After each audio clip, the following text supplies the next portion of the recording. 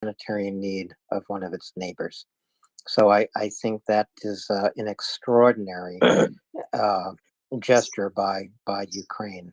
MJ and Wayne, mute your mic until you raise your hand and we call on you. Yes, so that's kind of where I was going. I mean, it would make a good brownie points, good PR. It might actually soften the turkey. Sorry, that was my fault. I apologize. Continue, please. It would bring PR, brownie points. MJ, I just want to interrupt you right there. This is not about PR and brownie points. This is a humanitarian response by Ukraine. True. So forget about PR and brownie points. Ukraine is reaching out to help a neighbor. Very, very simple. It's what just about everybody in the world is doing right now. Ukraine is no different. It makes no difference what they're going through. If they can do something to help, they will do it. And they are.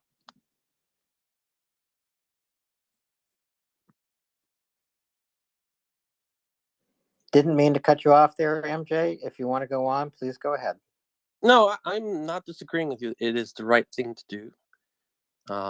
It is what you would expect a civilized nation to do. I am just saying from the geopolitics in the area, some nations can, other nations cannot. And Ukraine is in a position, even though they are going through an aggressive war against them,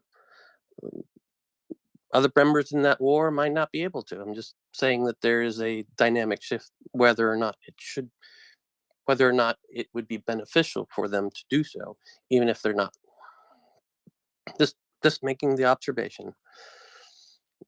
But okay, Ukraine, very good. Ukraine is sending aid to Turkey to help them, but we also need to look at the entire picture of the last 12 months. Ukraine has given much to other countries around the world while they're going through what they're going through.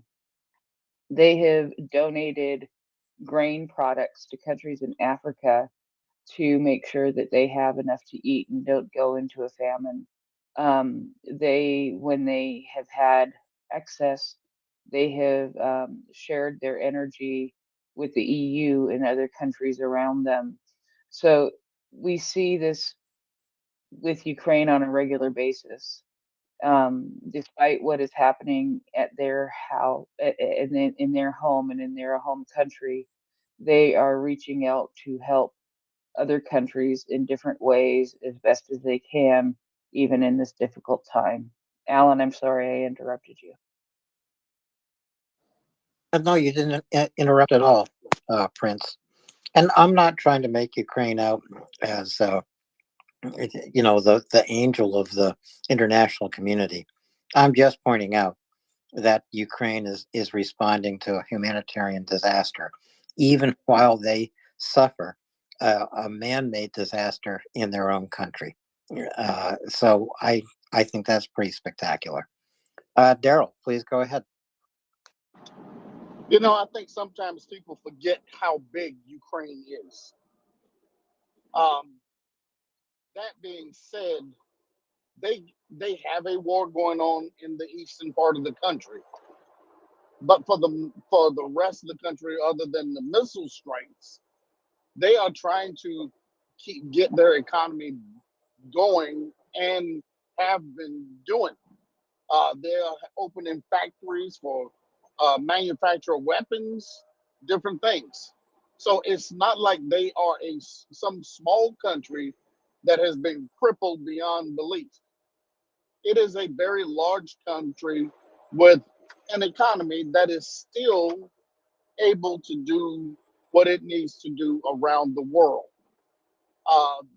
The size of those teams, 20 guys, 30 guys, that's not very many when you look at the size of their army, which is several 100,000. So, I wish people would look at it and stop thinking that there's some little podunk country that is, in a war-torn state, you know, and can't do anything else for themselves. They're asking for our help now is because of what happened in the past to their country. And this was the fastest way that they could get back to what they need to be in order to fight this war. And that's really all I want to say. People get that misconception about the size of Ukraine and what it can do, because it's not a failed state. It is not a battered, war-torn country that has nothing but dirt and rubble all over the place. Well put, Daryl. Ukraine is not some podunk country at all. So, Sabra, if you have solved your audio problems, you can go ahead, and then we will go to Katten. Sabra? Thank you. I figured it out finally. um, so I heard you talking about the cultural things that we've learned about Ukraine, and we touched on food, but I wanted to bring up something that I learned as well, and that is about their clothing and the embroidery that they do. And I never realized, I mean, it's beautiful work, but I never realized that it has a meaning. It has a code, and each pattern means something, each color means something, and it's kind of like a talisman to ward off, bad spirits or whatever. But I never realized that, and the more I've kind of learned about Ukraine, I've learned about that as well, and I thought that was really cool. It is really cool. So, Sabra, mute your mic. Yes. After you ask your question, otherwise there's terrible feedback here. But I'm wondering, Sabra, what have you found out about the embroidery and the colors and the patterns, and what meaning has struck you in particular? So it says the star is symbolizes strength and serves as a protection from disease and evil. The cross is a symbol for protection from evil. Wavy lines are the stream of time and evolution. The colors, yellow is well-being, joy, and vital energy. Blue is healing and spiritual calm, and it protects those who are most vulnerable. So that's just a few of them. All of them mean something. And I thought it was so cool. Like, I just thought it was a beautiful pattern, but it actually has meaning. And each family has like special designs that they have, and they pass them down generation after generation. And I just thought it was really, really cool.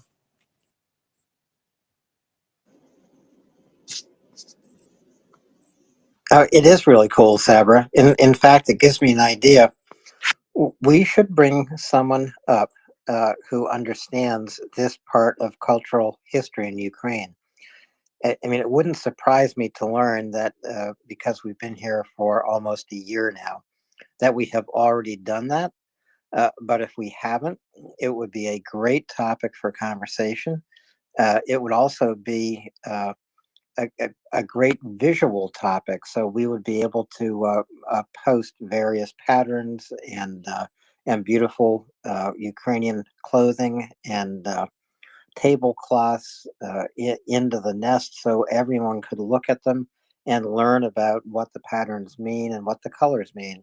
I would be fascinated about that for one here, and I think a lot of people would be fascinated by it. And as you are describing the meanings of the colors blue and gold, uh, well-being and safety and protection and strength, these are exactly the qualities that Ukrainians are relying on right now as they fight against Russia and they fight to defend their families and their country.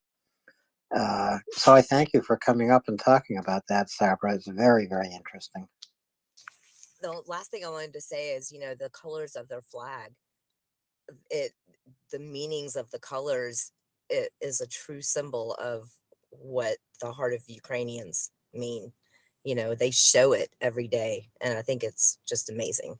So I would love to have somebody come up and explain more, because I've only just kind of started dabbling in it, and I would love to learn more. So thank you very much. Thank you, and we'll see who we can find.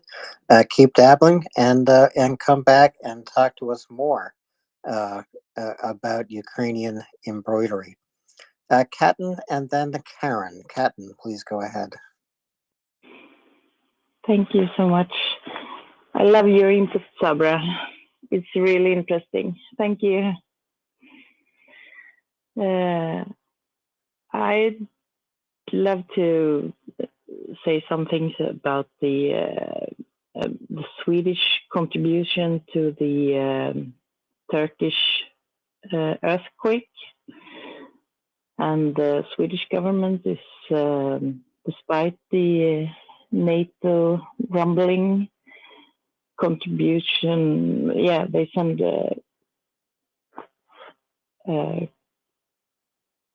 humanitarian aid to Turkey and Syria, and also some tents and expertise in water and sanitary. I think that's a really good take. Thank you. Thank you, Katten. And yes, Sweden responded. And Katten, please mute your mic as you finish your question. Thank you. Sweden announced it would be responding immediately to the humanitarian needs in Turkey and Syria.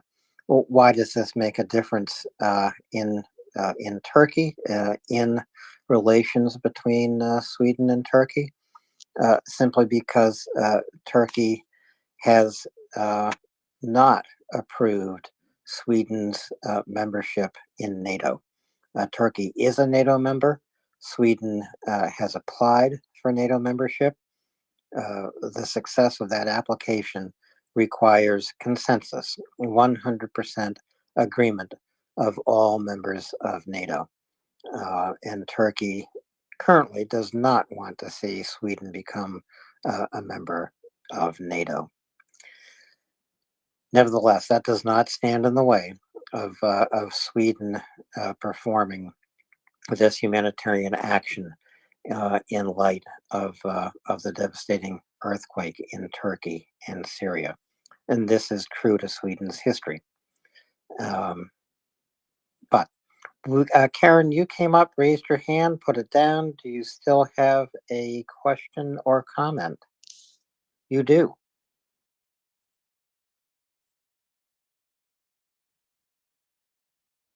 Karen, I can't hear you.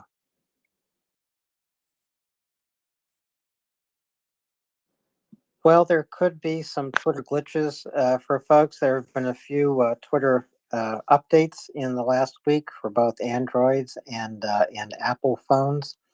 If you have not updated your Twitter app, you should do so today. That way you will have no problems joining MriyaReport and asking to speak and having your voice heard. Karen, have you solved your audio issue or no?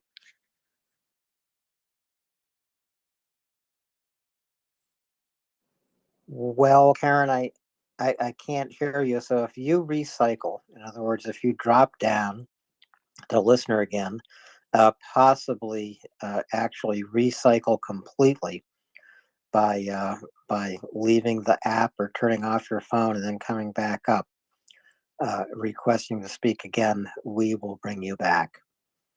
Meanwhile, Kylie has come up and raised his or her hand. Kylie, go ahead, please. Hi, Alan. I heard the word embroidery, and I was just wanted to let Sabra know that I follow a knitwear designer because I'm a knitter, and she's a Ukrainian living in the Netherlands, and she's really fantastic. And if they wanted me to share their name via private messenger, they could look at their Patreon account. she's recently just made this beautifully embroidered shirt with her grandmother, who's currently living in northern Ukraine. So if anybody's interested, I can share that information with them. So that sounds fascinating, Kylie. How do you embroider a shirt when one of you is in northern Ukraine and one of you is in the Netherlands? Do you send it back and forth? Do you do this on Zoom? How do you do it? I think a lot of it is handed down like traditionally through just, talking to your grandparents and whatnot. And I think maybe through Zoom they just chat about it. But I do know one of the videos that she posted in her Patreon, it's behind a paywall, but it's worth the money, is about one of her trips back to Ukraine. And it's really beautiful. And it's just videos of the woods and the plants and how they forage mushrooms and like pick nuts from the forest. It's just really dreamy and beautiful.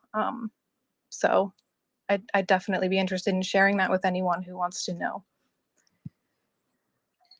That's great. We cannot send people to paywalls or behind paywalls, but I would love to know about this particular embroidery project, and it does sound amazing. When I get to Ukraine, the very first thing I'm going to do is find a Ukrainian shirt that means something to me. So hopefully this will occur within weeks. Within weeks. Kylie, thank you so much for coming up. Do you want to add at all to your conversation about embroidery and meaning in Ukraine of the embroidery?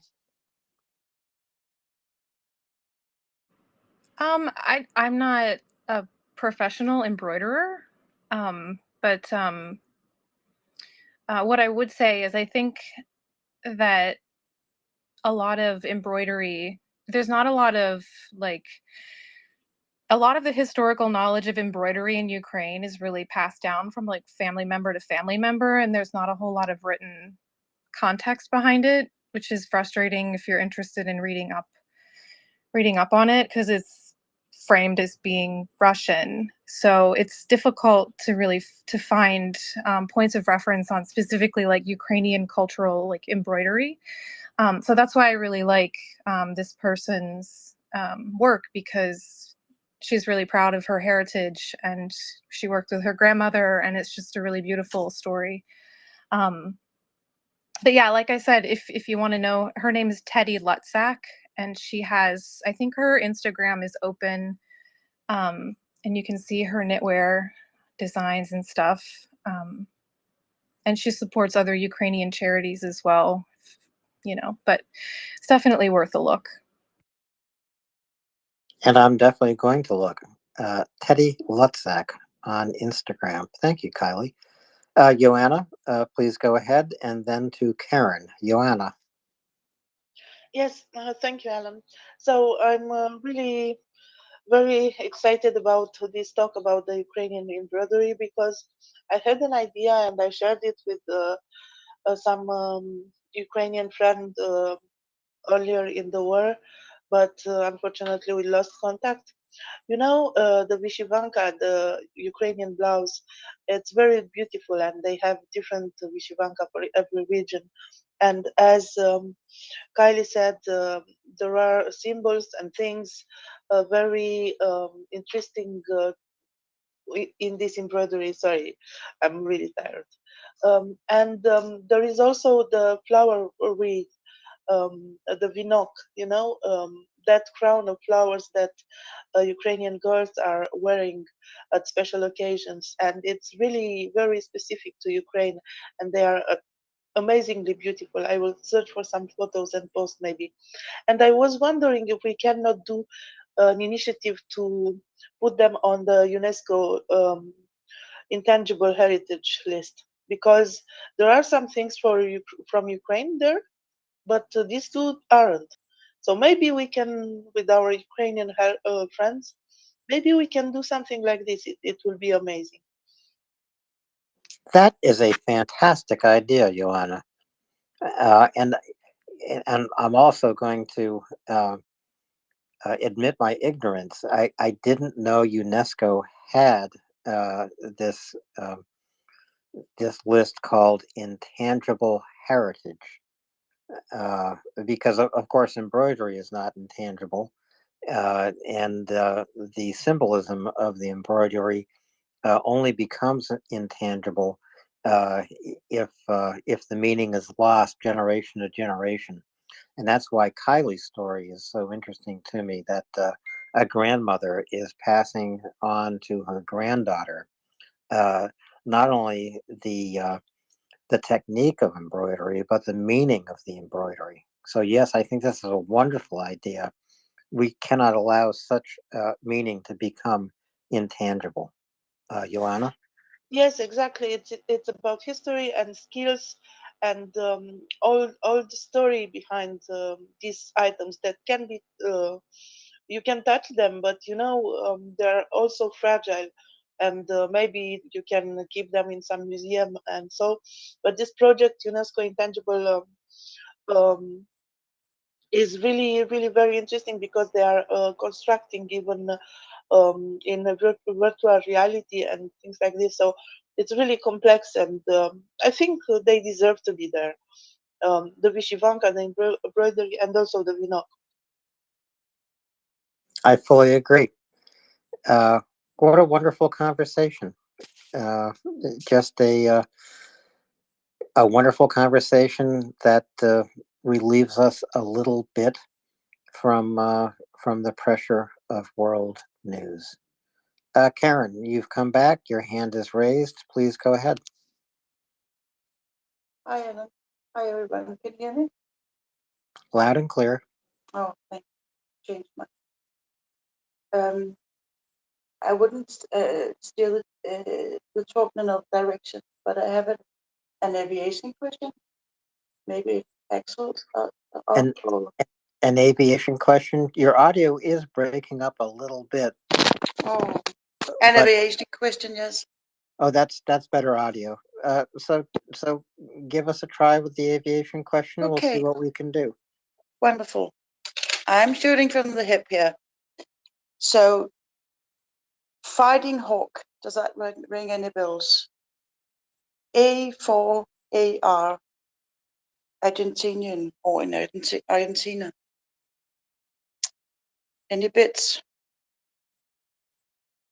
It does not ring a bell with me. I'm not a military person. I will try to find someone who knows. You said the A4AR. Yeah, it's a Lockheed. Yeah. Okay, Lockheed. Thanks, Axel. Good, Axel. Is it? Can you talk a bit about it? Is it interesting?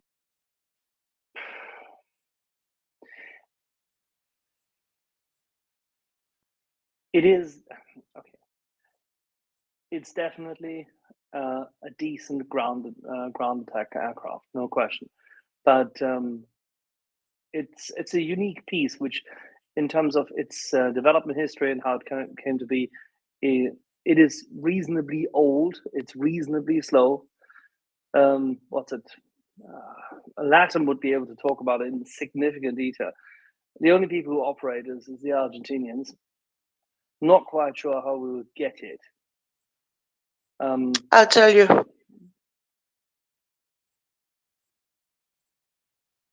Do you want me to tell you why I'm asking this question? Yeah, of course. Okay. Yeah, because, oh, sorry. Today, I just saw that the Danish delegation were going to Argentina to maybe offer the Argentinians to buy the used F-16s, and I was devastated. So I took a look at what the Argentinians have in stock, and they have these kinds, about 139 of them. So I'm just trying to be positive, thinking forward. So that's the base of my question. I don't think that many were built. I think there's 3 dozens of them which were built. Yeah, it's probably not correct, but I just went on the website and there was count. I think that there were about 3 dozens of them which were built for Argentina specifically in that format, and they've been around for quite some time. I mean, but I think there's very few of them which still fly. I'd have to check. I really, I haven't thought about that plane for 20 years. Yeah, but it's just a bit odd that the Danish would continue the sale of the F-16s now when the F-35s are coming, and not donate them or lease them to the Ukrainians. But I just thought maybe something else is up. So that was just I it. wouldn't know. I really don't know. I can't tell you. Well, I mean, the Argentinians, yeah, they are very difficult counterpart. But US had to say yes anyway. Yeah. Yeah, of course. They were built for the Argentinians, but it is a Lockheed, so. Yeah. Okay. Well, thank you. Thanks. I'll drop down. Bye, everyone. Thank you, Karen. And when Latin comes back, we can talk to him about this Lockheed plane. So it is not an improvement. I mean, seriously, it is just not an improvement over anything one has at this point in time. So I think our Danish friends would be well advised to push hard for the National Security Council of the United States to give President Biden either good grief or good reason to allow the F-16 to be sold. They can sell them for very little money if they want to. A penny a plane is the going price. Well, maybe a bit more than that. Just to take us off from the military topic for a moment. We were talking with Kylie about Ukrainian embroidery, and she mentioned one person in particular, and it would be worth probably. I'm going to do it. It would be worth looking at her Instagram, where she posts Ukrainian embroidery and apparently some cultural history of the meaning of images in Ukrainian embroidery. And I haven't gone to look at the account yet. And we're not sending people to the Etsy shop or behind the paywall or anything like that.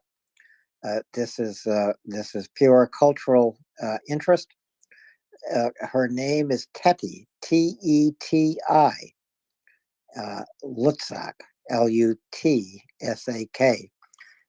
And Kylie thinks that her Instagram is available to the public. It really would be interesting to go and look. As I say, one of the first things I'm going to do when I get to Ukraine, I'm going to find a Ukrainian shirt, one that fits me, and two that has meaning for me. Prince. Yeah, I can go back to the airplane thing a little bit. There's an interesting quote today from the Minister of Foreign Affairs, Kuleba. And the quote is, "It's not important whether it will be F-16, Gripen, Mirage, Rafale, Eurofighter. It is important to open a position to remove the taboo and deliver." It feels a lot like the leopard conversation. Somebody's got to send something the first time so that others start sending it, or and that's, yeah.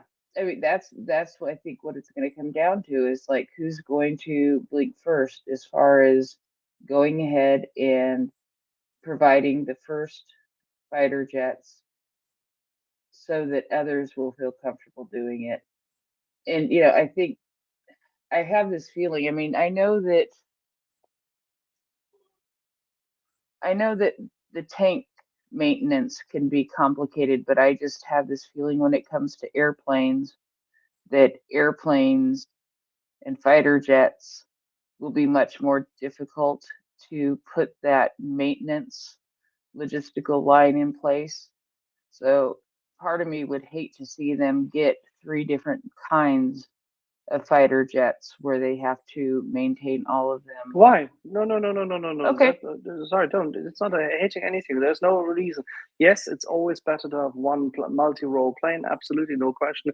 If you can get the US to deliver F-16s, fine. But if you can get a coalition done, maintenance is about organizing. It's a matter of commitment. And Colonel Jeff and others have said this very clearly. Yes, there's a clear preference for simplification, streamlining, and the likes. Absolutely. But if you can't have it, what do you take then? Then you organize things differently. And if you can have Gripens and you can have a few F-16s and you can have maybe at a later stage F-15s, fair enough, you'll take them. If you can add A-10s, you'll take them. No question about it. Thank you for correcting me, Axel. You are right. They'll figure it out. I'm just adding to it. No. You shouldn't worry about it. It's doable. This is just logistics. Yes, just logistics means heavy logistics, but it is doable. It's just logistics when it's done right.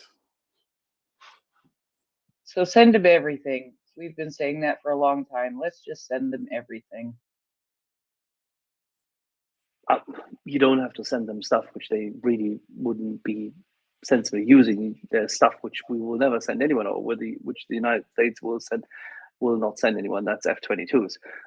There's no need to provide F-35s. It makes no sense at this point in time when the Air Forces and the force design is not there and the pilots haven't been trained. It's a completely different thing. The F-35 is not just an airplane. It's a fully integrated intelligence system.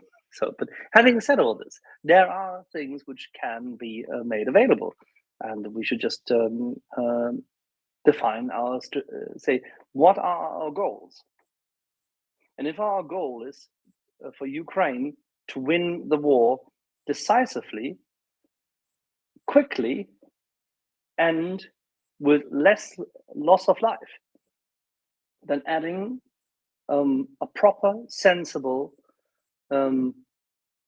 westernized air force is one key component. And if you want to find ways to do that, then there are things you can do now which can be added a bit more quickly. That would definitely involve giving them, as a transition period, whatever is still available in terms of, say, formerly Russian-made fighter aircraft. Find them wherever you get them, put them there, bring them there, have them use them up, get them as many helicopters as you can, Cobras and Apaches, give them transport helicopters to move troops more quickly from place to place, because the Russians will want to attack, they will tease, they will check, they will test, they will advance, and they need to be beaten back. And for that, you need to have exactly that. You need to suppress them. You need to get behind their lines, and Cobras and Apaches are perfect for that. Give them that, give them A-10s in addition. Train as many pilots on A-10s as you can. Let them get up in the air with the MiG-29s and whatever else they have and go for it. And in the meantime, train them up for what evidently takes significantly longer.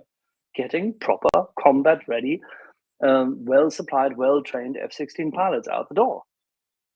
And by that means manage the transition, which we've had different voices here, but all of them agree it is a comprehensive effort. People need to understand if you fight gravity, it's a completely different business. There is a reason why after the Second World War, actually even in the Second World War, but after the Second World War, the whole picture of how the West fights wars has changed. And these are the lessons from, Jeff and I discussed it here, lessons from Korea and Vietnam are, we need to have air supremacy. We need to be able to completely and utterly decompose their approach. That requires jets. It requires multi-role designs. It requires the respective missile systems. It requires integrated Air Force components, meaning you have to have multiple fighters, and you have to have, say, flying gunships. Let's put it this way. And you have to have a few who can do close air support for the troops down below. And you can mix this up between the A-10s and the helicopters, but that's what you need to have. Fortunately, we can help the Ukrainians. We have the kit. This has been designed. And this is the kit which we once designed in order to deter and fight off a Soviet-Russian advance. And then we continued improving them thereafter. This is this advance. This is exactly that war. So give them that. Yes, as Axel points out here, this is exactly that war. This is why all these weapons have been created and improved, and why they are in the armaments depots of all the NATO nations. If they are waiting to fight a different war, I don't know what they're waiting for. This might not be the war they expected to fight, but this is the war they need to fight. And they need to fight it with the Ukrainians. The Ukrainians are the ones fighting and winning this war against Russia. And that is just one more reason why they need every weapon system they have asked for. Every weapon system they've asked for. This is the war that NATO has prepared to fight for decades and decades and decades. So they just better get on to fighting it with their ally, Ukraine. That's my opinion. Okay, may I interrupt for just a second here? Ryan, are you ready to take over for me? Is that good? Absolutely. I was wondering when you were going to drop. Yeah, I just wanted to make sure. So thank you all for putting up with me today for a while I co-hosted. It's a pleasure. It's always a pleasure. Thank you, Ryan, for relieving me, and we will see you next time. Thanks. Thanks, Prince. Much appreciated. Axel, I wanted to file a suggestion or leave a comment in the comments box with Maria Aid. I think and I know you don't represent them, but while we're getting pilots trained up on A-10s, could we possibly redesign those drones that Maria Aid is providing to the special forces and maybe get them to look a little more like A-10s? I don't know why the drones being flown around Ukraine don't look like Star Wars strike fighters and A-10s. It's a totally missed opportunity.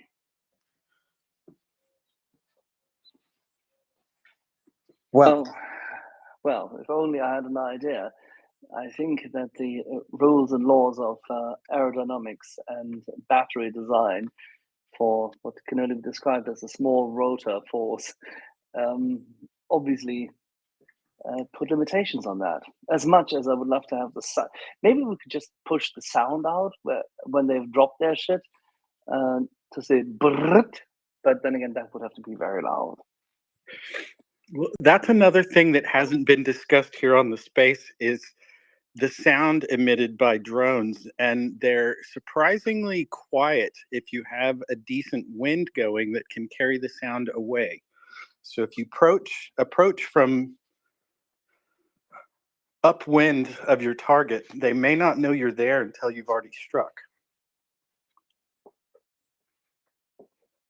I also saw an interesting piece of information about rotor designs for drones where they've made them significantly quieter with this weird pinwheel looking design.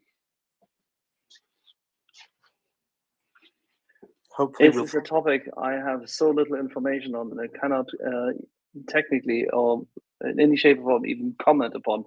I'm sure there are significantly more educated people. Yeah, not really my wheelhouse either. But I look forward to seeing some of this stuff make an appearance in Ukraine. Yeah, not my wheelhouse either, Ryan. but improvements and design modifications on drones, especially, are in high gear. It seems to me, just because of experience in this war in Ukraine, and the modifications are being made by Ukrainians. They're the ingenious ones fighting this war, not the Russians. And welcome for a little time here as co-host. Great to see you. Thank you. Thank you. I may have to step away just briefly in a few minutes. I'm still waiting on a phone call from the groomer. I have a gremlin being managed. We have a saying in the house here on the day when from time to time, every quarter or so often, the relevant expert comes to assist with the poodles.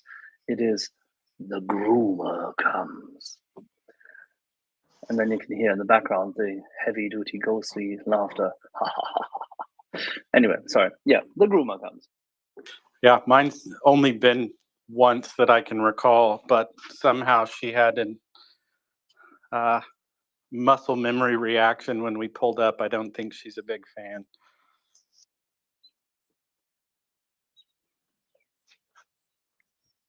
Well, we should probably move on from grooming dogs to Things in Ukraine. things in Ukraine would be good. Is there news that has caught your eye today, Ryan? Only suspected confirmation of Ukrainian biolabs from some people at one of the food aid organizations. I don't know if you saw that, but there was a picture of a carrot that I think is probably definite confirmation that all of this rumor and innuendo may have been true. I'm joking. If anybody can't detect the irony in my voice, give me a second. I will put it in the nest. I thought you were going to say, give you a second, you will increase the irony in your voice. That was a hell of a carrot. Yeah, I've never seen a carrot quite that big. It's the folks at Frontline Kitchen. I don't even know what I would do with such a carrot. I mean, it would make enough carrot juice for 10 years. Yeah, you could feed a whole platoon with that thing. I think that's just one small indicator of how rich and fertile the soil is in Ukraine. I saw when I was headed to the Carpathians, we had a day-long trip from Lviv to our destination, and there were what looked like piles of cobblestones at the roadside as we were headed down a highway towards the Carpathians. And I realized after we'd probably gone about 5 miles down this roadway that the piles of cobblestones I was seeing along the roadside were not in fact cobblestones. They were mountains of beetroot that had been harvested from the fields immediately adjacent to this road. And they had all been dug up and left by the roadside. And when we came back through that same area about 4 days later, there were giant trucks all queued up, loading those beetroots to take them to market from the fields. That sounds like a lot of borscht. Yeah, it was a massive amount of produce. Well, it is good to know that the Ukrainian farmers are still planting and harvesting. It's also a fact that about 10% of agricultural land in Ukraine is currently mined. And this poses primarily a danger to Ukrainian farmers. All these mines need to be detected. The land needs to be cordoned off, and all the mines need to be defused, exploded, and removed. But it's a huge, huge danger to Ukrainian farmers right now. Yep. And I saw a photo today of a mine clearing team that had discovered an anti-tank mine and cleared out around it after diffusing it and realized that it had a pressure sensitive mine set underneath it as a booby trap. So they had to back off and blow it anyway. So the effort to kill and maim people unnecessarily is boundless on the part of the Russians. Well, it's just another aspect of their war of terror. If they can inflict or try to inflict terror from the air with Shahed drones and cruise missiles, this is what they do by targeting hospitals and schools, playgrounds, markets, residential apartment buildings. And if they can extend this campaign of terror with mines and booby traps, this is also what the Russians do. It is deplorable. These are war crimes and crimes against humanity, and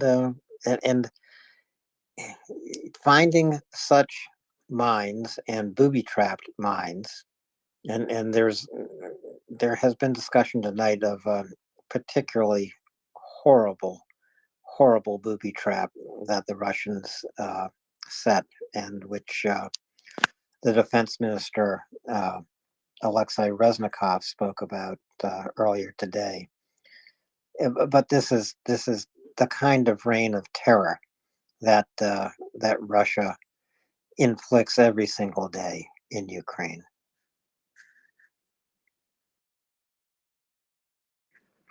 So, I think, Ryan, one of the correct me if I'm wrong here, but one of the things that MriyaReport does is to train deminers, and lots of European nations have joined together, as well as Canada and the United States, to train Ukrainians in demining Ukraine, which is now one of the most mined nations in the world. And it's absolutely necessary. We've talked about it before. This is the detritus of war. Long after this war is over, long after Ukraine has defeated Russia, these mines laid by Russians, and there are also Ukrainian mines on the battlefield, of course, but Ukrainians know where they are, and they will remove them. But the mines left behind by Russia will take lives years and years and years after this war is over.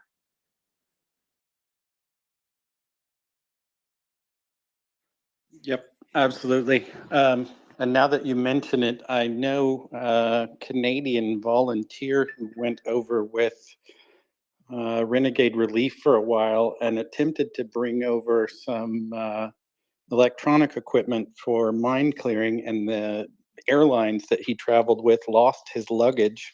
So he never actually received any of his equipment that he tried to bring over, but he spent about a month in country and he arrived right around the time I left. I think he has some experience as a sapper, but maybe I should reach out to him and try to get him in touch with MriyaReport, and he might be able to go over and teach some of these classes. I know he's been a big time supporter of both Renegade Relief and ongoing efforts in Ukraine, but if he's got specific knowledge and skill set in that regard, he might be more valuable as a teacher than as a volunteer. Good idea. Mockers, you're back. You're supposed to be sleeping. Yeah, not sleep. I don't remember what that stuff is. I was just going to come and tell you about a joint effort that Japan and Cambodia, of all places to be teaming up, have entered into with deminers. And what's been happening is Cambodian trainers have been training people to go and demine, and the Japanese have been providing the equipment and all sorts of other things, including generators and lots of humanitarian assistance. But basically, the Japanese have funded the project and supplied the equipment that's going to be sent to Ukraine to do the demining, including a number of these vehicles that do the demining. So it's, an unmanned vehicle. And Cambodia have been very well versed in mine clearing because, obviously they're having to do an awful lot of that themselves. And so they've actually been teaching extra teams to go and assist with demining in Ukraine. So I just wanted to bring up that slightly strange collaboration, but they're both providing something really important. They're both using the best skills that they have to come together to provide demining assistance for Ukraine, and I think that's amazing. That's phenomenal news. Cambodia, unfortunately, has a whole lot of experience with unexploded ordnance. I know a guy who was a fixer in Cambodia for some friends of mine. His nickname was Lucky. His nickname was Lucky because when he was a child, he picked up an unexploded landmine and it became an exploded landmine in his hand. And he only managed to lose half of a couple of his fingers and had a large scar next to one of his eyes. But they named him Lucky because he didn't actually lose any full limbs, and he managed to not lose an eye out of the deal. But he was a wholehearted advocate of demining efforts in Cambodia for obvious reasons.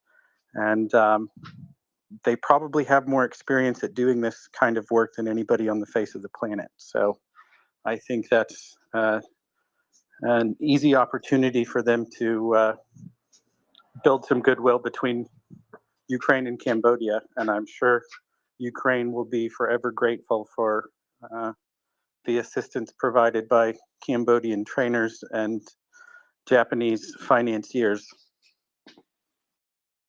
And Cambodia was once the most mined country in the world. This was following the Cambodian Civil War.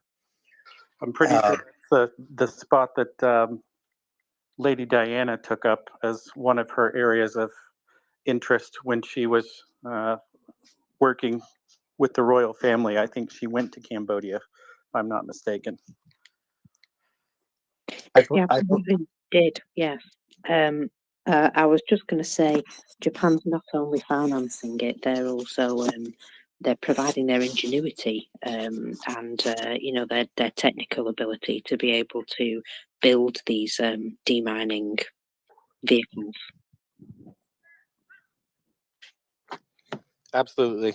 I may drop off for just a second. I've got to go pick up my gremlin, but it's about a 2-minute drive, so won't be long. Take your time, Ryan. The other thing that Ryan was talking about in terms of mines and about the person who was lucky and nicknamed Lucky because of his experience with a mine. He picked a mine up, it exploded, he lost a couple of fingers, had some scars, but he could have lost his life. He could have lost his hand or his arm. He could have been blinded. And this is one of the tragedies that will occur long after this war is over. Some of these mines are simply nefarious. They might be called a butterfly mine. This is just a tiny piece of explosives. It looks like a toy. It actually, in a way, invites a child to pick it up out of curiosity. And that is just a tragic event. It's a terrible thing that will happen. It has happened already. And it's this kind of demining operation that's so important to take place in Ukraine right now because it saves lives. It saves Ukrainians, especially children, from being disfigured or disabled. And the work that will go into demining will increase exponentially the closer we get to the end of this war. And already there are major demining operations going on, especially to demine Ukrainian agricultural land so that farmers can be safe. They can plant their spring crop. They can till the soil. They can attend their crops through the summer and the growing season and harvest them in the fall. So it's highly important. Folks, please retweet this space. It's MriyaReport.org. You can listen live to our 24-hour a day, 7-day a week broadcasts on our website, MriyaReport.org. But you can participate only by using your phone because this is Twitter. So if you have a question or an observation, you want to come up and speak, tap on your mic icon at the bottom of your phone screen on the lower left. Request to speak will bring you up. We create a line for speakers, a queue.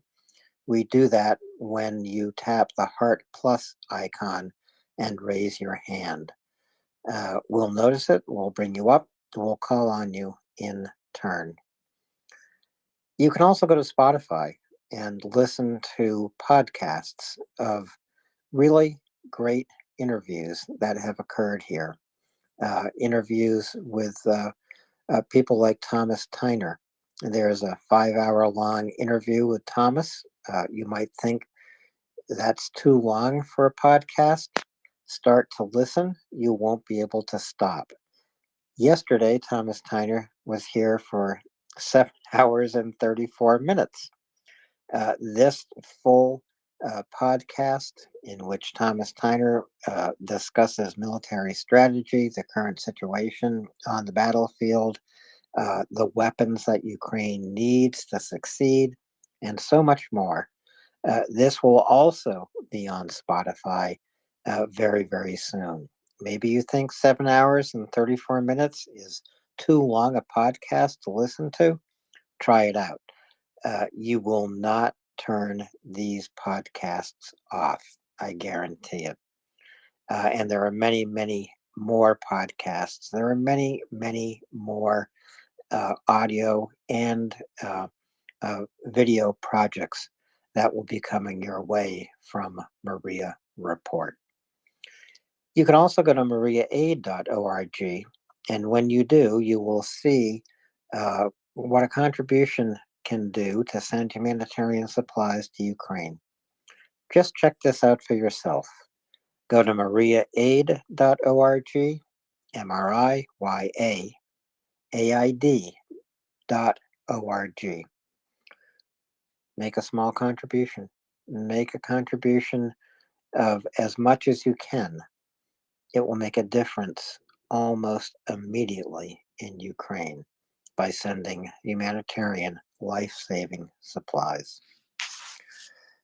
So I know a lot of attention tonight is turned away from the situation in Ukraine to the natural disaster in Turkey and Syria, the devastating earthquake that struck those countries. We are also looking at that just because we care. And you know, Ukraine cares too. They have already dispatched first responders, people who are expert in search and rescue, with rescue dogs and search dogs. Why are they experts? Because they have had to search the rubble of war throughout Ukraine, the rubble created by Russian military strikes on residential apartment buildings, on markets, on playgrounds, on schools, on hospitals. Can Ukraine spare these first responders and send them to Turkey to help? Of course. They can, because they care about human life and they care about the human lives of their neighbors. Well, I'm just talking to myself at the moment and talking at all of you, possibly to all of you, and this is because no one has come up to raise their hand or ask a question, except for my wonderful co-host Mockers. Please go ahead. Well, I was just going to bring you some news of some additional humanitarian aid. So today, Polish and French partners gave the first mobile medical outpatient clinics to border guards at the front line. These are like prefabricated units, which can be placed and they're already inside to be a clinic. So 3 more of these outpatient clinics will be delivered to border guards, and this is a charitable project in France that has collected for this. So you can see that that's something else that is quite important, that these buildings and institutions have been damaged, or they don't have any heat or light, and these prep units can literally mean that somebody can go and see a doctor in some sort of comfort and privacy, without having to travel too far. I imagine these are going to be put in local areas where people can access them easily, without having to travel any long distances. And I think it's a really good idea. That we talked about the shelters that were being made for the prefab sort of shelters being made for the possibility of troops staying out in the field, and when they're rotated off, they at least have somewhere to go that's warm and dry, clean, and so in the same sort of vein, this is something that's for the civilians. It's a nice piece of humanitarian aid that can be given, nice tangible chunk of something which is going to be able to be immediately put into use. Well, it's also a way of reestablishing or continuing what I will call the normalcy of life. Life in Ukraine is not normal because of the war that Russia has launched here. But exactly as Mockers is saying, individuals' need for medical care, just routine medical care, doesn't change in time of war. And so when these clinics are supplied and they are deployed around the country, the community stays together. You can make an appointment with your doctor. You can get routine health care. And this might be everything from cancer screening to mammograms to checkups to care you need to recover from things that we all are at risk for: the flu, bronchitis, pneumonia, what have you.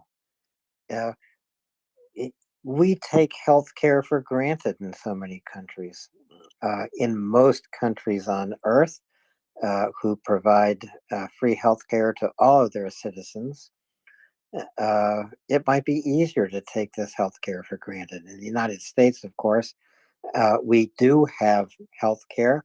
It's not provided for free. There's no national healthcare system here.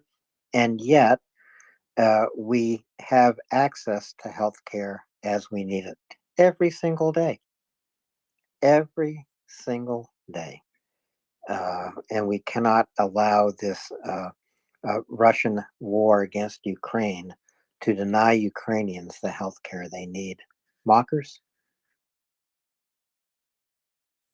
Yeah, it was just something else that I'd seen today that they were monitoring the levels of, just generally of flu and or other problems like that, which have increased in children, but not in adults. And they were saying, obviously, it's part and parcel of the fact that when you're under stress, your immune system is lower, and also that they're obviously having to live with periods of cold, which they wouldn't normally be used to, and periods of struggling for heat and things like that. So because of the fact that they've got no electricity or energy, and so it is something that's quite important that they're able to get their child to a doctor and get the appropriate treatments. Also, just something as simple as refilling a prescription. I know that a lot of that, getting access to just general medical care, it has been very difficult for some people in Ukraine. And so I think, a pop-up medical clinic is going to, you're right, it brings back some normalcy, but it also brings back some peace of mind that, if you need to access that service, it actually exists. Because in a few areas that they've absolutely not had any of that service for some time, and I would think something as simple as getting a regular medication that you would normally just pop to your doctors and get, or ring up and refill a prescription, and they've not had any of those opportunities. And so this is bringing back some of that peace of mind to people, that they're going to feel better if they've got the medication that they would normally take. Just something as simple as if somebody was taking a regular heart medication or something like that, and they'd not had it for some time, I would imagine they'd want to see a doctor, get checked up and make sure that they could get the medication they needed if necessary. And so it's really important to be able to bring those services back into those communities. And I truly think that these sort of pop-up clinics going to be really beneficial in some areas. I completely agree with you, Mockers. As you say, it's about normalcy. It's about peace of mind, and it's also not only about the necessity of this kind of humanitarian relief being delivered to Ukraine, but about how ordinary some of this relief is. At least it seems ordinary to us, because we don't go without it. We don't go without medications. We don't go without doctor appointments. We don't go without annual physical checkups. We don't go without dental care. But all of this kind of medical care has been interrupted in Ukraine. To get it back is a sign of a kind of normalcy that does return peace of mind. Ryan, I mean, you deliver humanitarian care throughout Ukraine and to hospitals. A lot of it is urgently needed equipment in care of all kinds. But when you deliver these supplies, what result do you see, both among the hospital staff, for example, or if you have spoken to them, among patients? And I'm not talking about Ukrainian soldiers. In this case, I'm talking about just Ukrainian civilians. I briefly spoke to one Ukrainian soldier outside of a military hospital one day, but we didn't speak anything about the things we were delivering there that day. I basically just thanked him for his service. As far as the hospital staff, both the administrators and the surgeons and the nurses, everybody were thrilled and extremely grateful when we showed up to the hospital in Kharkiv with pharmaceuticals and surgical instruments and some scrubs for the OR. We brought 2 UV lights to disinfect rooms and a negatoscope, a number of other things, but that was one of the things I'll remember probably forever was the response from the surgeon when we opened up the boxes and he realized he was happy to get the UV lights, but when he realized that they had a new negatoscope, it's the backlight for X-rays, so you can read an X-ray and see what you're working on or what you need to remove from somebody who may have taken a shrapnel wound. And that guy was probably in his mid to late 60s and looked like a 10-year-old boy on Christmas morning with a new Xbox under the Christmas tree. And it wasn't because it was going to benefit him in any way personally. It was because he now had a way to take care of patients that were coming through his hospital, and he didn't have to try to read X-rays with a piece of A4 paper and a flashlight on the backside and do the best he could do. He actually had an instrument that he could hang up on the wall and look at something while he was working, and he was thrilled. And Anna, what am I saying? Julia and Chris and Matt and a couple of other people I haven't met yet from Renegade Relief just managed to get back out to that hospital a couple of days ago and dropped off a large commercial grade food processor that as I was leaving that day, I asked the guy what else he needed. He told me a number of times that he was the surgeon for the hospital, and we had some troubles with getting that negatoscope to work.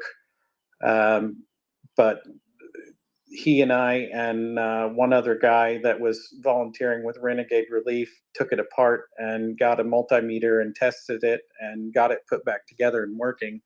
And as I was leaving, he was extremely grateful and thanking me and wanted to shake my hand. And I told him, what else do you need? And he sat for a second and thought and said, we have X number of patients in this hospital.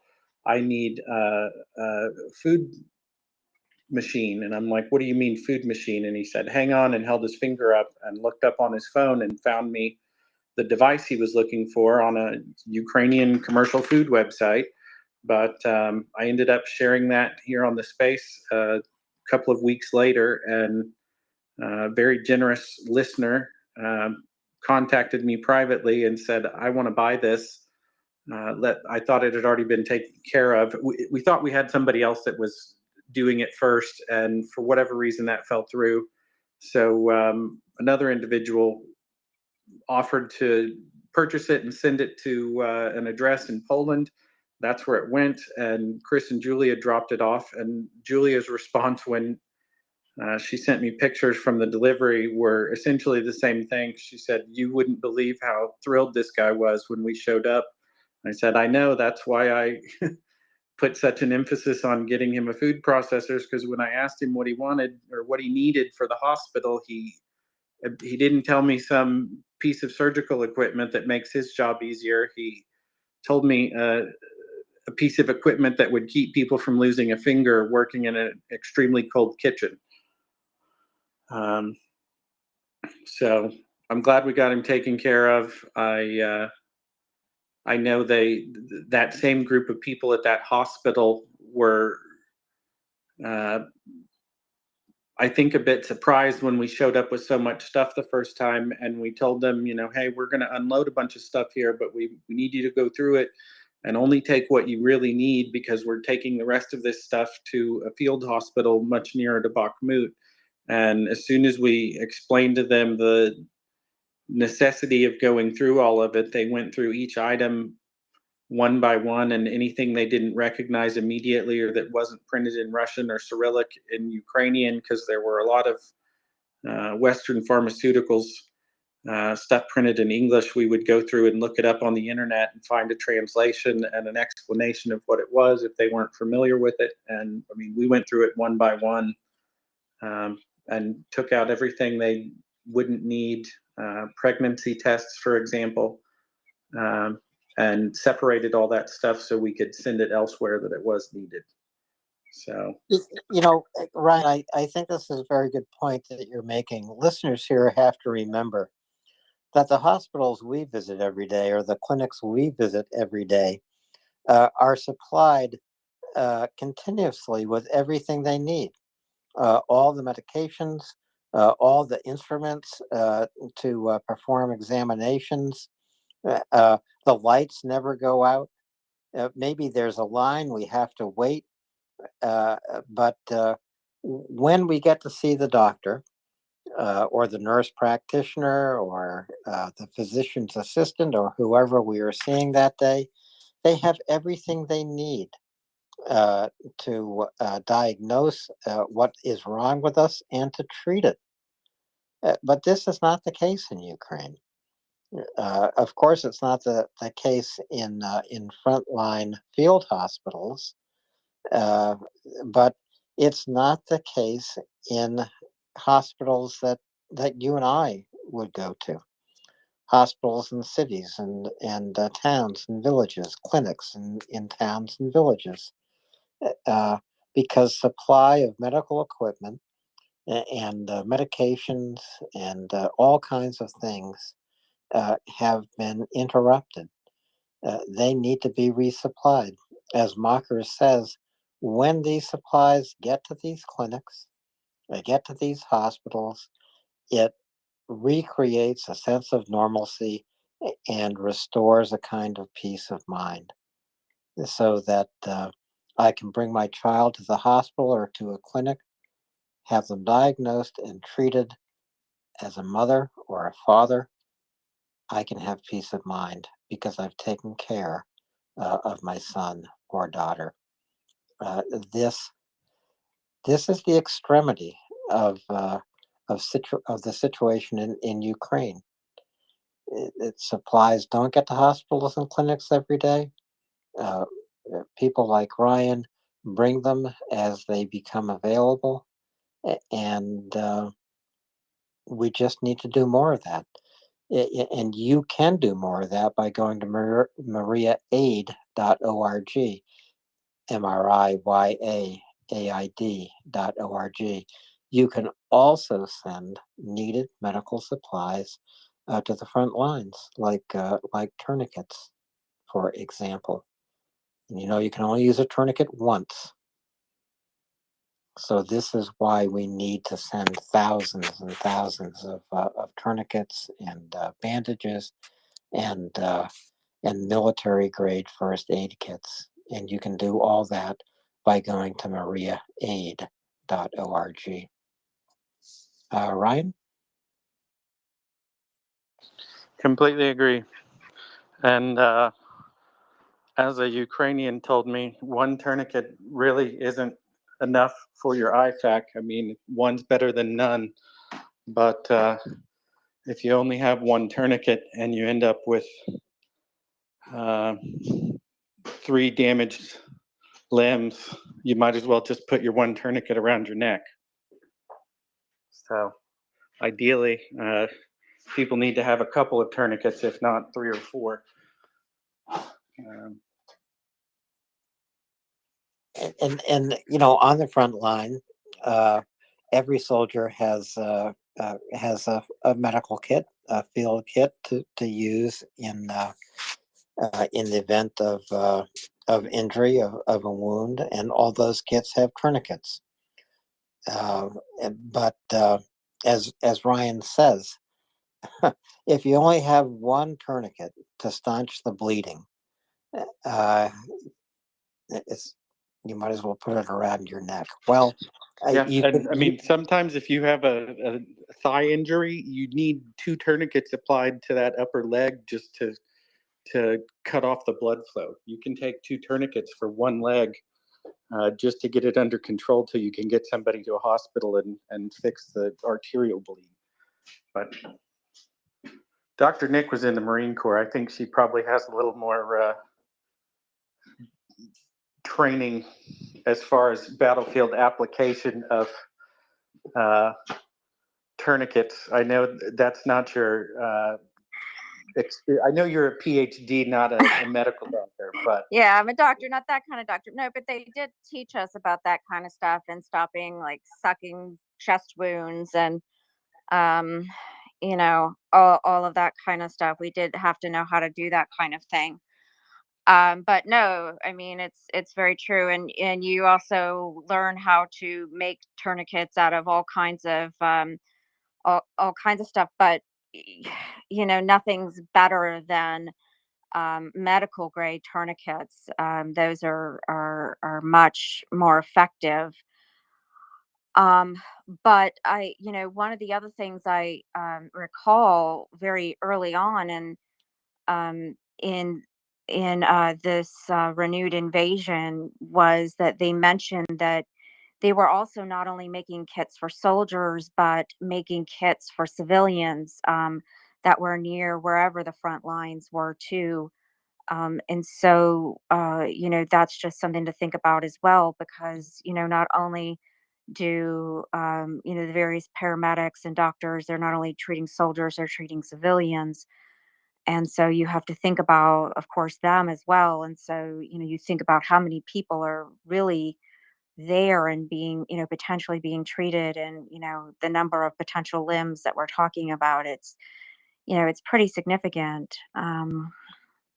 So it's, you know, it's pretty serious, and the need is pretty serious when you're talking about, you know, just that one item of tourniquets, and then you think of everything else that, you know, you could potentially need there, you know.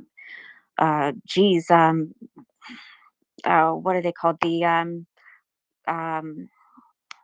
oh gosh, I can't believe I forget, you know, where you put the medicine in the with the needles and all that kind of stuff. Gosh, just completely went right out of my brain. You know, you Well, need, yes, as you syringe. said, Thank you. My daughter just said it. A syringe. You know, a syringe and the needles, and you know, thanks. My 13-year-old daughter just saved me. You know, I got the needle part. Yes, the syringe, the needles, and you know, those are only one use also, of course, right? And gosh, how many thousands of those could they possibly need? So there's just so much need there for all of those possible medical supplies. So yeah, just so much need. well, one thing that I don't think people immediately uh, think of in all of this is if you lose power, insulin, if I'm not mistaken, has to be refrigerated. So being able to keep ample supplies of insulin for diabetics becomes an issue in places that only have electricity for 3 or 4 hours a day. That was actually one thing the hospital was requesting, was some special type of fridge to store some of the supplies that need to be kept cold. I guess one of the COVID vaccines needs to be kept super cold. So that's refrigeration is a big need in a hospital setting. Right. Yeah, For a lot that of things. COVID vaccine needs to be like really cold, from what I understand. Even Yeah, colder than like a standard fridge. exactly. They're super cold fridges. You also need power to run an autoclave so you can sterilize surgical instruments between surgeries. There's lots of things that you need hot and cold for beyond the normal room temperatures. And these hospitals have to get very creative in these situations where they don't have consistent supplies of that stuff. It's not just the regular consumables like gloves and needles. That's a good point, Ryan. And this is also why generators are so important for Ukraine, especially for hospitals. And why, even though thousands of generators have been given to Ukraine, transported and installed, more generators are actually needed every single day. Right, that's true. I mean, I don't know the answer to this, but is it that, is it multiple generators a hospital needs? Like how do we know They'll how need, that works? if they're not set up with their own giant hardwired generator already, they'll need multiples to power different sections of the building. Most hospitals here in the US will have a giant, either a diesel generator or a natural gas powered generator outside the facility by the loading dock. And it can run the whole place, or a battery of generators can run the whole place for a number of days. And they'll usually have a subsurface diesel tank somewhere nearby that can keep that going. But in the event that the hospitals don't have those, or that those are damaged by some sort of attack, they can move in generators that are hauled on trailers, or skid mounted options, like big, as large as a shipping container size skid. Or they can use smaller ones, but ideally a hospital would want to have one that could run the whole facility, or at least a whole wing of a hospital, or a whole operating suite all at once. Right. And, I mean, and I know that they've been having some problems doing that, from what I've been reading, because either there hasn't been what you've been talking about. Because I know that hospitals here do have that. Either it's been a combination of either the hospital didn't have that, or they've been hit, Well, or I they. think it may be a combination of both. They don't have a whole lot of extreme wind events like hurricanes and tornadoes in Ukraine. So they don't have a whole lot of problems with above ground power lines being knocked out that might interrupt transmission to a hospital. And they also have extremely long time running nuclear power plants and stable power delivery when they're not in a war. So I really don't think they probably had a whole lot of need to mitigate power interruption. So they wouldn't have set up or purchased power generators for any hospitals in the last 30 years. And if it was more than 30 years ago, that was Soviet era. So they probably didn't have a generator just because. and that's a good reminder, Ryan. Ukraine was a completely stable and peaceful country, with all the power it needed, with all the electricity it needed, with all the medical supplies it needed, until Russia invaded. That's the difference. This is a catastrophe created by one man and one country, Putin and Russia. We all know that. Yeah, and emergency management usually, or the whole concept of emergency management arises out of people learning from their mistakes and mitigating them in the future. And if Ukraine has never faced any major power disruptions across the country, they probably don't have any type of regulation set up that would require generators for the hospitals. So I think that really is the crux of it. It's not necessarily that the ones they had don't work or any of that. They just never had them to begin with because they never had a need. That's true, and yet we've seen Ukrainian utility workers performing as first responders, restoring the power grid, usually in a matter of hours. And this is, again, one of the remarkable things that the Ukrainians have shown the world, how resilient they are, how ingenious they are, uh, the extent they will go to restore their community. And it's inspiring. It's not just you saying that either, Alan. It was Roman Kakanov from Kharkiv, Ukraine. He's the captain at the fire department there. I had dinner with him one night when we rolled into town a little too late to drop off at the humanitarian center. So we laid over there and met him for dinner. And we actually called him to see where he was at, because it was about a week after he had sent that tweet out to us one night that said they just hit multiple substations here around the city. Everything's running on generator power, but as soon as that goes out, I might be signing off for a month. No telling how long this will be. The damage is catastrophic. And then a week or so later, we make a delivery to Kharkiv, expecting there to be no power in the city. He responded back and told me to meet him at a restaurant we typically hook up at. And we show up there expecting there's no power and the lights are on. So I walk in and find him already at a table and say, hey, what's going on? How are things? How's the power situation? He said, these engineers and technicians that are working for the power company here in Ukraine are miracle workers. I don't know how they managed to do this. And he's the guy that goes and puts out the fire at these things. So he saw it firsthand. But he said, I never imagined they would be able to get the power back on this quickly. And they've,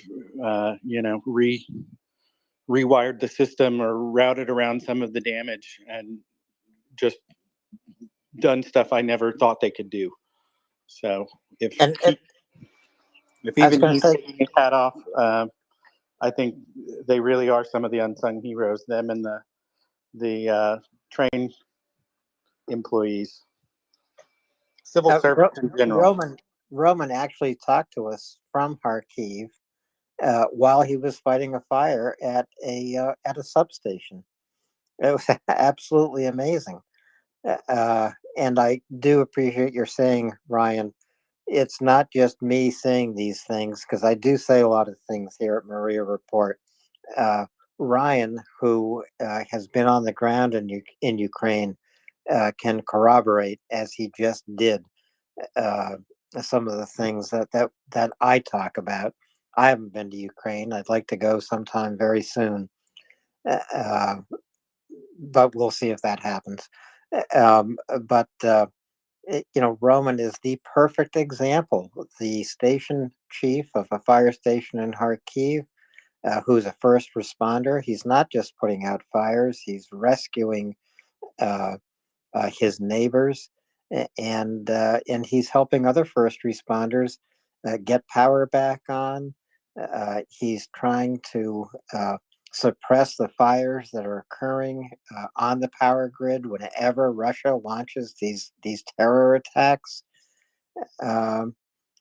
It's one person by one person by one person at a time responding to this war throughout Ukraine, whether it's in Kharkiv or Kherson, whether it's in Mykolaiv, or any number of villages. I might add, including Bakhmut, a practically destroyed small city of 70 to 75,000 people, where only a few thousand survivors now live in the midst of the ongoing artillery shelling by Russians. How do they do it? I don't know. We have also seen videos of Ukrainian soldiers evacuating children and elderly from Bakhmut. How they have held on this long, I have no idea. But it is heroism of the first order, both of the individual Ukrainians and the Ukrainian soldiers. It is heroism of the first order.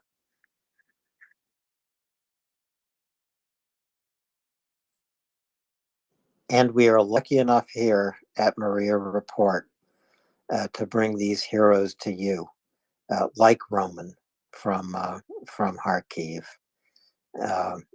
like the director of the Ukrainian railway system called the Iron Army. They are running trains so Ukrainians can rejoin with their families. They're running trains so supplies can get to urgent distribution points. It's keeping the city of Kharkiv alive, of Odessa, of Mykolaiv, Kherson City alive. It's keeping the whole country alive.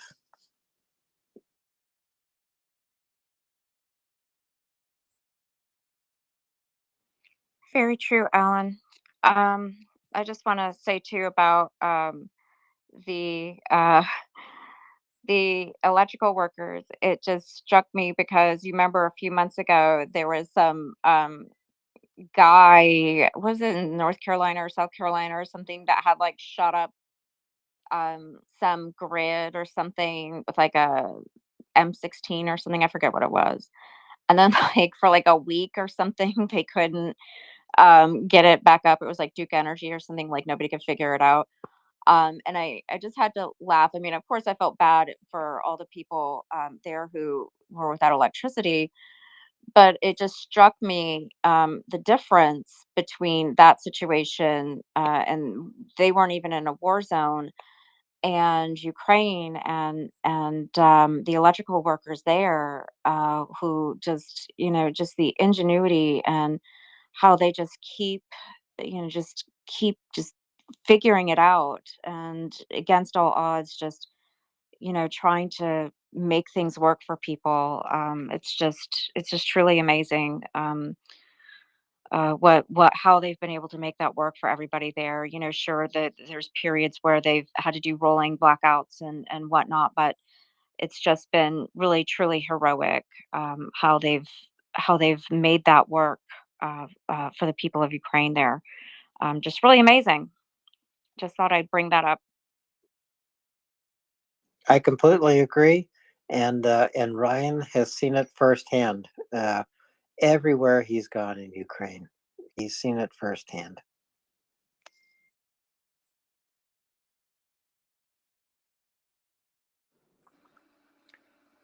Yeah, I ended up going a lot more places in the short time I was there than I ever expected, and I guess I need to start looking for my return ticket. Well, Ryan, you have some important things you're doing here in the United States before you go back to Ukraine, including some meetings taking place in Washington, D.C. Maybe you could just brief us on some of what you're going to do. Sure. There is Four Nations group of aid organizations that involves Canada, Ukraine, the USA, and Poland. There are about 15 or 16 of us right now. There were 12 of us in December when we met in Poland with a bunch of national level elected officials and some of their appointed representatives. We banded together as a group of organizations who are all exclusively working to help Ukraine because we saw a need to advocate for more streamlined or to increase efficiencies in some of the supply chain and logistics problems that we were encountering, getting stuff moved from North America through Poland and into Ukraine, and some of the aid orgs are just moving stuff straight from Europe into Ukraine. But we wanted to get together with representatives from all of the governments involved and just get a chance to let them know what we're doing and give them an idea that as a group of us, more than a dozen, I guess 16 now, we represent nearly $1 billion of aid that has been brought into the country through Sergei Pertula Foundation and Come Back Alive and Ripley's Heroes and Maria Aid and MriyaReport hasn't moved anything specifically, but we're an advocacy org, trying to connect people like Nurse Anna with patients or caregivers who can provide recovery care or immediate surgical care for patients of hers, or random people that we come in contact with that can deliver a pair of crutches to one of her patients in Poland on Christmas Eve. So we've gotten together, worked with them in Poland in December, had some very warm receptions, had some very good conversations with the head of the Prime Minister's Chancellery and a couple of State Department officials. I think the Deputy Secretary of State and the Secretary of State. We also talked to the Minister of Interior and a member of Parliament who had to run out of our meeting to go to a vote. But we invited all of them to come to meet us in DC in February, and we all met virtually in January to try and share some best practices and work through problems as they arise, and basically hoping to get a good rapport built up so we could know some of these people and have an established relationship with them, so when we run into things, we can contact them and get these problems resolved sooner rather than later, and also work with a bunch of our friends and share tips and tricks, for lack of a better term, on how to get stuff expedited through customs or moved across the border, or where to procure specific items like body armor and helmets and first aid equipment or drones. RIP offered to assist an org in Poland with purchasing some additional drones if they could get them, if they could increase the order they'd already placed. And they told us that the manufacturer they were working with had already maxed out their production for the year, with most of it probably headed towards Ukraine. But you never know who you run into. I was waiting here in the US through mid-February for both personal reasons and because we had a meeting scheduled on or around the 20th in DC with a bunch of these folks and with some of the representatives at the Helsinki Foundation. But we may or may not be moving February to a virtual meeting as well. In the event that we move February to a virtual meeting, I might go ahead and punch out of the US a couple of days earlier than expected and head back towards Ukraine, because if I can call into it from Oklahoma, I can call into it from Ukraine just as easily. Well, there you go. And for new listeners, you might have heard Ryan say RIP. This is RIP of Ripley's Heroes. It's one of the charity organizations that that MriyaReport works with, not just with MriyaAid.org. So go to the website, MriyaReport.org. See some of the other humanitarian organizations that that MriyaReport works with and promotes and supports. And I actually, so I'm saying something I don't know the answer to here. I was going to say, Dr. Nick, never ask a question you don't know the answer to.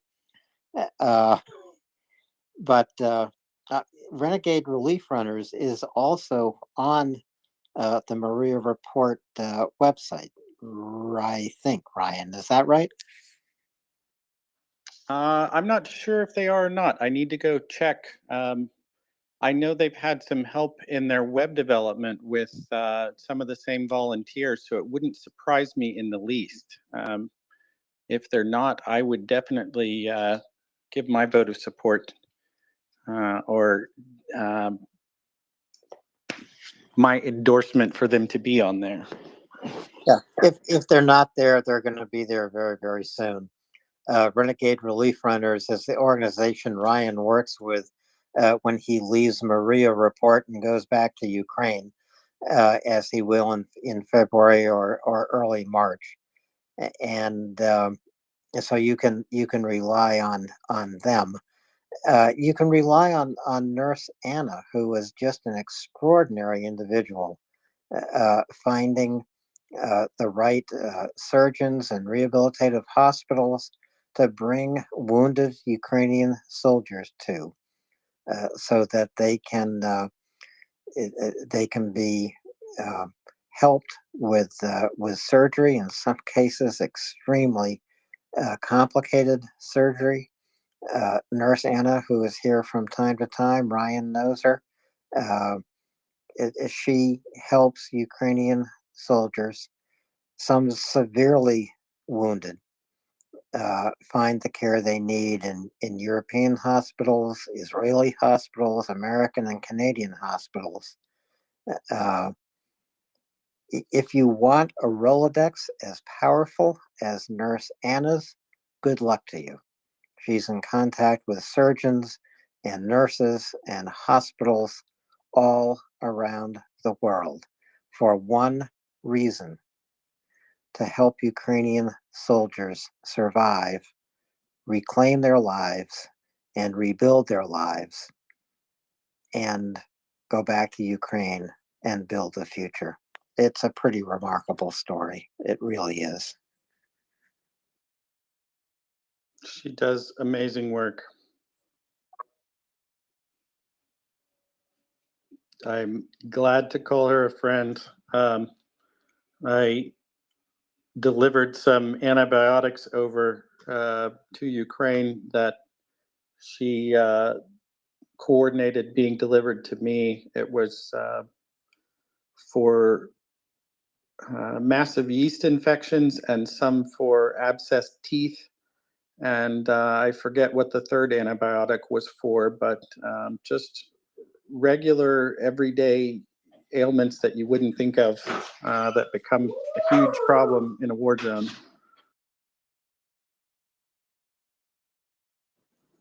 It sounds like the groomer has finished its work for Ryan's dog, whatever kind of dog it is. I heard the dog cheer. Apparently, saw itself in the mirror and looks absolutely great. If only we could all get such a haircut. That was actually my girlfriend that just got home and saw the dog after she had been to the groomer. But I won't Pixar, tell it didn't happen, Ryan.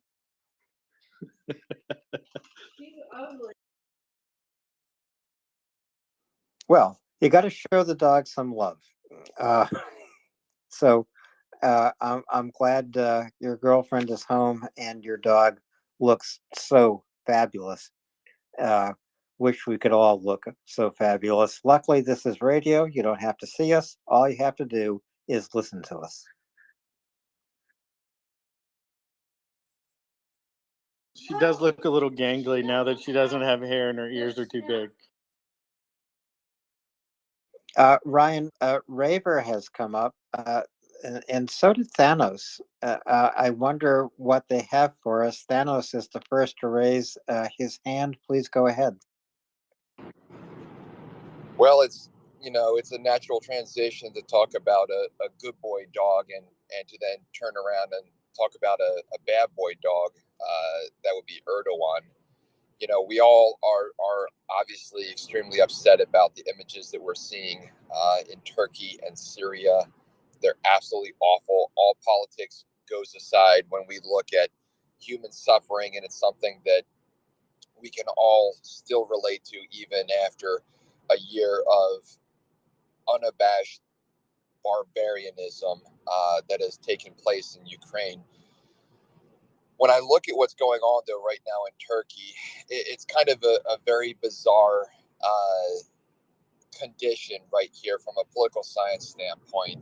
There's a race to provide resources and a burgeoning competition that I see Erdogan, because he is who he is, character is destiny, trying to leverage and then turn into a way to actually increase his power broking position. And he's going to almost make people beg to help him and help his people. And this is something that he will play the United States off of Russia in such a way that a very small amount of Russian aid will be heralded and celebrated. And the United States, because we're stupid, will allow ourselves to get drawn into a competition whereby we make concessions to this guy just to allow our aid to flow through. Unfortunately, this is a paradigm that has been repeated by despots as their people suffer for decades. And we fall for it every time because as Westerners, as Americans, as our NATO allies, we can't stand to see human suffering. And so my concern, however, though, is that instead of Erdogan making concessions, for example, to allow aid to come in and then decide that, okay, I'll go ahead and stop obstructing Finland and Sweden and their admission, their accession to NATO, he'll do the exact opposite. He'll double down on stupid. And in order for us to even be allowed to send USAID personnel and assistance in, we'll end up making concessions and giving him a bigger seat at the table than what he currently deserves, which is a bowl full of chicken bones right next to the dog.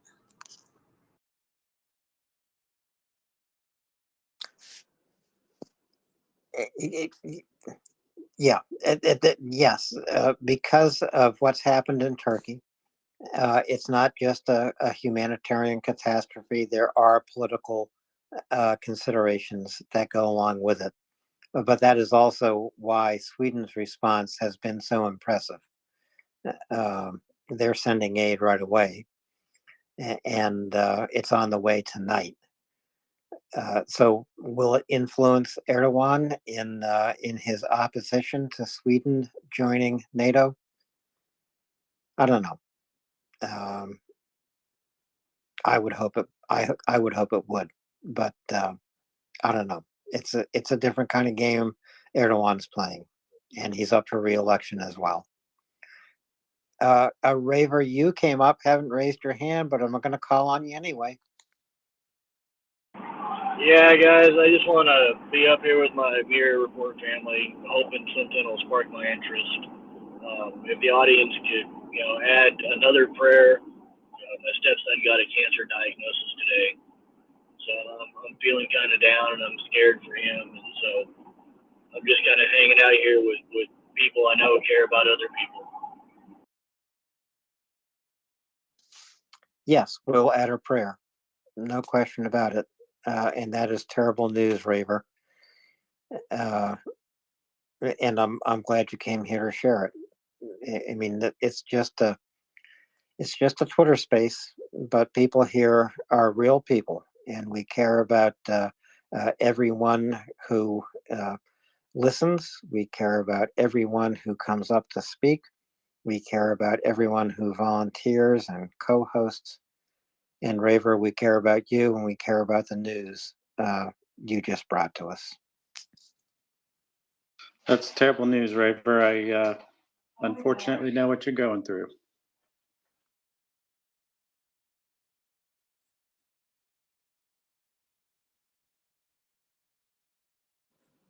Well, we hope for just the best outcome possible, which is complete recovery. Just out of curiosity, Raver, how old is your stepson? He's not even 16. That's a well, that's young to have such a diagnosis.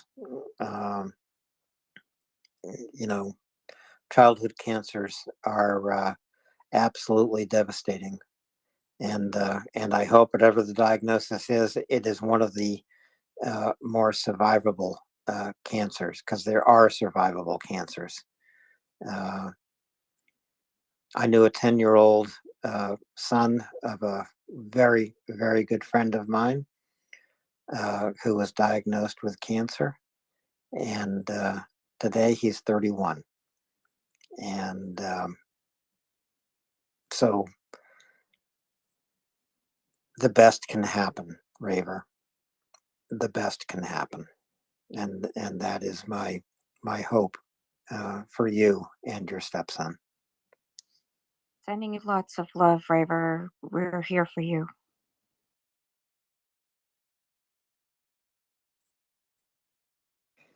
You know, Raver is.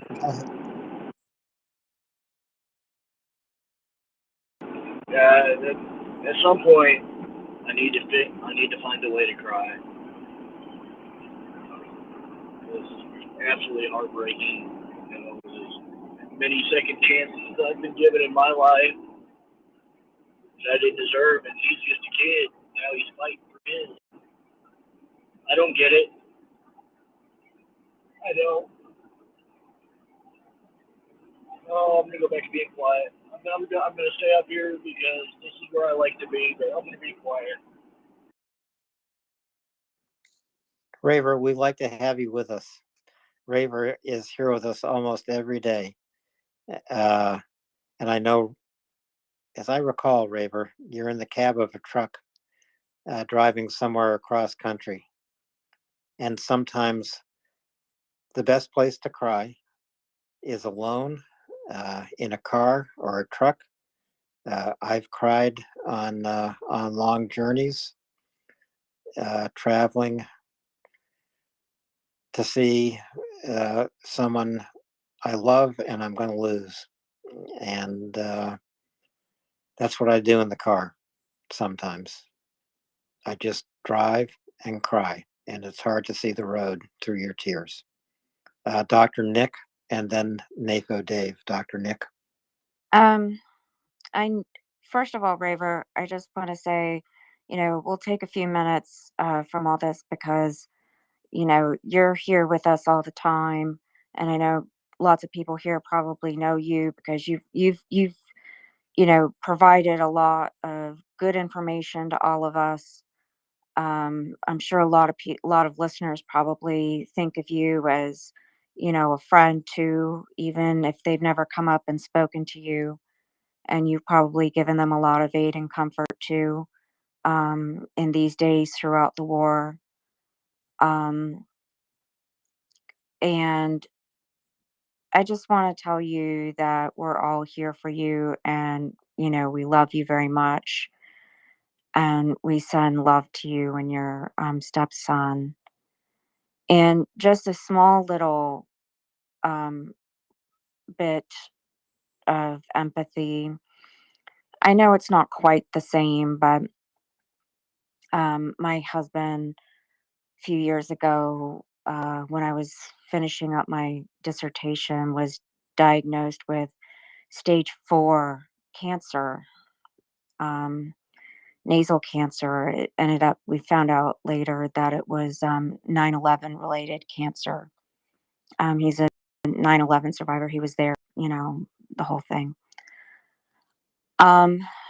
And he lost his nose, and he's still going through reconstructive surgeries and everything.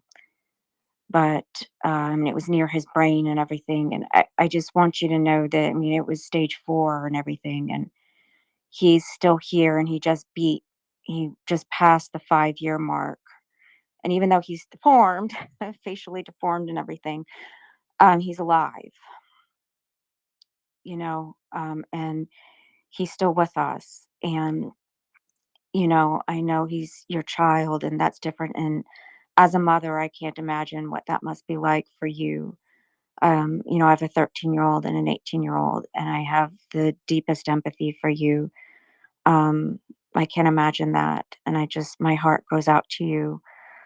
But I wanted to send you that little bit of hope because, again, we just passed the 5-year mark of stage 4 cancer. That was right sitting near my husband's brain. They didn't know if he was going to make it because they couldn't get a full margin. You'll learn all about margins soon enough. And he beat those odds. And lots of things are possible, and they're doing so much more now than they were able to even just 5 years ago. So I just wanted to send you, that little bit of hope. I'm crying just thinking about this for you, because I know that fear that you must be feeling. Um, and so I just want to hug you through my phone right now. Um, and just I know that it's hard. And, you know, if you want to send me a message at some point, I know how to read. Being a PhD, no, I'm not a medical doctor, but I know how to read medical stuff. And I was very helpful in that regard for my husband to be able to, sort of read through some of that stuff. Um, and if you need help doing any kind of research, I'm happy to help you with that. If you want to send me a message, I'd be happy to help you. So, anything I can do or anything that any of us can do here, just please let us know. But I just want to hug you and just take some time to yourself and cry when you need to. It does help. But anyway, just sending you love. Thank you, Dr. Nick. Thank you, Raver, for sharing that news from your own life. Just thank you very much. You're here with friends, friends like That's Dr. Nick. not alone. You're not alone, Raver. We're here. You're not alone. Okay, you're not alone. I'm sorry, I didn't mean to cut you off, Alan. You're not alone, Raver. Dr. Nick, you said the most important thing. You're not alone. NAFO, go ahead. First off, Raver, I am very sorry for that diagnosis. I'm a cancer researcher. In fact, right at this very moment, I am injecting some brain cancer cells into rats to test a new treatment modality. If this was a camera, I could show you that I'm here. So I don't know if you would like to share, but if you tell me what the diagnosis is, what kind of cancer, then I could probably give you a good outlook on what to expect. I'm assuming that since it's 16, it's probably a leukemia. It's PTLD-induced lymphoma. We don't know yet if it's follicular, Burkitt's, or some sort of B cell. Apparently, all three are really aggressive. Yeah. So is it a non-Hodgkin's lymphoma? All I know is it was caused by him getting EBV and coming in with PTLD. Okay, because those, while they are aggressive cancers, there's been quite a improvement in outcome over the last 5 years. In fact, we've seen the largest drop in B-cell lymphomas and other lymphomas in the entire history of keeping track of it in the last 10 years. Those rates of the survival rates have gone way up. Or what part of the country is he in? So that's something he's at an out-of-state children's hospital right now. Do you happen to know Robert Hayashi? That's his oncologist. Where's he at? I don't know him personally. St. Louis. Okay. I'm at Huntsman Cancer Institute in Salt Lake City. I'm not familiar with the cancer centers in St. Louis. Unfortunately, I work mostly with the people at MD Anderson, which is a very highly rated place. There's several different therapies that they'll probably talk to you about. First is going to be just regular chemo, possibly radiation. The T cell, so CAR T cell is a new therapy that has been worked very well for leukemias. Hopefully, your oncologist will be comfortable using that because it's been very good at helping lymphomas. I know it's right now it's rough, but we're our main purpose here as cancer researchers is to provide hope, because we dedicate our lives to finding cures for sons like yours. And that's why I'm here. I don't know. It's actually, it's almost 4 o'clock. I'm going to be here till 8 tonight. I usually put in 12, 16-hour days because it's so important for us. So I hope that gives you some hope that there's people in the background really working to cure your son, even though they don't know him. So NAFO and Raver and Dr. Nick, I think that you should all be in touch with one another by DM. I think that's the most important thing, especially Raver, just personally for you to do, because cancer is a long journey. And the more support you have from folks like NAFO and Dr. Nick, who have either been through the experience or have the medical knowledge, the very best thing for you to do is to be in touch with them individually. And so please do that. Our hearts go out to you. I think it's amazing that you share this information here at MriyaReport. But the most important thing for you and the best way to gain knowledge and to have hope is to be in touch with NAFO and Dr. Nick and others who know you and who may be medical researchers or doctors or cancer specialists. That I think is the best thing to do. I really do. Thank you, Raver. Be safe, be strong. Our prayers are with you and your stepson.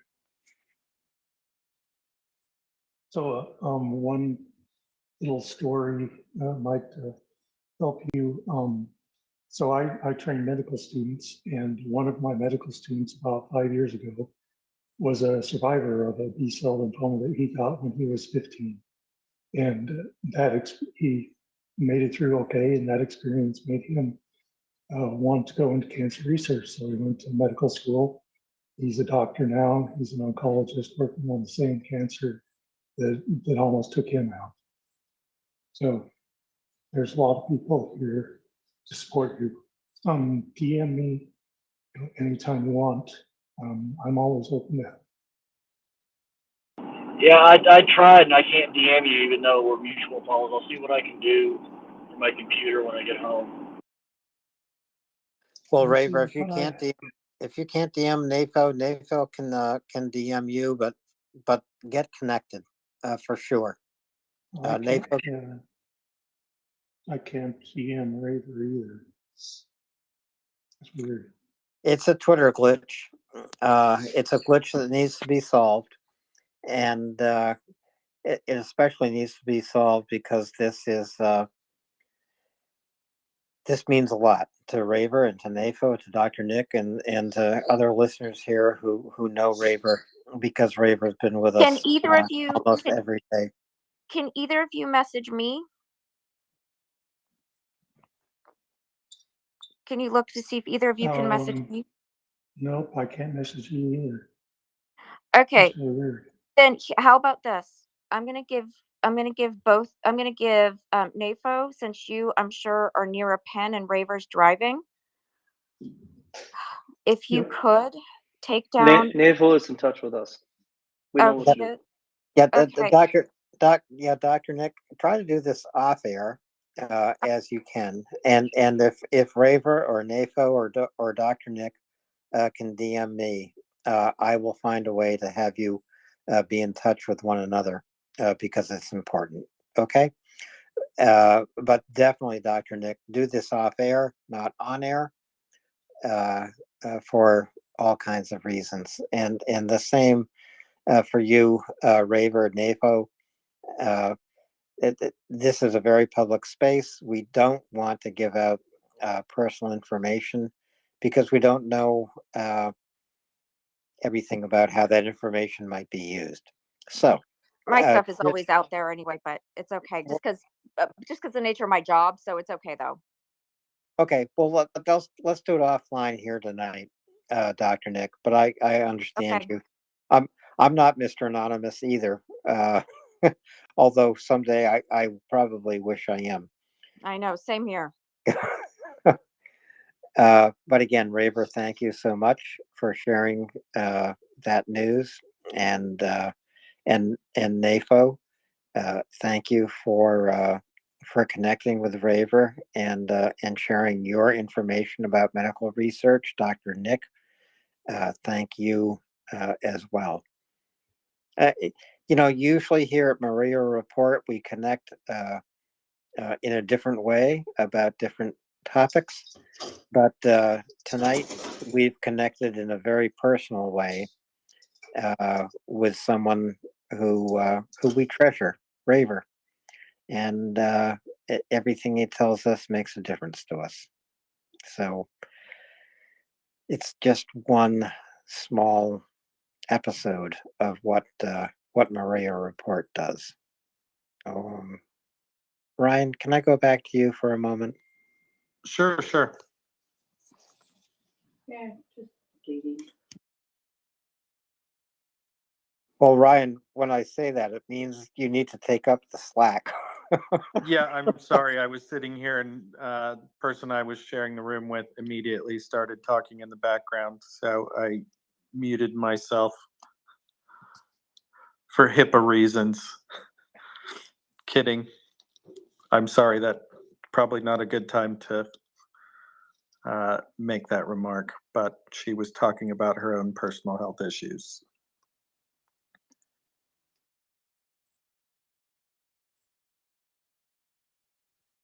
So, Ryan, if you can take it for just a couple of minutes, I'll be right back. I do think that we should look for some updates from Ukraine, and I'm going to make a quick search either for updates from the battlefield, from the humanitarian sphere, or from the sanction sphere, the economic sphere, what have you. But just give me 2 minutes, and I'll be right back. No problem, Alan. If anybody hasn't already watched the camel destroy the Russian guy, take a couple of minutes to direct your attention to the nest and watch this video. This guy gets absolutely mauled like a rag doll by a camel in a snowy field. It's remarkable to say the least, but it's sprung up some memes about what camel doing. And I think if Ukraine were to receive a delivery of camels, battle-hardened camels from Saudi Arabia, they might be able to whoop some ass on behalf of Ukraine. And if I receive a cease and desist notice from PETA, so be it. I got a funny meme, Ukrainian meme on my wall. It's got a picture of a camel's close up of a camel's face, and it says, "What's for lunch?" I just thought that was kind of funny. There's another one someone posted of Zelensky giving like a Ukrainian soldier a medal, but it's got the camel's head on a soldier, like a camel, like a body, Like Joe Camel? Yeah, basically, I guess, but it's like a real camel head, so it's kind of funny. But anyway, so there's been lots of interesting camel, content that's come out of this too. Commentary. Yeah. I know I saw a video the other day of a guy driving around. I think it was in Saudi as well, and a mom camel and a baby camel were standing in the middle of the road, and this guy parks in the middle of the highway, gets out and picks up the baby camel and just runs off into the desert with it to lure the mom out of the roadway. But I thought it was kind of funny and thoughtful and cute at the time when I saw it yesterday. Now that I've seen this video of the Russian guy punching the camel and then the camel almost eating him alive, I think the guy that picked up the baby camel and ran off into the desert was an absolute psychopath. Yeah. Like, yeah, because they're like, allegedly, from what I've heard, they're kind of like bears. I mean, in that they're very protective. I mean, not that they're carnivores or anything, because they're not, they're herbivores, but that they're very protective of their young, I guess. Just the maternal instinct is Right. super strong. Right, right. So, and have you seen their incisors? Like, they've got really huge, like, incisors. So I don't know. I mean, I'm not like a camel expert or anything. So this is definitely beyond the scope of my expertise. Like, we try to be honest purveyors of news here at the Maria Report. So please don't quote me on any of this. But I heard somebody earlier talking about that. And if anybody here is a, camel expert or whatever, please feel free to correct my information. But I heard somebody say earlier that camels, like, thousands of years ago or something like this, used to be meat eaters or something, which is why they had those, like, big teeth or whatever.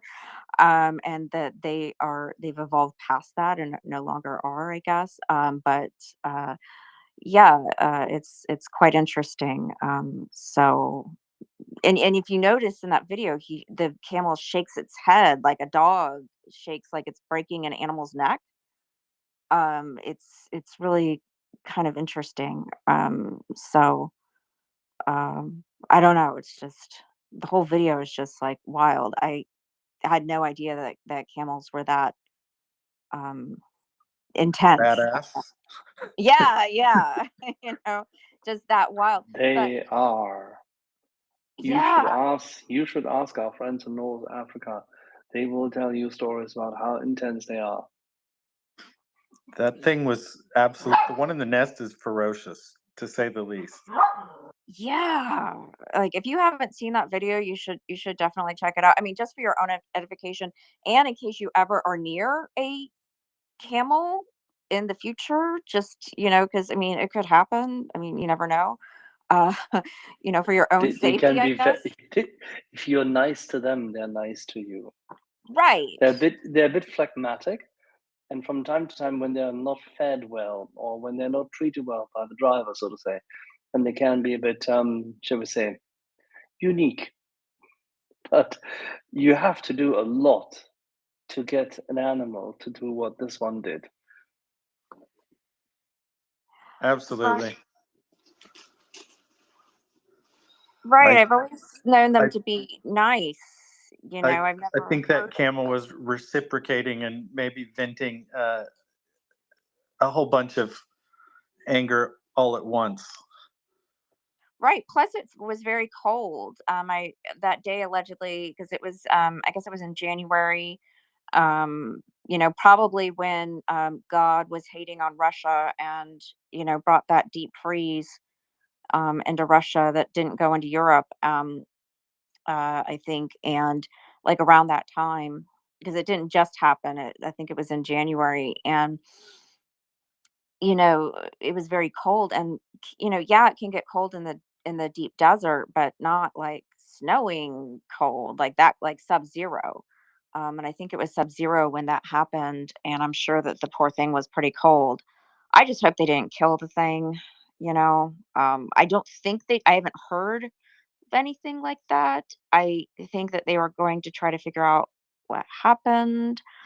But I don't know. I just hope they didn't kill the animal. But Well, it supposedly was a surveillance camera, and unless of course the whole thing was a hoax, which you never ever know. But albeit the way that happened and the way that looked, doesn't look very hoaxy to me. Let's put it this way. And I can definitely attest to the fact when I was 6 years old, I rode on a camel at a holiday, and I was absolutely fascinated. My parents had to literally the next day bring me back to it, and I went through, say, various markets in Northern Africa in those days with them, and I will never forget the smell of the animal and the beauty of the animal and its relentless fervor. And by the way, they are bloody fast. Yeah, I've seen one run too. Not super far, but you know, they are pretty fast. They can get a good gallop going pretty quickly.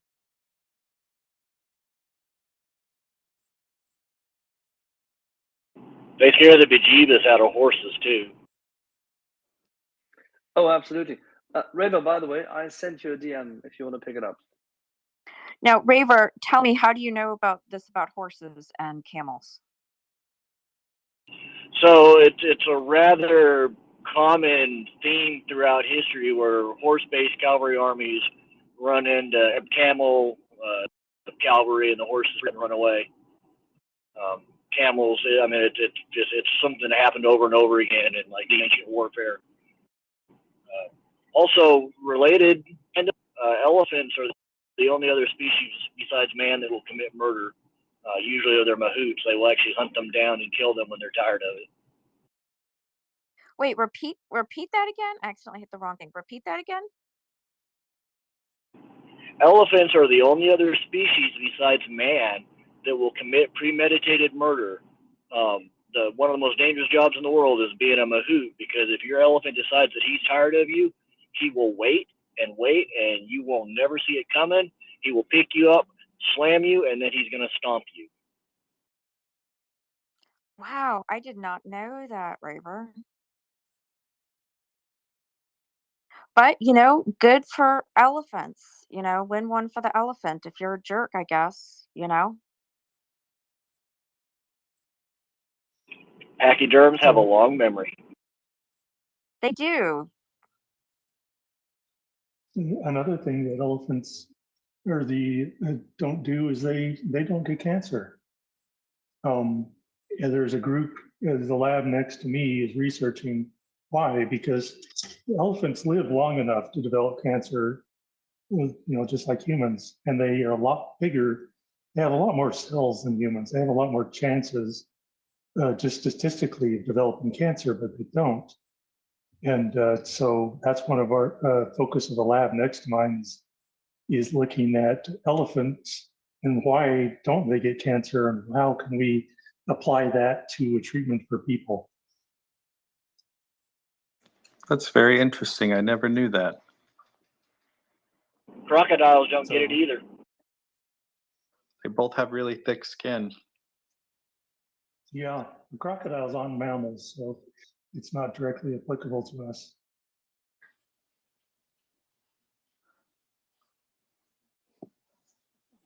Just thought I'd share that bit of trivia about elephants.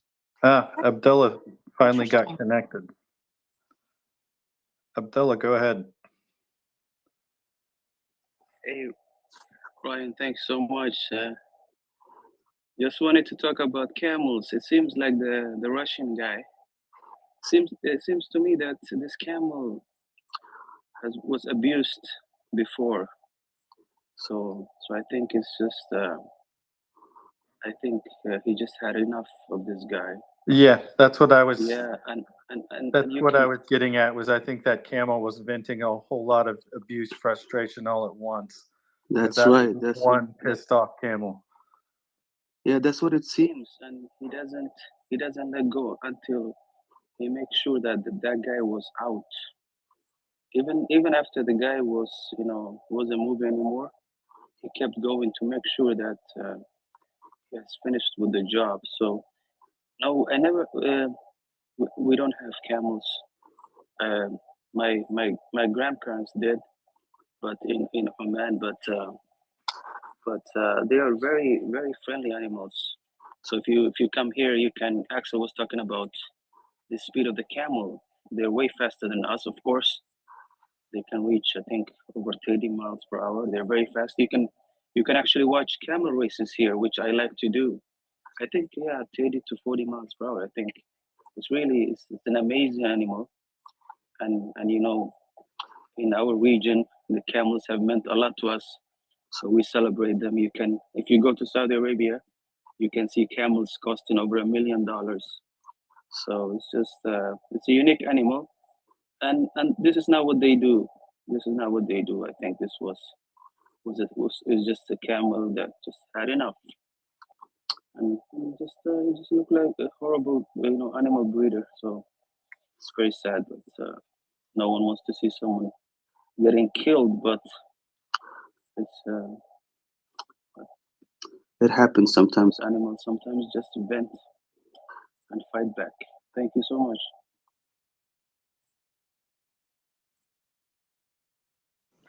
Good insight, Abdullah. Thanks, Abdullah. I didn't know there were camels worth more than $1 million, and this is because of camel racing. So that would be like the Secretariat of Camels. Yeah, no, yeah, that's true. Not only for camel racing, it's just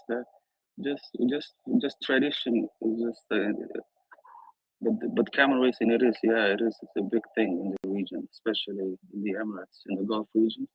Did they race them on dirt track or sand track? It's sand. Gotcha. Yeah, I guess it makes all the same sense if they have prize racehorses that command that type of money. They probably have camels that do the same. They have. I went about 2 years ago into Saudi Arabia. They had camel. I think almost $3 million. That was there. It's very and it's lineage. They can those Arab what do you call Bedouins? They can tell the lineage of they know the lineage of the camels. Their camels. They're very proud of their camels. They will tell you, they can go way back and tell you stories about their camels and how they made it through the ages. It's a very cool thing. I'm a big fan of the animals. So it's just sad to watch what was some guy just punching an animal like that. Well, I think the camel took care of that business. I don't feel bad for anybody that provokes an animal like that and catches its wrath. Play stupid games, win stupid prizes. I agree, Ryan. Raver, come back in here, please. Yeah, one last comment before I lose service is I think it was the late 1800s, the U.S. Postal Service actually imported camels to help deliver the mail in the Southwest desert.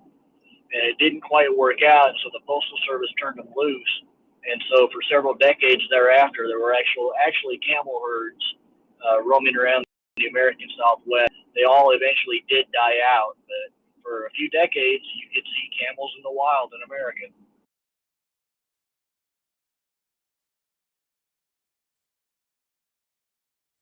Yeah, they're perfect for that kind of weather.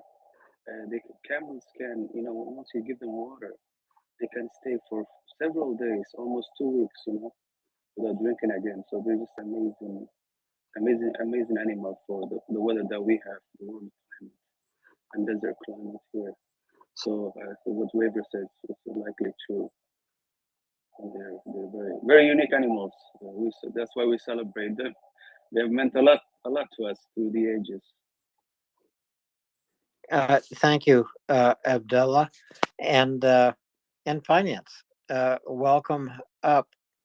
You haven't raised your hand, but as I've said so many times today, I'm calling on you anyway.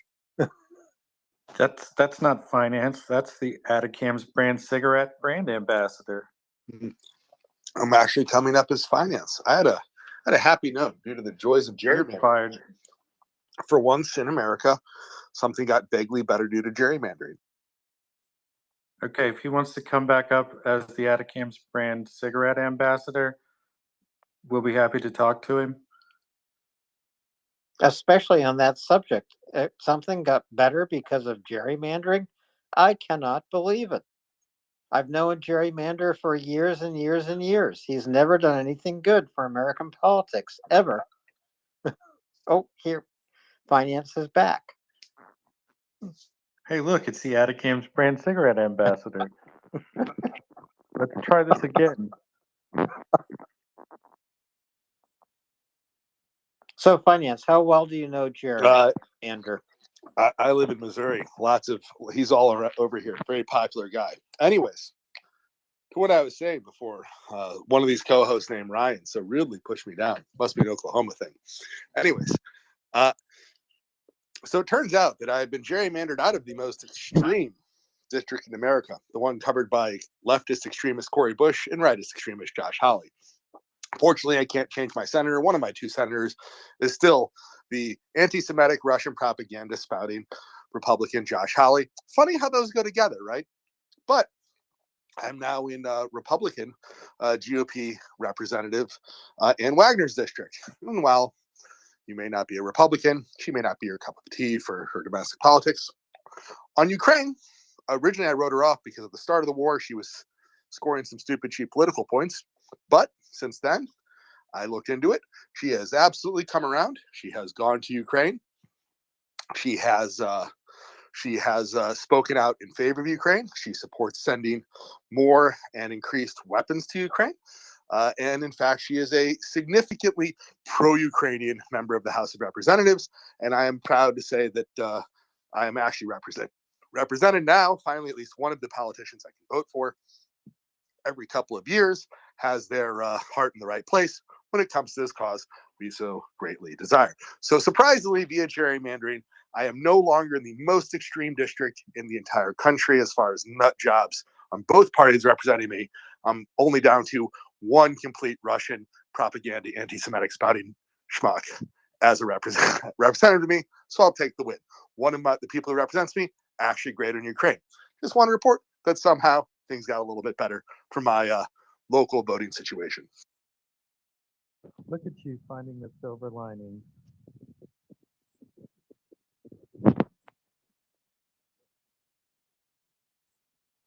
Well, the most silver lining we have is Joe Biden, because I mean he's silver. That's the color of his hair. He's growing older. We just need Joe to stay strong, not sound too old, not look too old, keep going, get reelected. Well,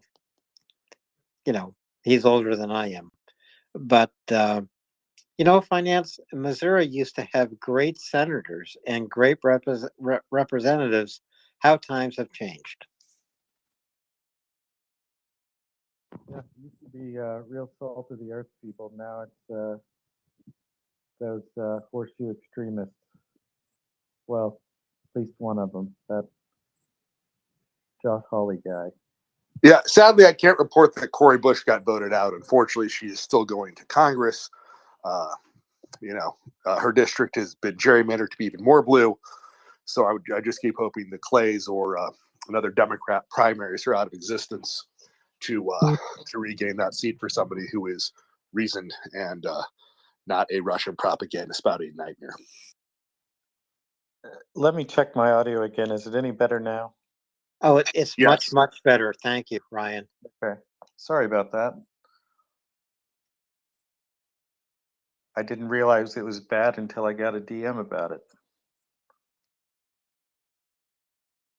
Well, you were probably talking through a dog or something like that. I don't know.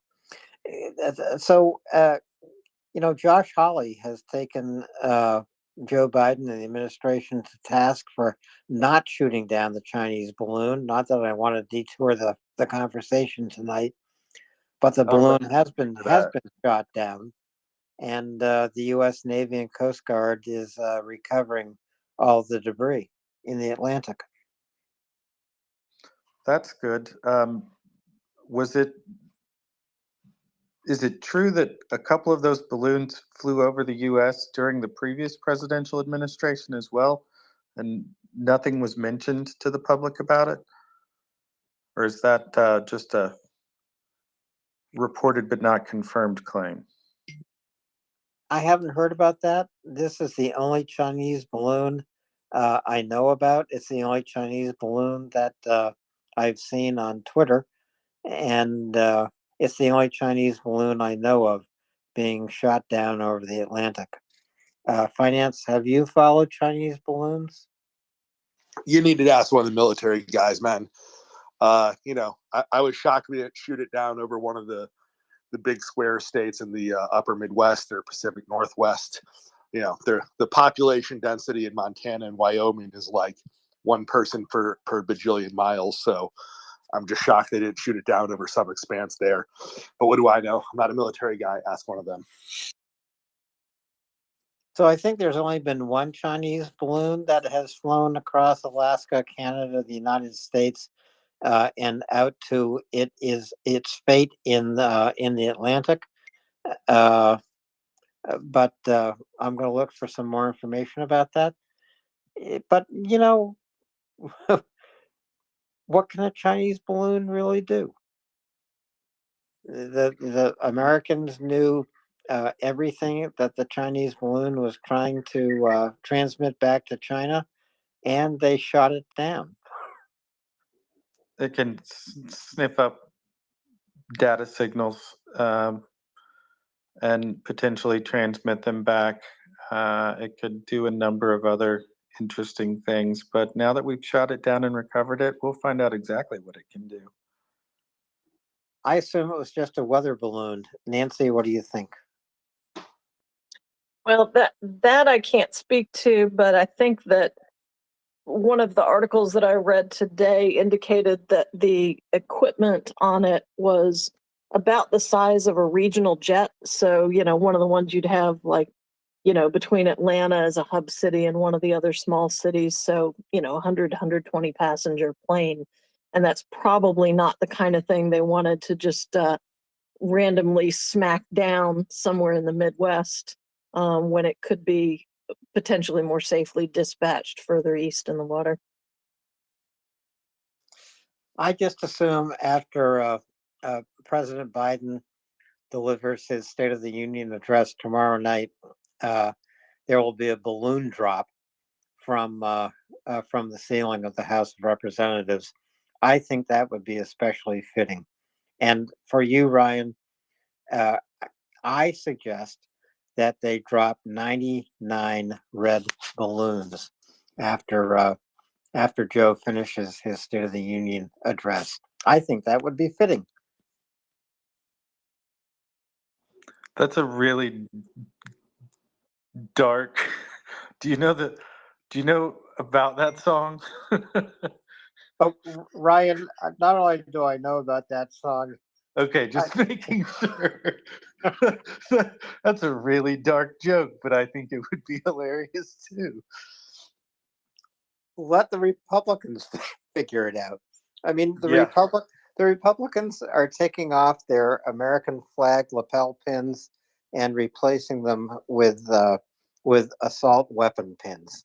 So let the 99 red balloons drop from the ceiling of the House of Representatives. That would be interesting, to say the least. You never know where you're going to go here at MriyaReport. And this means, because we've taken a very twisted detour, we need to return to what our purpose is. And that is focusing on Ukraine. And we will do that.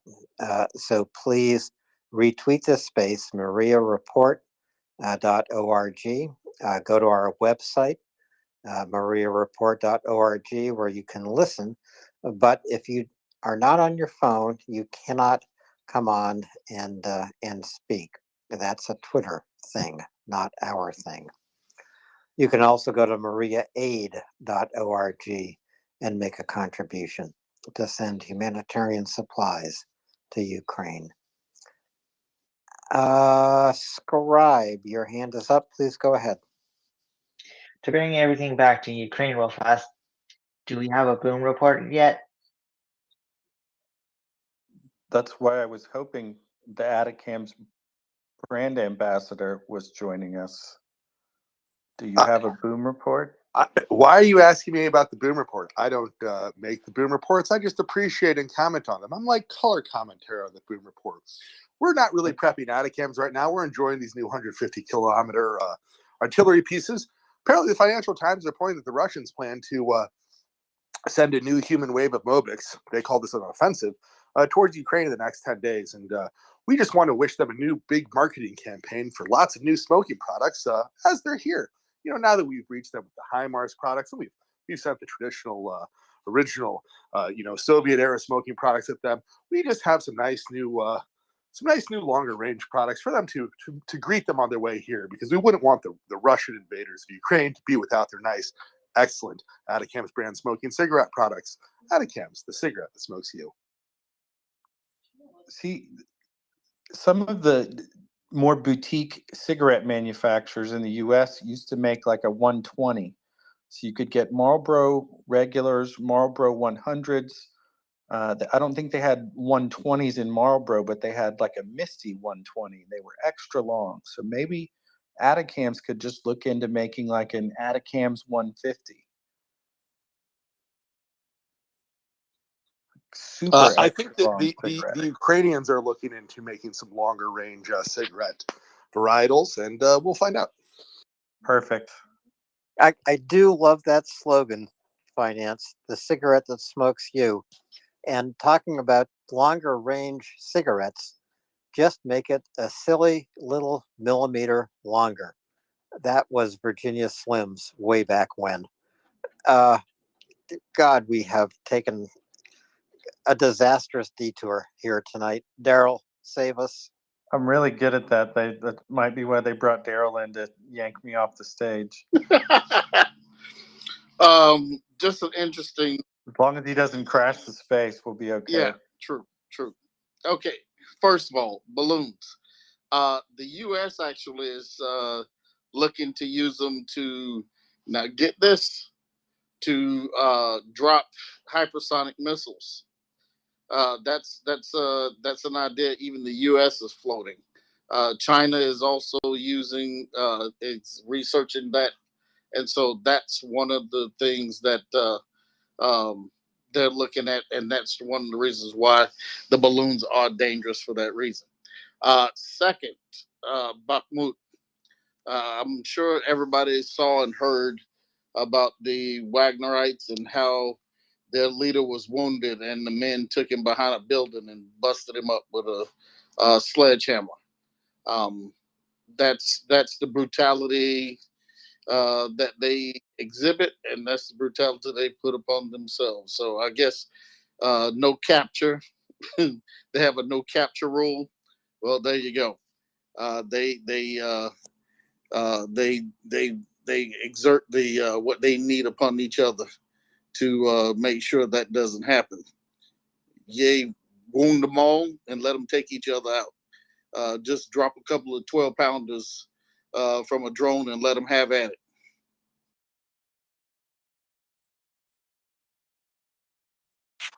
And Daryl, I did catch your very funny remark that the U.S. is also floating balloons to drop hypersonic missiles. So yeah, we're floating a lot of ideas here tonight too. So Starred, that's all I can see of your name. Your hand is up. Please go ahead. Stardust. Anyways, can you hear me? Loud and clear. Okay. A couple of days ago on Midas Touch Network, Ben My Solace had a short segment, which I suggest people listen to if they want to know about the balloon saga. According to his report, Biden immediately asked for the balloon to be shot down, but in in soliciting the input of General Miley, he wanted it to be shot down over the ocean. So it was immediately disabled in terms of its intelligence gathering capability, according to this report. And it was not able to do its dirty deed while it was traversing the country. Also, in the segment, it said that it wasn't the first time that a Chinese balloon had passed over the United States, that there were 3 that passed over in the former administration, and the public was never made aware of them, and they were not shot down. Anyways, check out the report. It's very concise and interesting.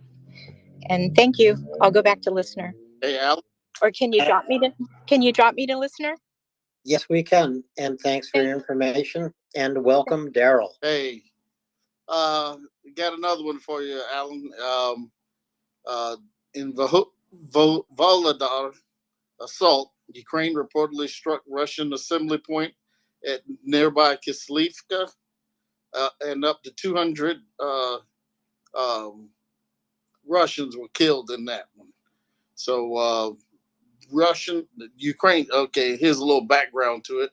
Ukraine's 72nd Mechanical Brigade shut down attack by 5 Russian brigades, reportedly inflicting thousands of casualties. So that was Tatagarmi UA was the source of that one. And then also to 16,222 children have been deported from Ukraine since the Russian full-scale invasion. So bit of mixed news there.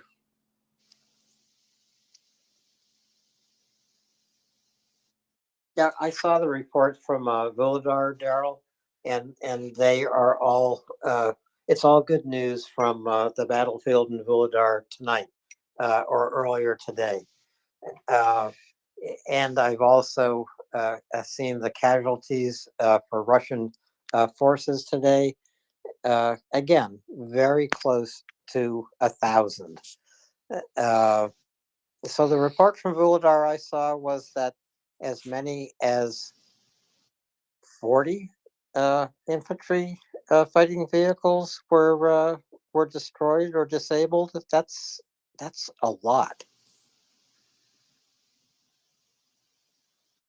So if someone has a hot mic here, Emir, I think it's you. Hey, Alan, great conversation tonight. And just want to let you guys know how much I appreciate that you kept this Maria report going for almost a year now. And, you know, that's really awesome service for not just Ukraine, but also all of us who are supporting it. Greetings from St. Louis. I understand that there's a neighbor of mine there, finance analysis. And hey, Yep. you know, I'm out in West. Where are you at, brother? Currently by Forest Park, if you want to be Okay, specific. gotcha. Hey, you know what, man? I think I don't know what side or spectrum on politics you're on, but I think all of us, center left, center right, you know, we need to unite and start lobbying our representatives to do more. I think you know, and there's some history to Hawley actually flipping his votes in the past. Namely on PACT Act, if you recall that, the Burn Pit Act. He voted no for it like twice, I think, and then he voted yes for it at the end. So I think advocacy works. And, you know, I think, you know, there's a way. I'll follow you and DM you later. Maybe we should unite and start applying a little bit of pressure on our elected officials to show a little more resolve. And maybe also participate in some of the local talk radio stations who are just so full of misinformation and disinformation, you know, muddying the waters, if anything, and explain, you know, why is it so important? Why is it almost existentially important for the United States to support Ukraine here? Because Russia is our enemy. We know that. They are not our friends. They pretend to be our friends until they can get something for their gain. you see the psyop that Russians have been running, and I think they're especially targeting conservatives in America with their so-called virtues, family values, virtue signaling from Moscow, even though we all know that Moscow considers itself a third Rome. So what do you think about that?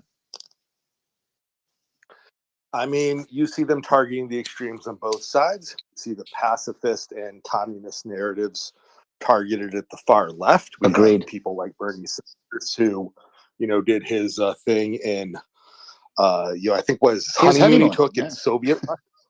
Right, yeah, like that's extreme. And we're seeing their influence on the right, horseshoe theory writ That's large. right. Their strategy dates back to the KGB era, and it's about sowing division in our society. You ask what part of the political spectrum I'm on, I'm going to half cap out and say that I'm on the side of Ukrainian democracy. I like that. But I think it needs to be a bipartisan I effort. have in my life, in seriousness, I have in my life voted for both parties at different times and for different reasons and in different districts, right? There are places in this country where I would never vote Democrat. There are places in this country where I would never vote Republican.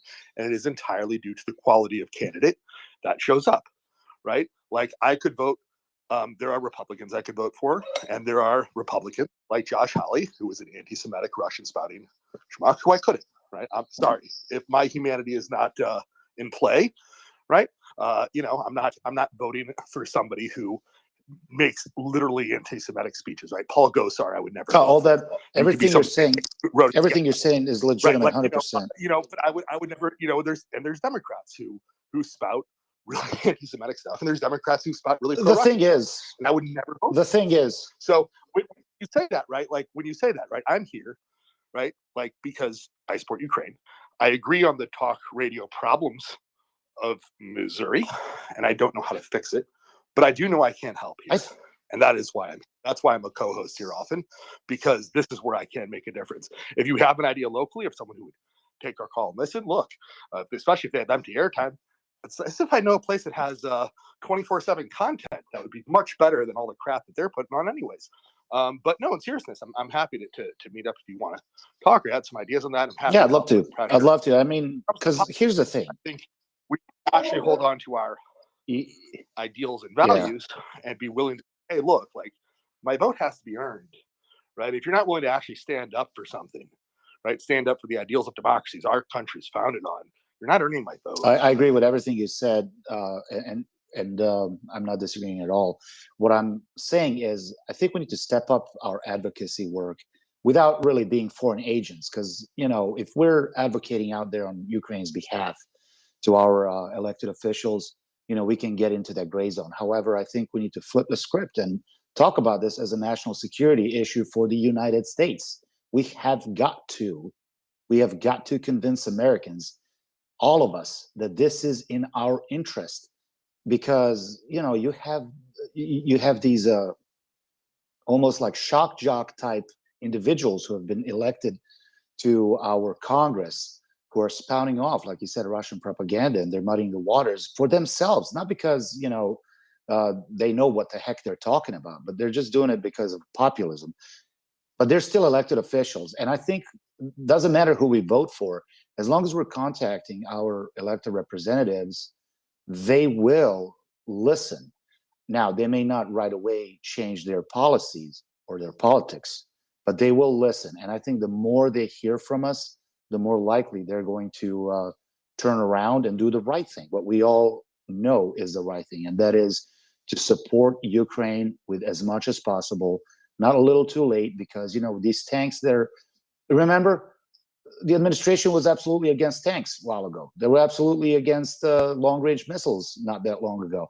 Now they're starting to send that stuff. I'm just afraid that it may be a little too late with this counteroffensive coming up, and Russians are plussing up their numbers in a great amount. So I'll follow you. I'll DM you. Maybe we can do something here locally. Amir, yes, sir. I can report a poll published today by Gallup, probably the oldest pollster in the United States.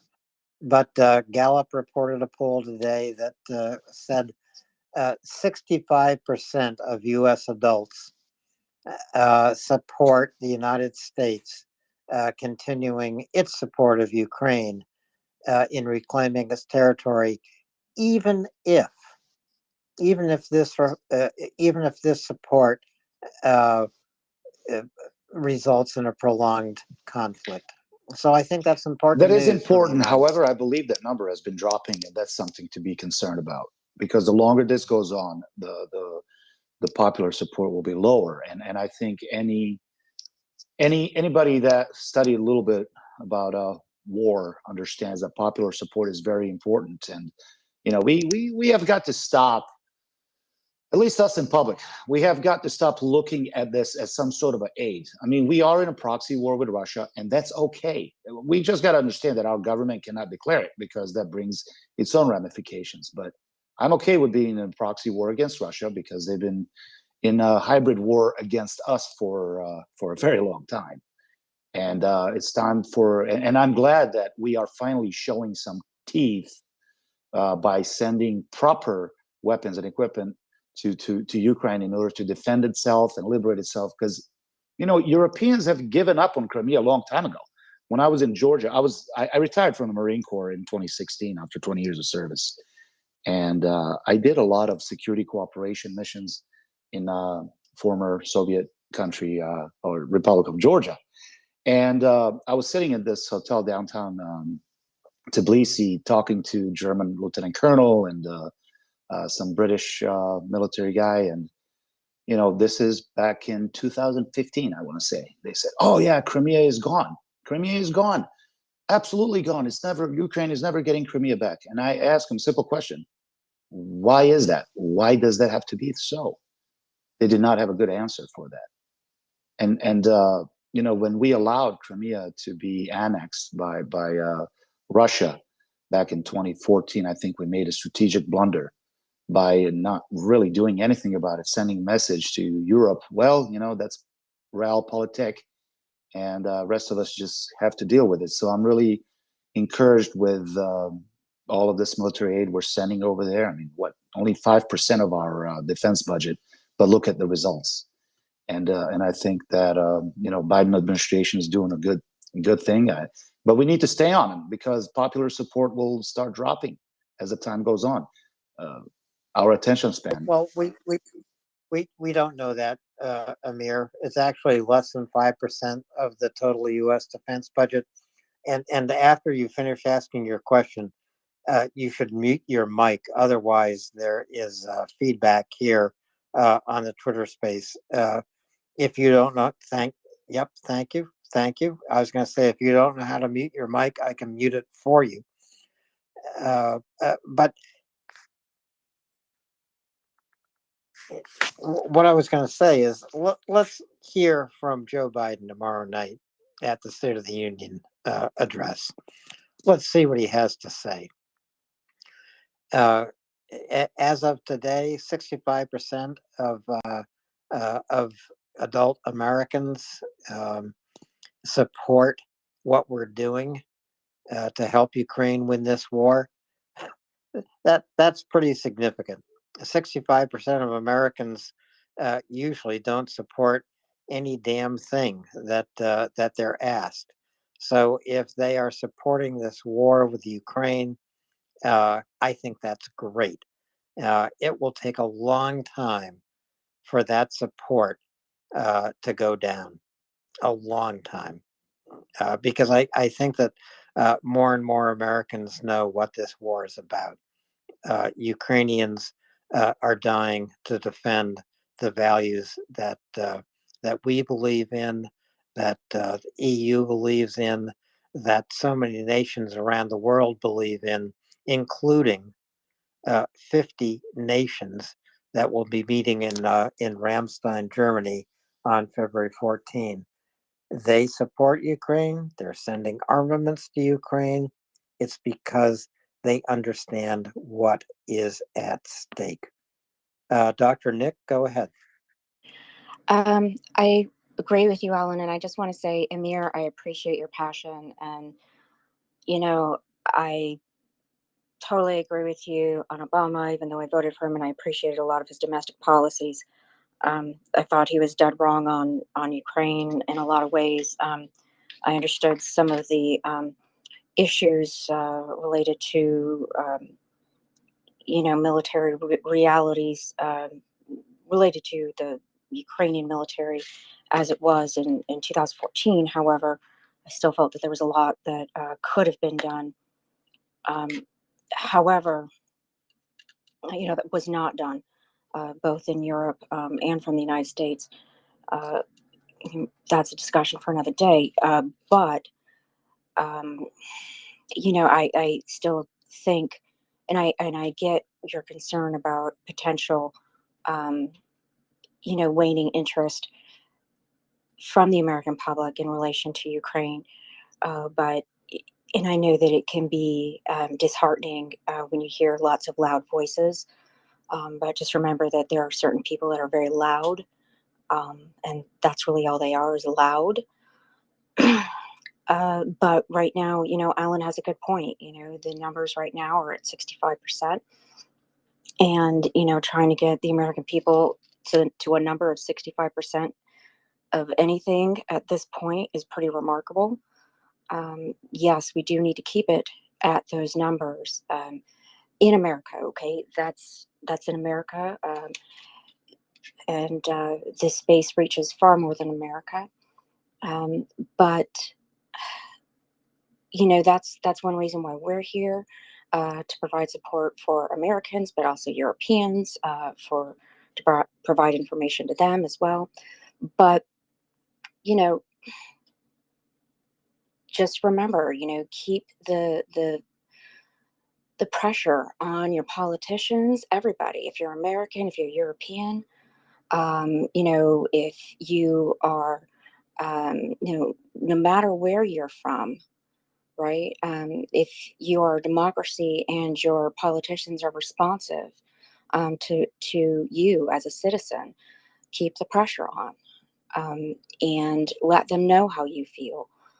Believe it or not, they do listen. Some more than others. I used to be I used to work for a United States senator, and I do know that. I used to be one of those people that took those phone calls. So, make those phone calls, write those emails, and please do that and keep the pressure on. You can't let up. So do that. Talk to your friends, share news articles, share this space if you're on Twitter, share other spaces, and, just encourage dialogue with people. That's what we have to do. If you see Russian disinformation, counter it where you can. Where you can't, and it seems pointless, just bonk a Vatnik and move along. And we just have to keep that pressure on, but it will happen. It will win. I am fully confident that President Biden supports Ukraine in this fight. And, it's going to happen. I don't think that the Russians really substantively have much more that they can provide in this new wave that's going to come, except meat for the meat grinder.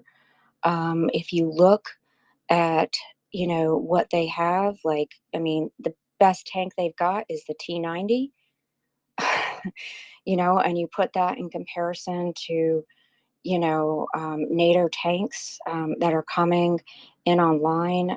Yeah, that's going to be a little bit further into the future, but there's no comparison. Sure, they've got some artillery, but we've got some artillery that's coming up, that'll be there, from what I understand, much faster. Ukraine can still win this. It is possible. And, they've got something that those Vatniks don't, and that's the will to live. And, they're fighting for their country and their freedom. And, Russians are fighting because if they've got Wagner guns in their back, and, Ukrainian guns on their front. And, they're going to die either way. So they don't have much of a choice to do anything. That's not a way to fight. So just keep that in mind.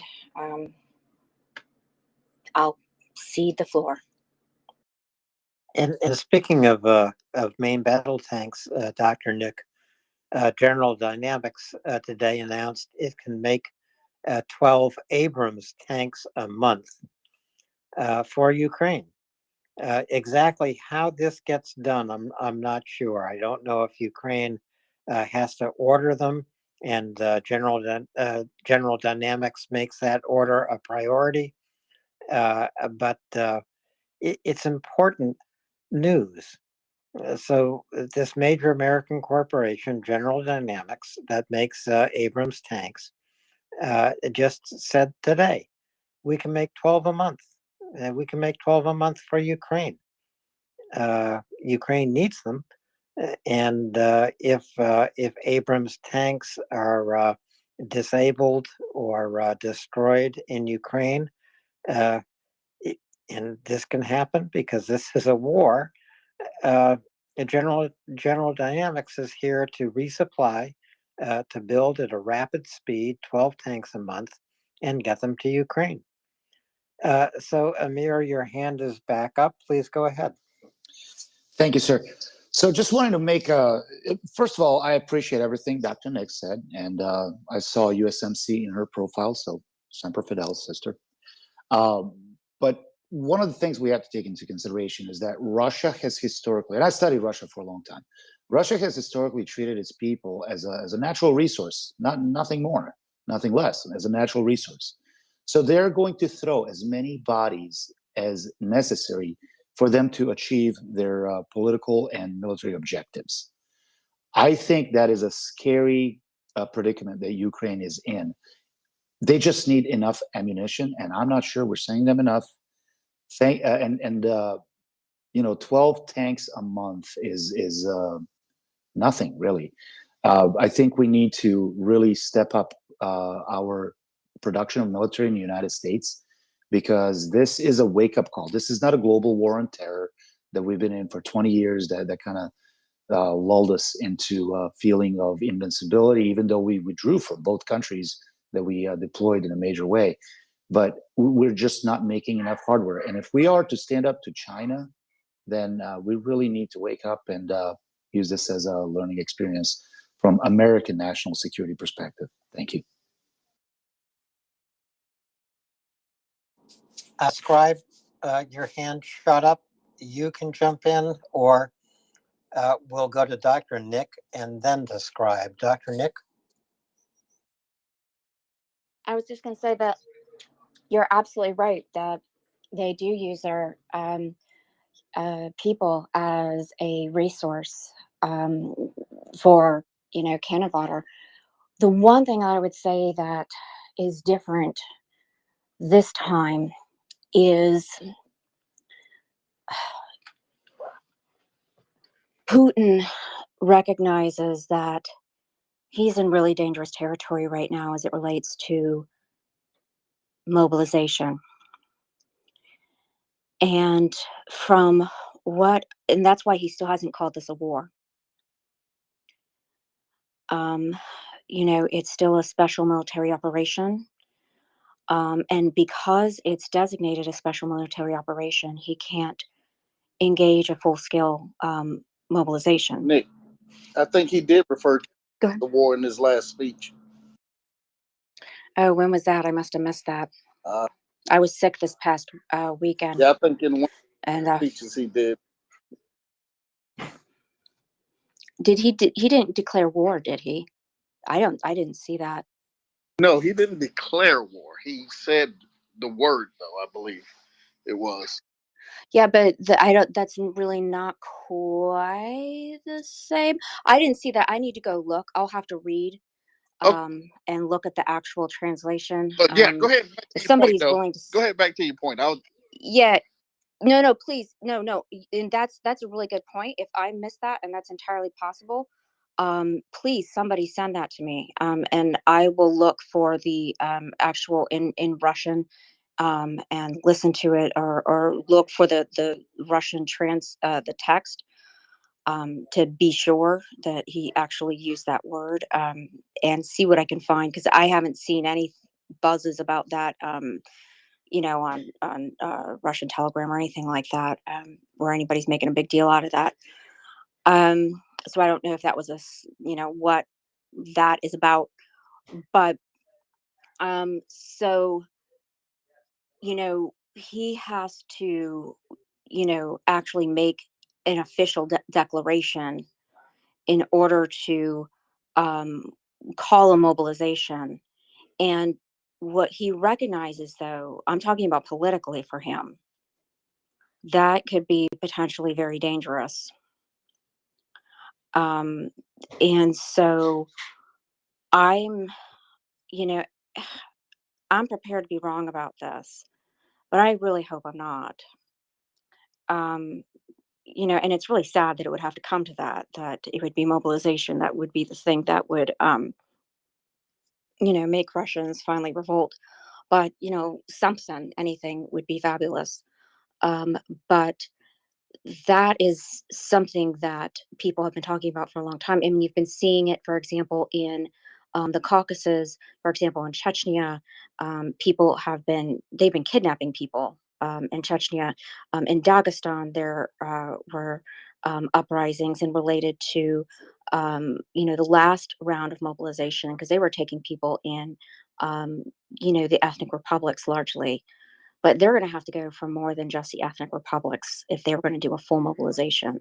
And that's going to be a big problem. Who was doing the pulling? What was that? Who was doing the pulling of the troops? The people off the street. Who's actually performing that? So, for example, in Chechnya, it was the Gaddafites. In like Dagestan, it was like local, military people, police or whatever, right? And so, you know, um, there's been reports from Russian Telegram that people are able to buy their way out of various mobilization efforts. That's already being set up. So that's going to be like a real issue for him. Okay, and I can't see if it's going to turn into something like that, beyond this next wave, right? Let me ask this question: Go ahead. Does it put the mindset of the nation on a war footing? In other words, where the people believe it's a just war, or does it put them sideways because they really don't see the cause and the necessity of the war? Which way does it go? You mean if it turns into a war? If he gets the mobilization and quote unquote it is a war, does the nation follow it as a as an attack on the Rodina, or do they see it as an unjust war and this is Putin's folly? Which way do they see it? My feeling, this is just my feeling, is that I don't think that I think Russians are fine with it, because right now it's largely, look, there hasn't been maybe 1% of the people that have really been called up so far, right? If you think about it, in relation to the population, I forget exactly what the numbers are. So essentially, they haven't really been touched as far as they're concerned, right? And if it gets into something bigger than this, and largely it's been the ethnic republics that have been dying in this war. But if you're going for a full scale mobilization, it's going to have to go beyond that. And people, it's going to start getting into ethnic Russians potentially. And I just don't see ethnic Russians buying this, which is the majority of the population. Um, I just don't see them buying this. I don't see them buying into this war. I don't see, you know, I just don't buy it. I don't see them thinking of this as a just war if it comes home, meaning that they have to be mobilized. Okay, let me ask them this question. What are the prospects of what are your thoughts on what's going to happen in these ethnic republics, being that a large majority of their male population has been taken away and won't return or will return in such that they may not be a significant contributor to society? What do you see happening in those areas? Can you rephrase that again? I'm sorry. They were talking in my ear over here. I couldn't quite hear. Could you rephrase that? No worries. In the republics, with a significant portion of the ethnic males gone, and those that do return, possibly not a significant contributor to society, what be the prospects for these ethnic regions? Because many of them have ethnic majorities, but the solid majority of all the population are ethnic Russians. Looking at some of the demographic breakdown. Right. And believe me, that was on purpose, right? So Russia, when, in those ethnic regions, much like what happened with, Ukraine, they exported ethnic Russians to these regions to ensure that they weren't going to be, completely, in many of them, not entirely made up of purely, ethnic others, right? So here's the thing, right? So I think that part of the mobilization efforts that took place was for the purpose, right, to depopulate those regions of the problematic ethnic others in the first place. Okay. And so those that return, some of these regions, and it's important to understand, and Elise Scagliano wrote a book about this some years ago, I think 2011 or something like this. Some of them, before all of this, didn't want to break away from Russia. And whether or not we can talk about that as being a function of, like, I don't know, Stockholm syndrome, or, maybe they just didn't feel that they were economically ready to do so, or what have you, is for sociologists to sort of suss out. Or they may not be ready for the dishevel that comes with independence. Right, exactly. And that has, there is a lot of evidence to suggest that. But after this war is going to be another question, I think, for some of them, right? When they really start to realize, I think, I think that remains to be seen. And they do the toll, they start to tally these things up, how many of them died for this, in relation to how many ethnic Russians and all of that. We have to figure that out. I know Dagestan uh, is another area where there was a lot of upheavals initially. Some of that was suppressed. So the question is, will that be another area that could potentially break away?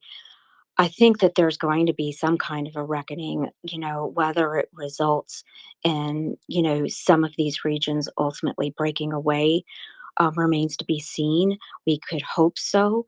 Um, but I mean, we're gonna have to see where the chips fall. But I think that there's no doubt that many of the men dying in this war is going to make that more difficult. I think at least any independence movements that might come out of it. Definitely, for example, in the case of Chechnya, there is no question in my mind, and in the Caucasus region like Dagestan, etc., that the mobilization efforts, the kidnap, because they were literally kidnapping, and almost daily there's reports of men and boys being kidnapped in Chechnya and disappearing, and we know what's happening to them. They are most likely being put in to the front lines for the purposes of just another form of ethnic cleansing, for the purposes of getting rid of these people, because Kadyrov smells his end, I think, because his star is tied to Putin, and he knows that if Putin goes down, he's going down, and to make it much more difficult for any sort of uprising to occur, in the instance that something were to occur to Putin, or even if something didn't happen to Putin, that that there would be less likely to be some sort of independence-seeking Chechnya, so that it would be Takes harder out, for that independence movement. so he takes out the dissenters within the country, Right. instead of his own Right. supporters going to the front, which were probably the initial force from there. But when he saw what happened, he decided, I don't want to decimate my numbers. I'll decimate the others' numbers. Right. The Kadyrovites are famously known to be hanging back largely, and not doing quite as much. So, it would make sense in that regard. So, just sending these guys into the meat grinder is what a lot of people are suspecting is what's happening. So, it's hard to know exactly what's going to happen. Uh, again, if a full mobilization were to occur, it would be really bad for Putin, and he knows this. This is why he's been avoiding it at all costs, and trying as hard as he can to not do it. He's been trying to stir up people's patriotism, and doing a really crappy job about it. Do we know what percentage of that population is even available for mobilization? If they stay with current numbers, or would it get into the double digits of the population? Oh gosh, I forget what the numbers are exactly. I could go look that up. I don't want to give you. I have a general idea, but I don't want to give you a wrong number. There is a. I mean, because look, they will pull anybody from ages. If it's like a war footing, right? Anybody from basically, I think it's like 18 to, into the 50s or something like this. I forget the exact age. I think they've changed it at some point recently. That's not my exact expertise. Do you think? But Do you think they would pull from the Caucasus first, before they pulled the ethnic Russians from the Caucasus first? So it does not hit the population centers. likely they are going to try to pull from the ethnic regions first, or specifically the people who are ethnic others. Now, keep in mind too that there are Chechens who live in Moscow, or But there but are Nick, I mean, right. ethnic Russians. Do you think that they would pull from the regions first before they pull from St. Petersburg and Moscow? Probably. I mean, just because if you can't see it, it's not happening. I mean, so that's just my feeling, just based on, you know, uh, what I've been seeing, things on Telegram or, uh, you know, just sort of reading the tea leaves. Again, I'm completely prepared to be wrong here. And based on what I know, he does not want to do, he does not want to upset the population. He's scared, for example, very terrified of young people. He's terrified of, big, populations like Moscow, like, St. Petersburg.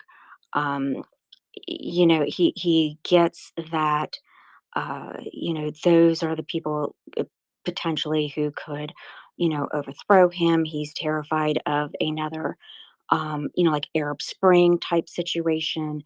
And, you know, he doesn't want to upset the apple cart. And, he is very aware that, they've been tolerating this war so far, right?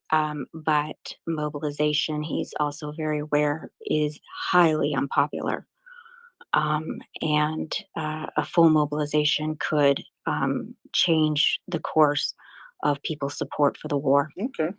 Dr. Nick, I still think that Russian propaganda on state TV inside Russia is so successful that we won't see a revolt against Putin until Ukraine defeats Russia in the worst possible way, meaning absolutely defeats Russia. And the news cannot be kept out of Russia. That's very possible. And, I think though that what you might see happen is people, trying to buy their way out, people trying to escape.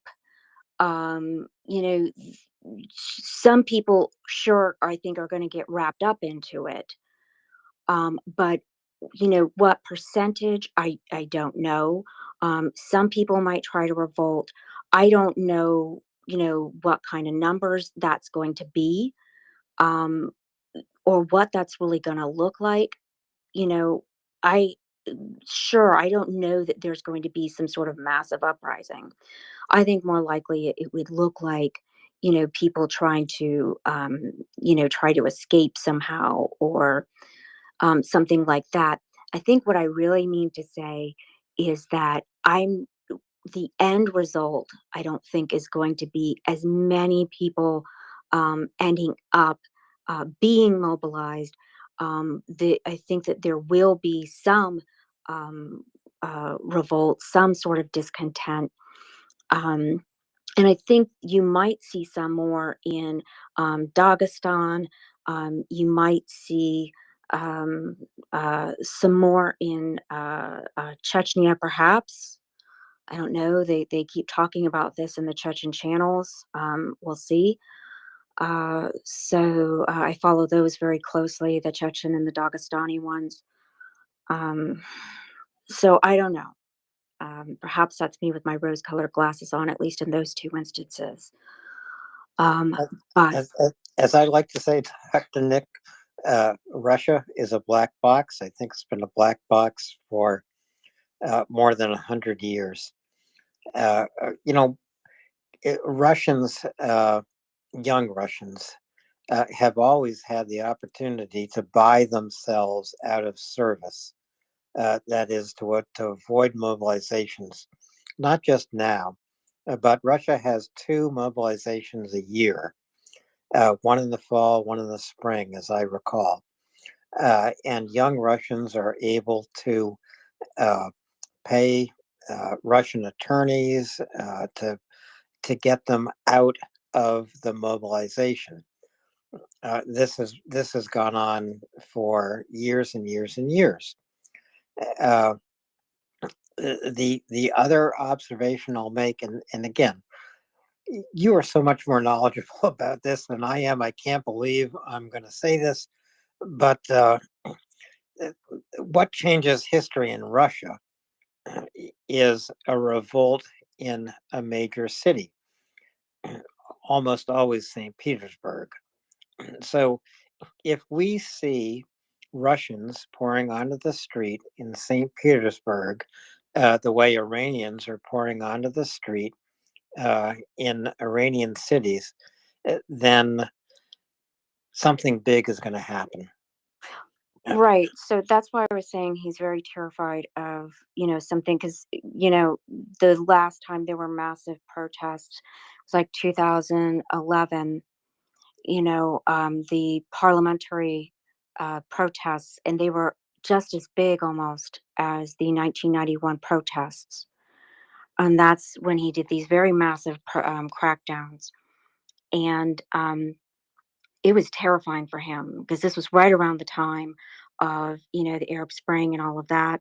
Right. And so, you know, this is why he's very terrified of like Moscow, St. Petersburg in particular. And so this is why I think he will kind of start on those peripheries and try to avoid those big centers first, and keep it away from there as much as possible. Uh, but that's the thing though, that you know and you're right, because that's if there is some kind of uprising in one of those cities, it could be very problematic for him. But I don't know. But Again, we'll have to see. They could surprise us. They could not. but the question is, are the young people the movers and shakers that would actually do it? Would they be the ones, or would they be, as in the old days, it was the union bosses, the political bosses that actually Well, did look, all of that? right, yeah. Well, look. So here's the thing about that.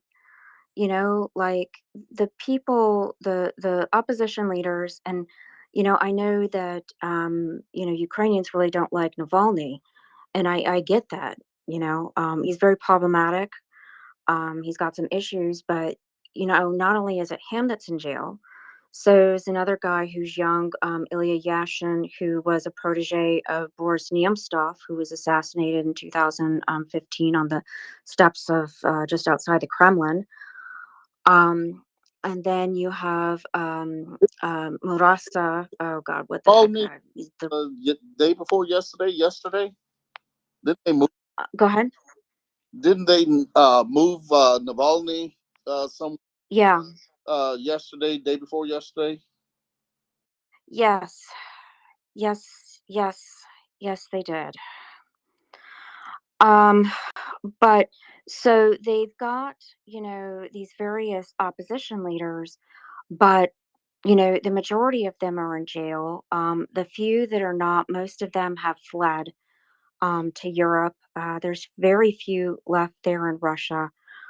And so it's really going to be up to the young people to largely figure this out for themselves. There's a few, oh gosh, why is her name escaping me right now? She's a political scientist.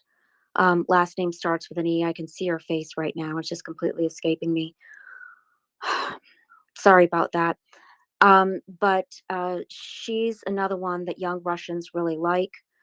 Um, you know, uh, maybe but she's never really organized things before. She's been a voice, but maybe, don't know. Uh, but the other oppositional leaders who have been out in the front, that have been involved in organization, are either in jail or fled.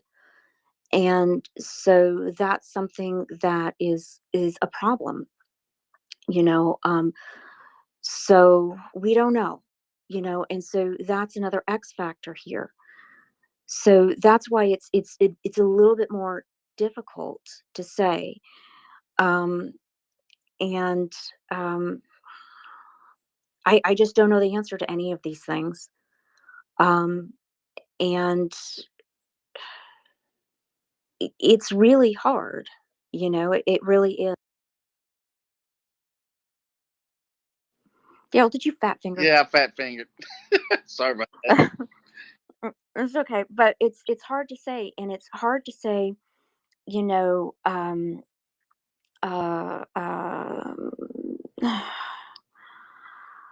You want a breath? You want to take a breath and then yeah, go ahead. we take a couple Yep. hands here. All right. That's a Yeah, go great. ahead. That's a good idea, Daryl, and Dr. Nick, and we'll circle back to this. Where did Playman go? Where did Playman go? I was just calling on Playman. All right, Mark, you're up then. Thank you, Daryl, and I hope you're well.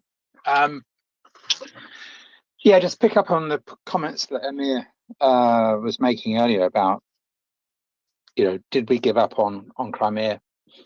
And I think the answer is yes. I have to say that. And I said on this space a few days ago, I think what Putin's done is given us the best chance of it getting back. So I'm quite happy about I think it's great he's made such a stupid decision, because it really has put it back in play, isn't it? And I was also then thinking about what other countries have, where else in the world have people just marched in and taken over their neighbors and got away with it. And I understand, I was looking at some of them, I was just thinking in my head here, most recent, and I'm not sure, maybe some of the places around the former Soviet Union you may want to add into these sort of thoughts, but what was Spanish Sahara, where Morocco basically went in, and there's essentially a bit of an ongoing conflict there with the Polisario Front, who have some of the territory, but Morocco is occupying the rest of it. That's since 1976. India went into Goa and other Portuguese possessions in India in 1961. Obviously, that's a sort of a post-colonial thing. And China went into Tibet in 1951 and really took it over in 1959. So, and really, no one is really agitating to get Tibet free, unfortunately. So these things do get solidified, don't they, and become pretty much a fait accompli. Well, so I'm very hopeful. I do remember in the 80s, or there was a free Tibet movement that was, it was a bunch of young folks, granted, in the States here, but there was a cry to get the free Tibet because of what they were doing to the Dalai Lama. I think it was the Dalai Lama at the time. They wanted to impose their own Dalai Lama. Yeah, well, he's still in India, but he's now 87. I think it said, according to Wikipedia, which obviously must be right. He is 87. China always takes a very long view on these things. They're going to wait him out. They're going to try and find another Lama another reincarnation when he goes, and they're going to have him under their thumb, like they have with the second position Lama, which I think the Pachin Lama. He's number 2 in the hierarchy. So very young. Yeah, he's a very young guy. Yeah, that's it exactly. So I just want to give I'm just trying to give a bit of a positive spin on this situation, that despite all the horrors of what's going on, it really has, I think, put the prospects of getting Ukraine back, getting Crimea back to Ukraine, much higher than they were before February 24th. Thank you. Yeah, but Mark, all of these incursions that you mentioned are decades old. Absolutely. What Russia has done, they have done in the time we are living, and no one expected. No one expected anything like this. This is a pure imperial, autocratic invasion of a peaceful neighbor. This has not occurred since the Nazis invaded Czechoslovakia, and then the Nazis and the Russians invaded Poland. This is just uh, 80 years out of time. Yeah, it is. I think just thinking about the other places, East Timor, again, that's a Portuguese, the end of Portuguese colonial rule in that part of well, I guess it's Indonesia, that area. Yeah, most of these things I mentioned are really post-colonial things. You're right, it is. You don't think it's going to happen. Why would it happen again? But that's probably what people said in 1939. You know, they thought they'd got through the turmoil, the terrors of the 1914-18 war, and what happened? 1939. Only 20 years later. Crazy. Crazy indeed. Bloke and then Dr. Nick. Bloke? Hi. Yeah, I've been listening on and off while I was getting dinner ready, and I have a couple of comments. Let's go right after Mark. So, and Alan. So, it's not true that this hasn't happened in our lifetime. This has happened. The Soviet Union and Russia has been constantly doing this in our lifetime. They've flattened Grozny in the 90s. They have invaded Czechoslovakia. They have invaded Hungary. They have been subjugating people in Moldova. They've been stirring up trouble in Georgia. This is what they do. They've been doing it constantly in our lifetime. The difference is that let's not forget in Afghanistan, I nearly forgot Afghanistan. Thank you much for correcting me, Daryl. And the problem is, as Kasparov says, democracies, for good reason, are reluctant to go to war. We have democratic nations, and we can't just we don't go to war easily. But as Kasparov said, the problem with this approach that we have taken since the fall of the Soviet Union is we were naive enough to think that appeasement works. It doesn't. It just makes the price higher every single time it happens. And this is why Russia invaded Ukraine. They invaded because we gave them every single indication that they could get away with it again. And this is why it is absolutely essential that Ukraine be liberated in its entirety, including Crimea, because that is the only way we will stop the Russian horde. I don't dignify them with the word of an army. They are not an army. They are a horde of rapists, looters, and pedophiles, and they deserve nothing but to get their asses kicked. And you know what? If it takes another 300,000 dead Russians, then let's kill them. And by providing Ukraine everything they need. And I don't say this lightly. So that's one thing. Now, I would like to circle back to the whole concept of history and human waves and how there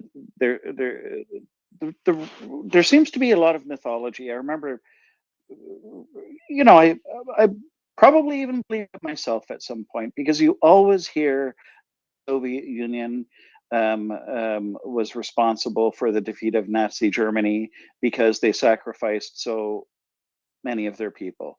No, they sacrificed so many of their people because they were stupid, because they always attacked in human waves.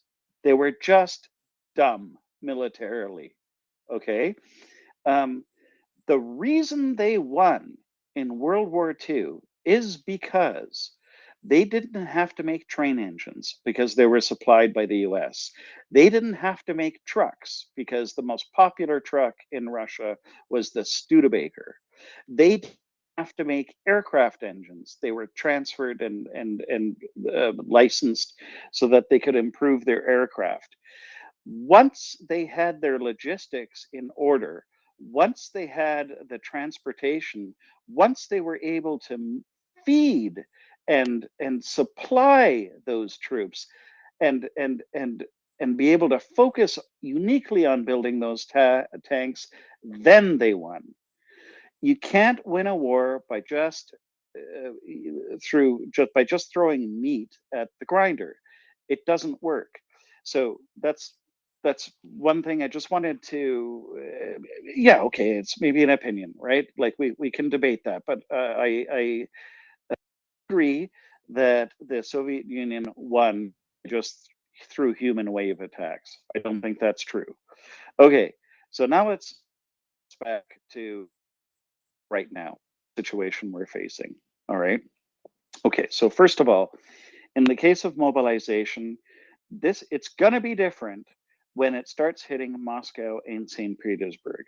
Right now, they're getting away with a lot, but this will lead to if this continues the way it does, the elites, the people who actually have power, will start caring.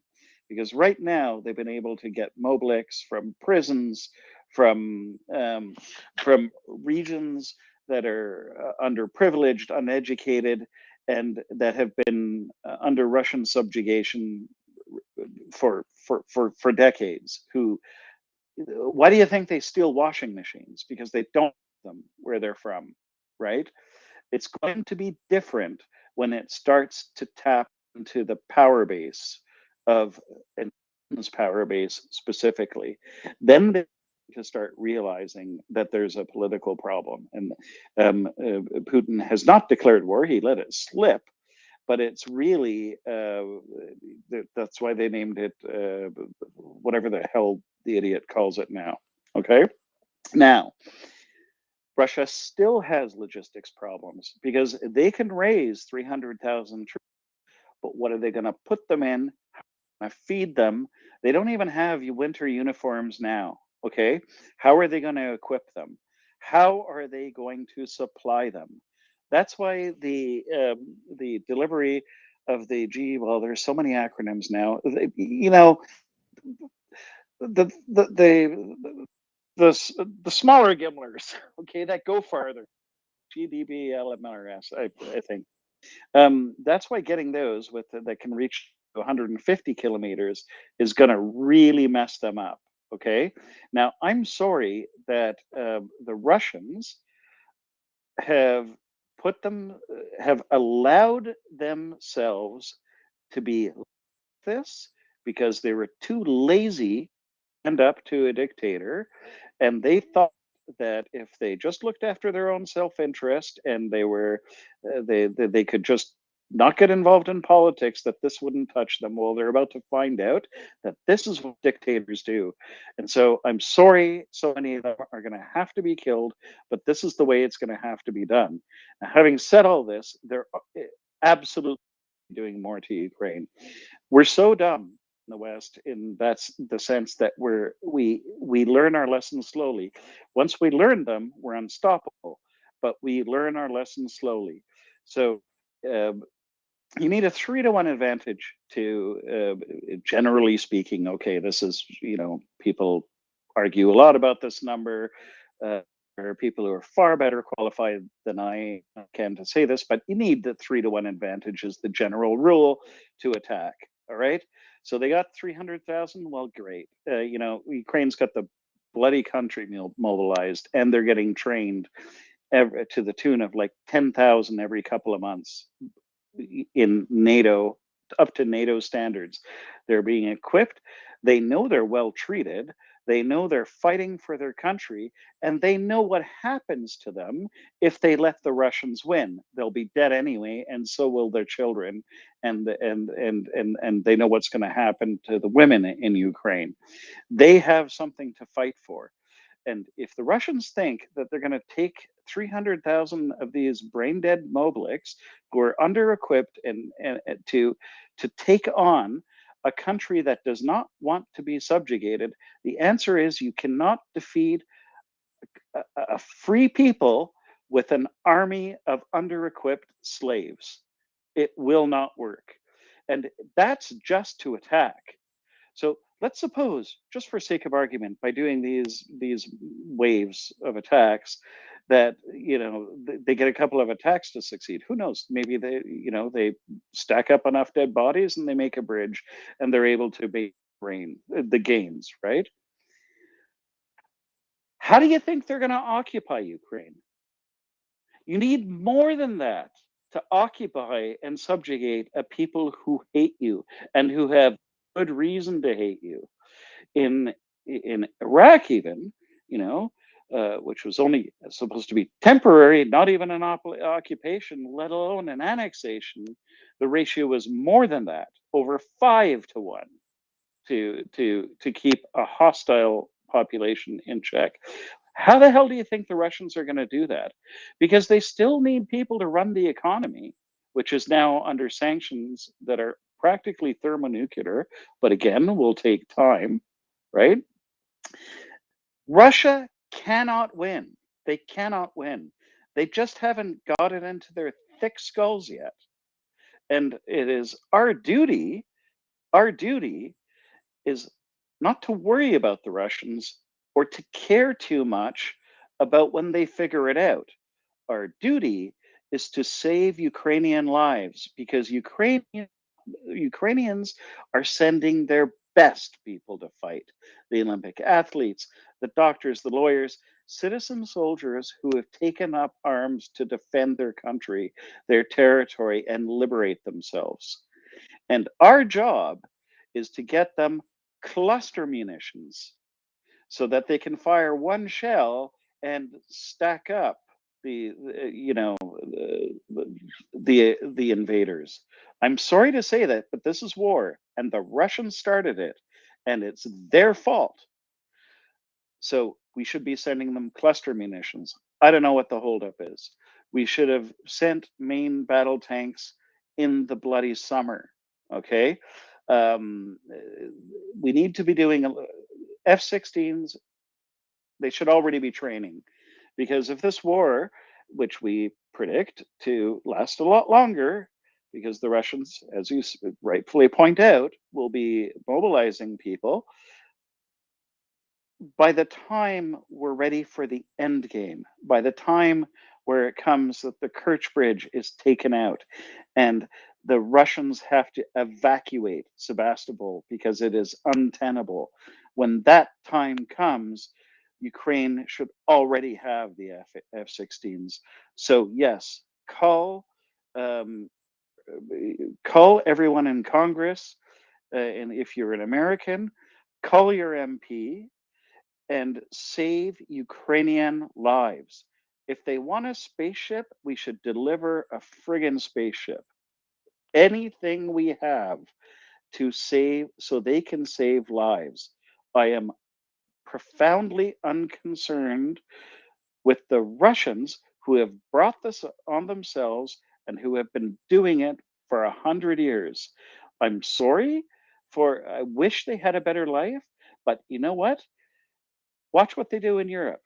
They leave Russia because of mobilization. They go to Europe and complain, and not at any point do they ever take responsibility for their own role in what is happening in their country. So they can go find themselves.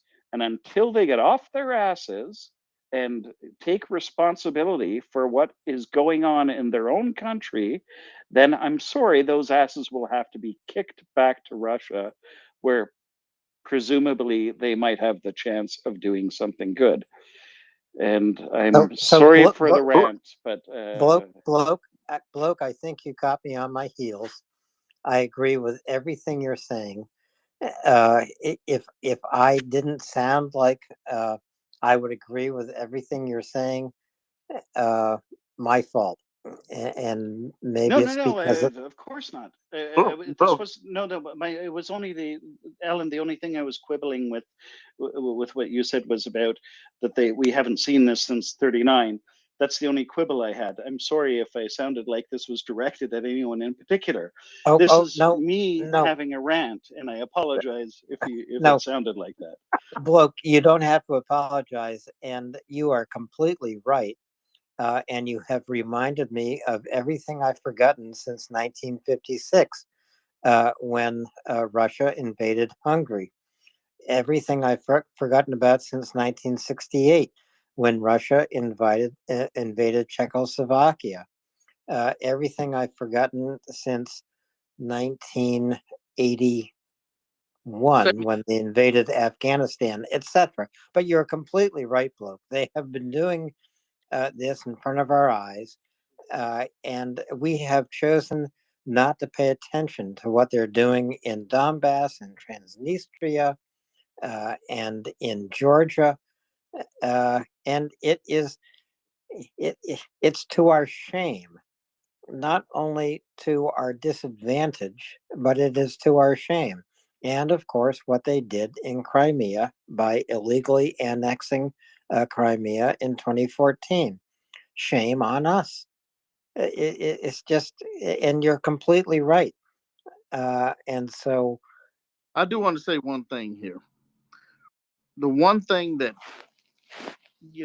is missing in this is that in these other countries they have fled to, they start to exhibit the same attitudes that we see in Ukraine, albeit without the gun violence.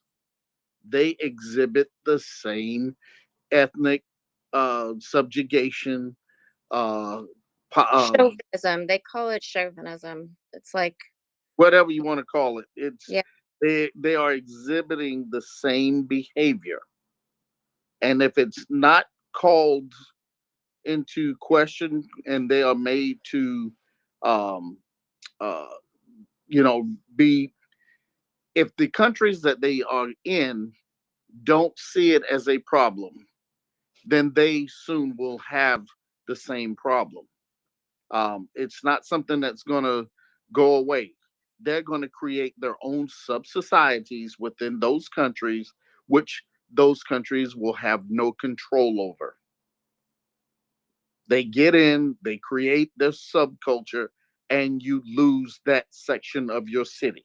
You lose control of that section of your county, what have you.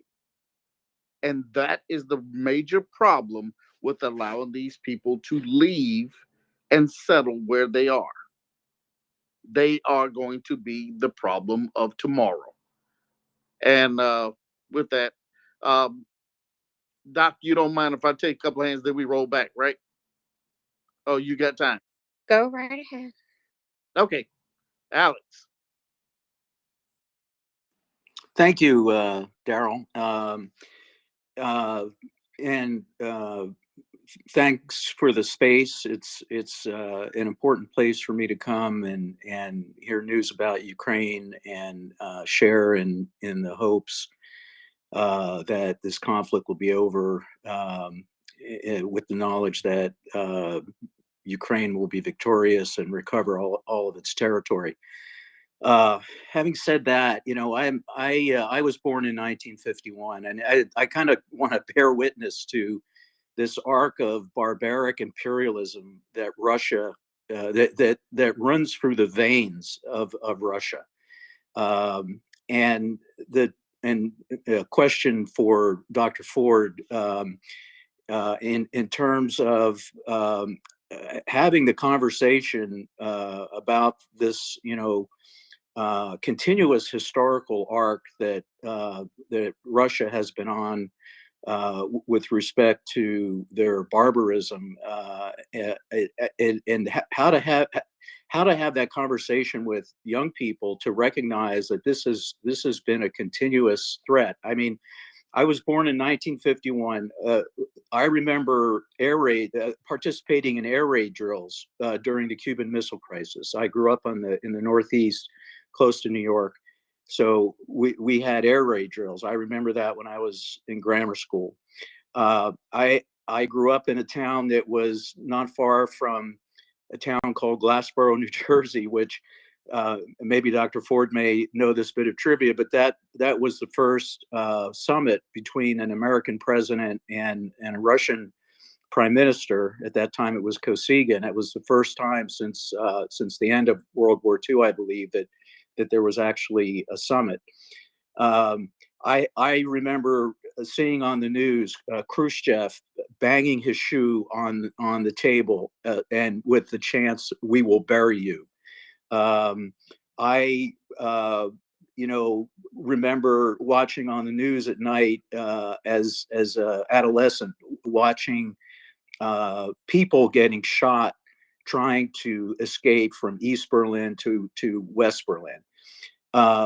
And I remember the political discourse in the United States, where the two political parties used to vie for who had the strongest position against the common recognized enemy, Russia, which has now changed. And now we have a political party that seems to have a Putin wing. So it and my daughter just got engaged, and I gave her fiance a copy of Bloodlands because I'm trying to get these young people to understand the importance of this. So I just that's a great book, Alex, by Timothy Snyder, the professor from Yale. Yes, that's correct, Bloodlands. Alan. We recommend everyone to read that. Just wondering where you're headed with your remarks. I guess I know where he's going. Let him go. It's a bit of catharsis for me, Alan. So patience would be appreciated. But I really, what I wanted to hand this off to Dr. Ford and to what her experience is, since she's a professor and teaches this. The ability for the young people to understand how important this conflict is. It's a small country that many of them can't even find on the map. When I have conversations with them. So and anyway, Dr. Ford, I don't want to belabor this. I'm grateful for the ability to rant. I'm going to be 72, but my lifetime has been, the dark bear. That's what I remember whenever thinking about Russia. So I'll listen. Thank you. Alex, I appreciate you asking the question, and I kind of had a feeling I knew where you're going, especially because I teach this, and as you mentioned, and there have been times over the years up until this war, I've struggled with that same question myself. Sometimes some students would get it, others would not. The way that I feel that the way that I've been able to get through to the students that I've been able to get through, for them to understand that this is really a war of colonialism, is to, talk about it through that lens, right? To tell them individual stories of colonial struggle, and to tell it to them, quite passionately. One of the things that I talk to them about quite a lot, for example, is, the struggle of Ukraine and the Holodomor, and how that, how Stalin forcefully starved, 5 to 6 million Ukrainians, but not just Ukrainians. In Kazakhstan, it was called the hunger, and it was 1.5 million. And it was at the same time to the forced collectivization of the farms, um, and when you bring it down to sort of this individual level and you talk about those stories. You know, it would take too long for me to do that here right now. Um, you know, and tell that story, tell the path, how that occurred, in a very impassioned sort of way. And tell stories of different regions. You know, I would then talk about, you know, Chechnya and how that occurred and their struggle for freedom. You know, talk about, the Caucasus in general, talk about, Central Asia and some of their stories. Um, and it becomes difficult, very difficult, when you talk about the regions and not the illustrious story of white Russia. Because again, it's important to understand that Russians don't really perceive Ukrainians as white. That's really important to understand, even though the rest of the world may perceive them that way. When you think, when you tell the story of Russia through the regions that and the ethnic republics, that it becomes very difficult to not see Russia for what it is, and that is a colonial empire. And you tell the story of the genocide, in the Caucasus that have occurred, Operation Lenel with the Chechens, the Caucasian, genocide, and these various things. And again, it becomes difficult to not see Russia as a colonial empire. The Pale of Settlement, the various pogroms of the Jews. Um, you cannot see Russia for anything other than a colonial empire. Um, and so that's always the way that I've taught, about the history of Russia. Russia has always, even though Russia was my focus, um, I never taught it any other way. And my students, every once in a while, one of my students will pop in here and do a wave or something like that. They never come up and speak, but any of them could always tell you that, I was never, a Russia apologist. And so that is how you can get through to them. And I applaud you for, handing them, the copy of Bloodlands.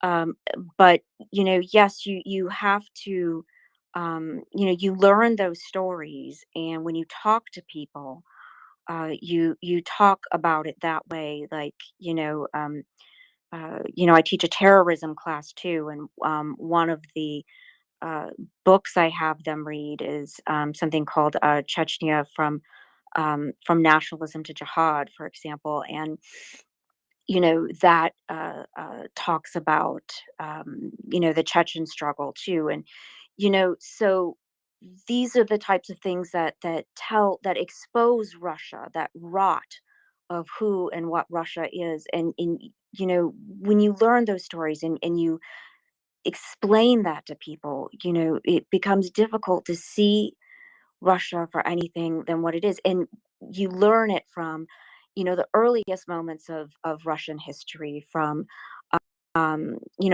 dynasty, through, the Romanovs, etc.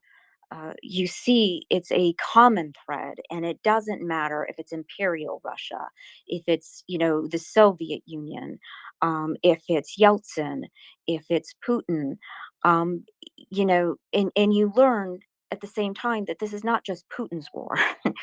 This is Russia's war. This is who they are. It's that Russian chauvinism. It's Ruski Mir.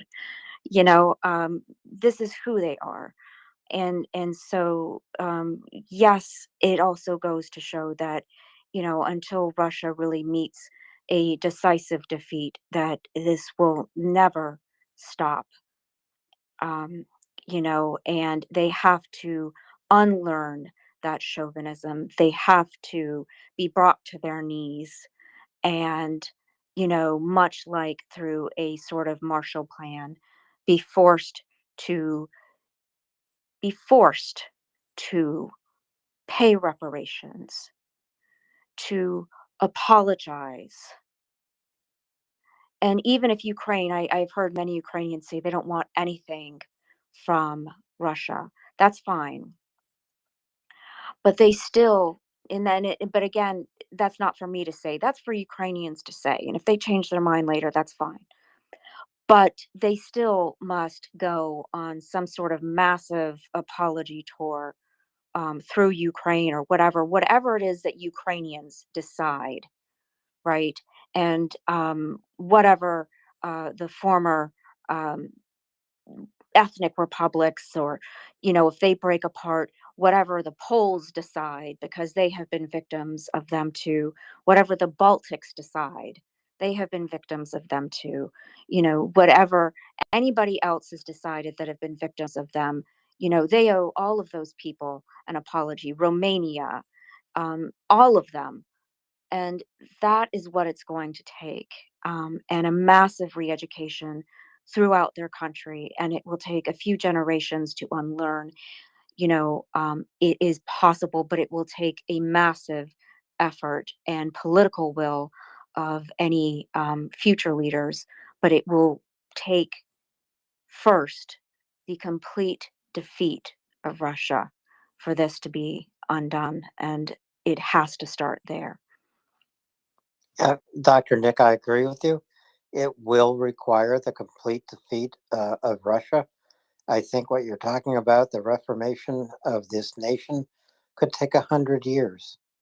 And the only thing that could possibly accelerate the reformation is, as has been suggested, a total cutting off of Russia from the world. In other words, treating Russia like North Korea. And if that would cause Russians to ask why, then we could show them why. We could show them exactly as the Allies showed Nazi Germany after its defeat. Why? We showed them films of the concentration camps.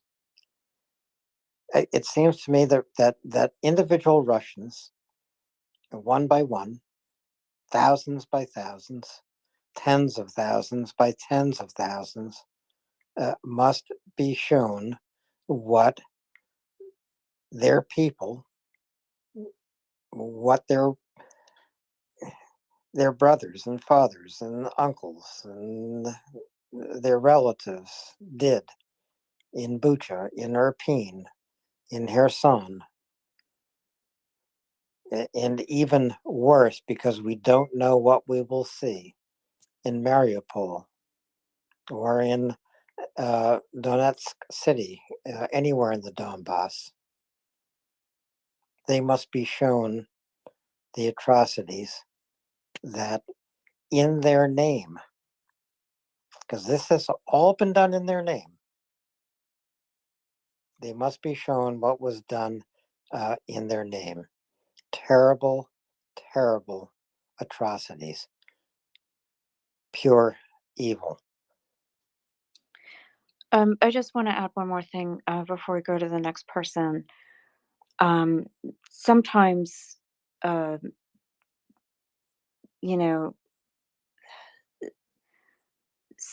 other day I had, it was a Western person say that in another space, it was, ironically, it was a Ukrainian who was it was a different space. And they said that they didn't fully understand like what was happening, right? And like why it had all started. And I had talked about the Irredentism and the colonialism and all that kind of stuff. And a Westerner had mentioned, was an American, that they didn't like that I was talking about Russian history or Russian justifications or something. They got like irritated and offended or something like this. But I would just argue that you know, w- it, nobody likes any of this stuff, and nobody would justify any of this stuff, not in a million years. But it's important to know it only if for, it's very Sun Tzu. You've got to know your enemy and what their justifications are, because then you can crush them. Um, you know, Knowing your enemy, knowing their justifications, you can do all sorts of things. You can stop their propaganda, you can foil their propaganda, you can help anticipate further moves on their part. But without getting your head around what it is that they're doing, um, they could potentially foil you, they can manipulate you. Um, you know, it's the fact that we weren't getting it before, that we've appeased Putin, that previous leaders didn't want to buy any of this stuff. They didn't want to believe that Putin was an imperialist, or that Russia was imperialist or had imperialist ambitions, even though there were plenty of signs of this in the past. I mean, I don't know why 2014 wasn't a sign of this. And a refusal to understand that, that got us in this place in the first instance, right? And so I would argue that it's very important to understand that, not to take it in and use it as an excuse for appeasement, but instead to use it as a weapon, um, as a tool to dismantle it, and to break it down and destroy the enemy. So that would be my argument: to understand, to know your enemy. It's very Sun Tzu, but that's my argument, to make sure that you understand these things moving forward and into the future, into future conflicts. Always Well, know your enemy. yes, always know your enemy, as Sun Tzu in the Art of War taught. Uh, of course, political leaders in the West have another word for their policy. It's not appeasement; it's engagement. And so Americans and Germans and so many other leaders uh, wanted to believe if they engaged Russia in trade, if they invited Russia to participate in international organizations like the G7 or the G20, to abide by the rules of the IMF, for example, then just this engagement would reform Russia. Well, you can call it engagement, and if you do, then you have to look at the results. We are seeing the results in Ukraine. We don't only have to focus on Ukraine, as Bloke reminded us. You can see the results in Chechnya. You can see the results in Georgia. You can see the results in Moldova. Here is where Russia has gone to sow division. In Ukraine, it has gone to sow tragedy and suffering and death. This is what this policy of engagement has led us to. You can call it appeasement, it is, but Western leaders who have developed this policy would probably call it engagement. If we engage with Russia, we can reform Russia. No, it's not ever happened. It's not going to happen. We have to end this idea. And the only thing that can end it is an absolute Ukrainian victory over Russia to defend its country, to reclaim its sovereignty, and to reclaim its borders from 1991. Dr. Nick, I wonder what you think about this. I agree with you. And, you know, one of the things that just drove me absolutely insane after 2014 was the recommitment to this commitment to Nord Stream 2, uh, it was very clear to me, even with Nord Stream 1, that Putin would weaponize oil, and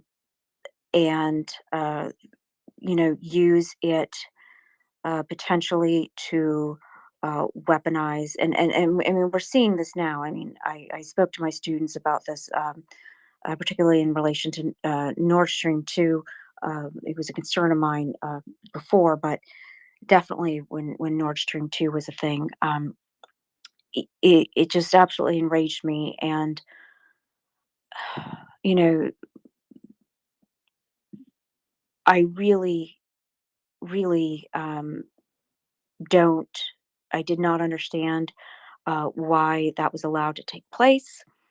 To me, it was, rewarding Putin.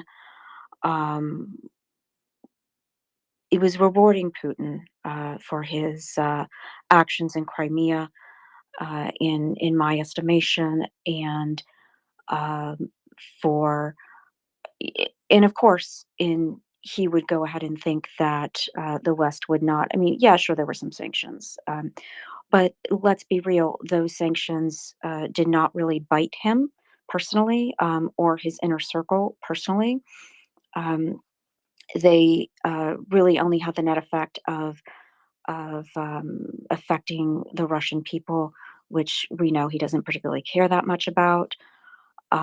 So, from his perspective, it really didn't matter. So, and the Russian opposition even mentioned this quite a bit. So, they didn't target the right people. They weren't strong enough. So from his perspective, they were just a slap on the wrist, completely irrelevant. Um, you know, they affected industry to some extent, but not that much. And from his perspective, it was not enough to stop what we saw coming. So it just invited what we saw. So that's what I would just say. It just wasn't enough to prevent the coming of of um, of this war. It was just really shameful, in my estimation. Again, I wouldn't argue that sanctions did nothing. They were not targeted enough um, to his inner circle. They were not targeted on Putin himself, and therefore, I would argue it just wasn't enough. It wasn't enough. That's true. But sanctions can be tightened, and they are being tightened as time goes on. I want to Now welcome. they are. Now they are. I would say now the sanctions we have now are much better. The sanctions in 2014 were not enough. Oh, they were nothing in 2014. Right, exactly. They were not. They were a slap on the wrist. They had the net effect of really targeting the Russian people, as opposed to Putin himself. The sanctions we have now are much better. They still could be tightened, but the 2014 sanctions just weren't good enough. Absolutely. I just want to welcome Peter Doran up. Please go ahead. Thank you, Alan. I've been at home here this evening just listening to this absolutely fantastic conversation. Dr. Nick, I really have to commend you for running the table, as it were. It seems like there is not a question on Russia that you can't just knock out of the baseball park like it's nothing. I think you've been spot on, and I just wanted to underscore three very important points that I heard you make, because I thought they were just so good. First is the imperial nature of the Russian project over many centuries. What we're seeing now from Russia is not new. It is embedded deeply in this imperialist worldview that they apply most aggressively towards the countries that are around them. Secondly, you touched on it, it's a sensitive topic, but it's accurate and defensible and sourceable. There is an aspect of racism in the natural traditional sense of the word, a view that one people, in this case the Russians, are naturally superior to other people living around them because they're not Russian. I mean, that's at its base, that's a very racist worldview, and that is embedded in Russian national security policy. So it's very deeply ingrained. And third, and most importantly, is how our sanctions have changed. I think you're completely right to express that frustration. It's very interesting to note that after 2014, absolutely, Western sanctions led by the United States were not enough. They were not enough to send the message to Vladimir Putin that what you're doing is wrong and you must leave Ukraine immediately. President Obama, to his credit, did say those words, and the policies were calibrated to enforce those words, but the effect was lacking. It wasn't until 2017, after not the invasion of Ukraine, but after the attempted interference in our US political system, that Congress empowered the president to do more.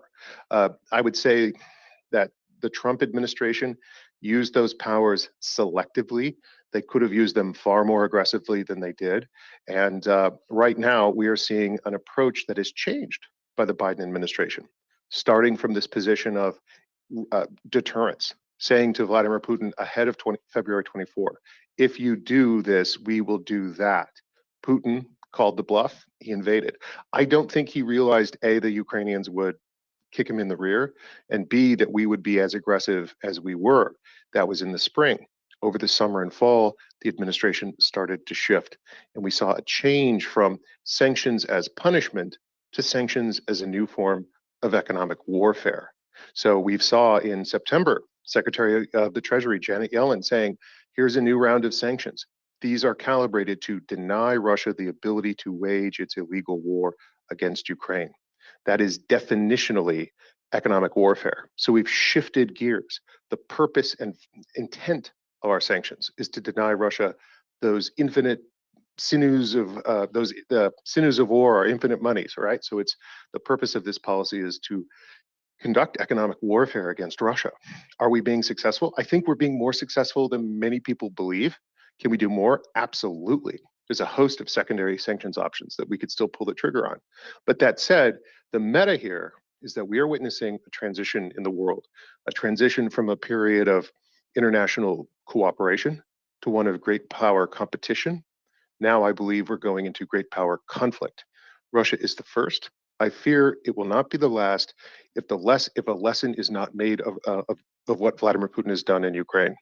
If you do this, you become permanently isolated and cut off from the international system. That's the message that could create a pause in the mind of Chinese strategists or other countries in the Middle East or Africa or anywhere in the world. So I think that those are the stakes for Ukraine. And that's why here in the United States, when we hear people say, oh, well, Ukraine's not our war. That's not our fight. Why should we be concerned about that? I hear that a lot these days. The answer is because we don't want a century of endless wars. And it's important that Ukraine win to send that message that we don't want a century of endless wars, and their victory will communicate that. Right.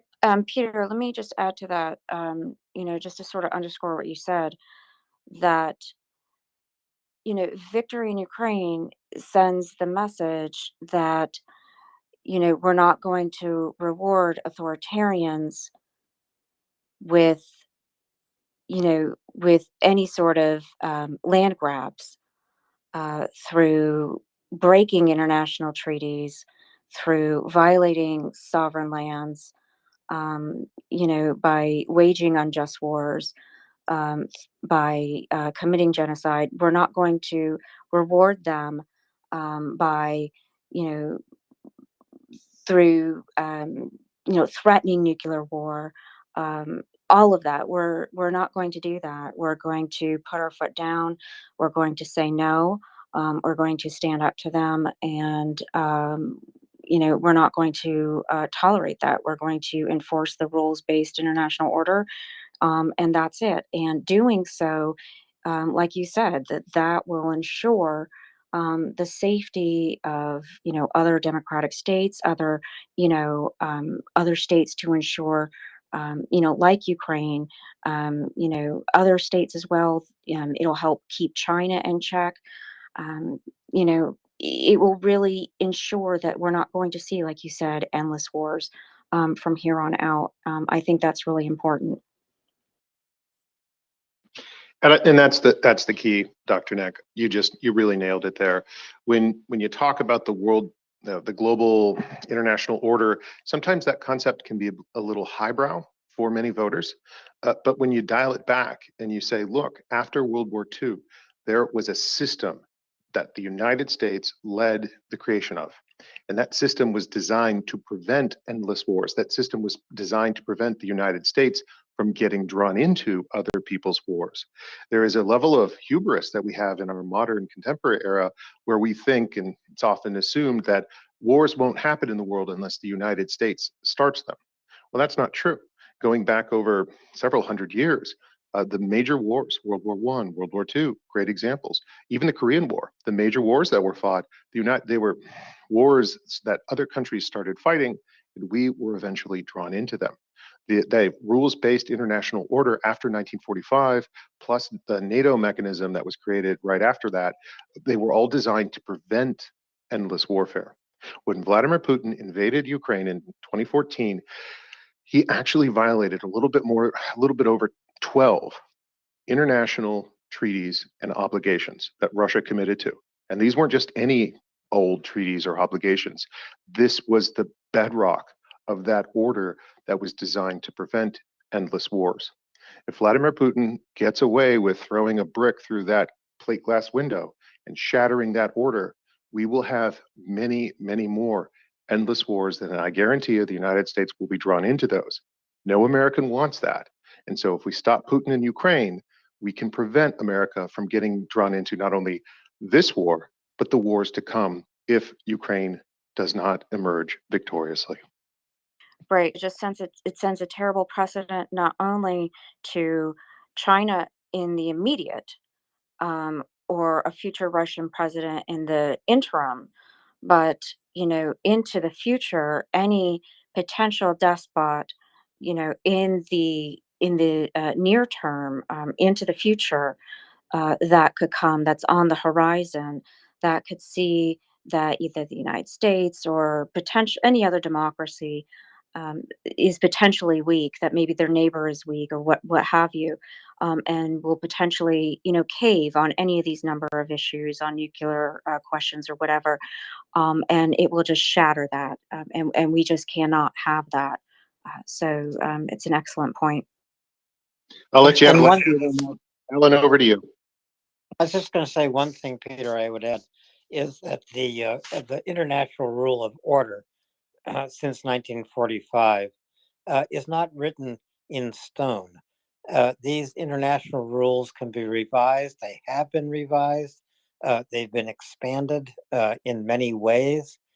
The original idea that I recall of an international rule of order that would prevent endless wars, and that would give the world's people a way to resolve conflicts, was Franklin Roosevelt's.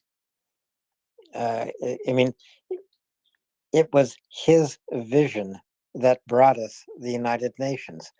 Whether or not you think the United Nations is effective, whether or not you think the United Nations will ever be effective, it is still a significant body of the world's peoples, and that was Franklin Roosevelt's vision. The other thing I was going to ask you, Peter, in 2014, when Putin illegally annexed Crimea, the Obama administration did put on some rather weak sanctions. But in 2014, had he attempted to apply sanctions that have been applied since Putin invaded Ukraine this year, or last year, he probably wouldn't have had the agreement of the European Union, particularly Germany. So he would have looked even weaker. That's a great point, and I like the original point you made because it underscores the fragile nature of the system that has been created to prevent wars from breaking out all over the world, and wars that could potentially draw Americans into them, Europeans into them, NATO into them. So it's a fragile system. Putin is challenging that system. He's saying, I reject it. Doesn't exist anymore. Doesn't apply to me or anyone else. And so our support for Ukraine and the sacrifice, sometimes the ultimate sacrifice, that Ukrainians are making. Peter, are you talking to a muted mic? Peter, we lost you.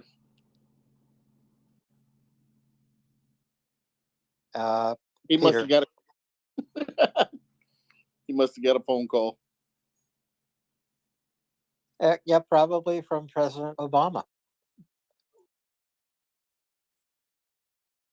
Knowing Peter, it could have been. Well, we have a couple of hands, and then we'll circle back to Peter because what he's talking about is really, really important. I just want to go to Amir and then to Lexicon. Amir? Thank you. I don't know how to follow up this superstar cast you have lined up tonight, but I'll give it a shot anyways. So what I wanted to chime in is, if you haven't noticed already, I am Bosnian. I am originally from Bosnia, and I lived through that war over there. And so my worldview is shaped by it in so many ways. And as a survivor of that genocidal war, I can tell you this: unjust peace is worse than just war. Now, some, Roman philosophers would disagree with me, but that's okay. Who am I? But I do know this. What I just said is correct. And I think we were talking earlier about sanctions against Russia, etc. We need to approach Russians the same way that we approached Germans at the conclusion of World War II. Because if we don't do that, if we treat them the way we treated Serbia at the conclusion of their genocidal war in Kosovo and Bosnia, what you're going to have is exactly what's happening in Serbia today. The rise of nationalism, the whitewashing of history. You have same people who were bombing city of Sarajevo during its siege, who are presiding over the Republic of Serbia. That's crazy to me. And if you look at Germany, Germans abhorred Nazis more than any other people in the world that I can think of. And I've spent many, many years in Germany as a Marine stationed there. And I can tell you that with full authority. So when it comes to Russia, I just want to amplify and second what you, Alan, and what Dr. Nick said. It has to be a global effort in order for Russians to really understand the truth, because if we don't go all in, it's just going to be a devil that's going to rear his ugly head again. And when you were talking about engagement versus appeasement with Russians, Alan, earlier, you made some really good points, and it reminded me of this line from this old movie, 8mm. Joaquin Phoenix's character says, when you dance with the devil, you don't change him. The devil changes you. Thanks. Wow. I love that movie. It's a Amir, great quote. that is fantastic. I agree with Dr. Nick. Yeah. Look at 8mm. And that quote applies completely to what we're talking about. It just applies completely to what we're talking about. Dr. Nick, you were going to get in here. Go ahead. No, I was just kind of underscoring what he said. Kudos to you for having gone through what you did in Bosnia. I don't know that I could follow up anything on that. That's just, I completely agree with everything you said there. That's brilliant. And there's I posted something the other day that there's a lot of evidence about Russian involvement even now, still today, in relation to things going on with Serbia and everything. So we're gonna have to keep an eye on that too. So wow, what a quote too to pull in right at that moment. But Doc, just say hoorah. He got it. I've got a new raw. That just sort of it was pretty heavy. So I'm a little speechless just thinking Hoorah. about Bosnia. It's a heavy thing. All right. Let's go to Lexi. Alan, Dr. Nick, that was on point. Emir, on point. 100% on point. Go ahead, Lex. Okay, thanks. Yeah, I'm glad that we have the language, or that become accustomed to the language of imperialism and specifically colonialism, with the way that Russia, Tsarist and Soviet and Putinist Russia have used and abused the peoples around them, are just a land-based empire that we didn't necessarily see, as in contrast with other maritime-based ones. That language, actually, it's interesting because more and more recently, it's out of the language of historians of indigenous struggles who've talked about settler colonialism.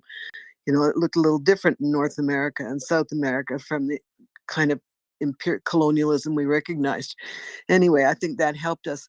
I think also it was Alan who said that there's racism, of course, part and parcel of this. And it's not only with respect to what they call the Chordi, the black peoples, they call everybody the Central Asians, but towards Ukraine also. Ukrainians, little Russians, so-called, considered like country bumpkins, bunch of yokels out there in the Ozarks or something.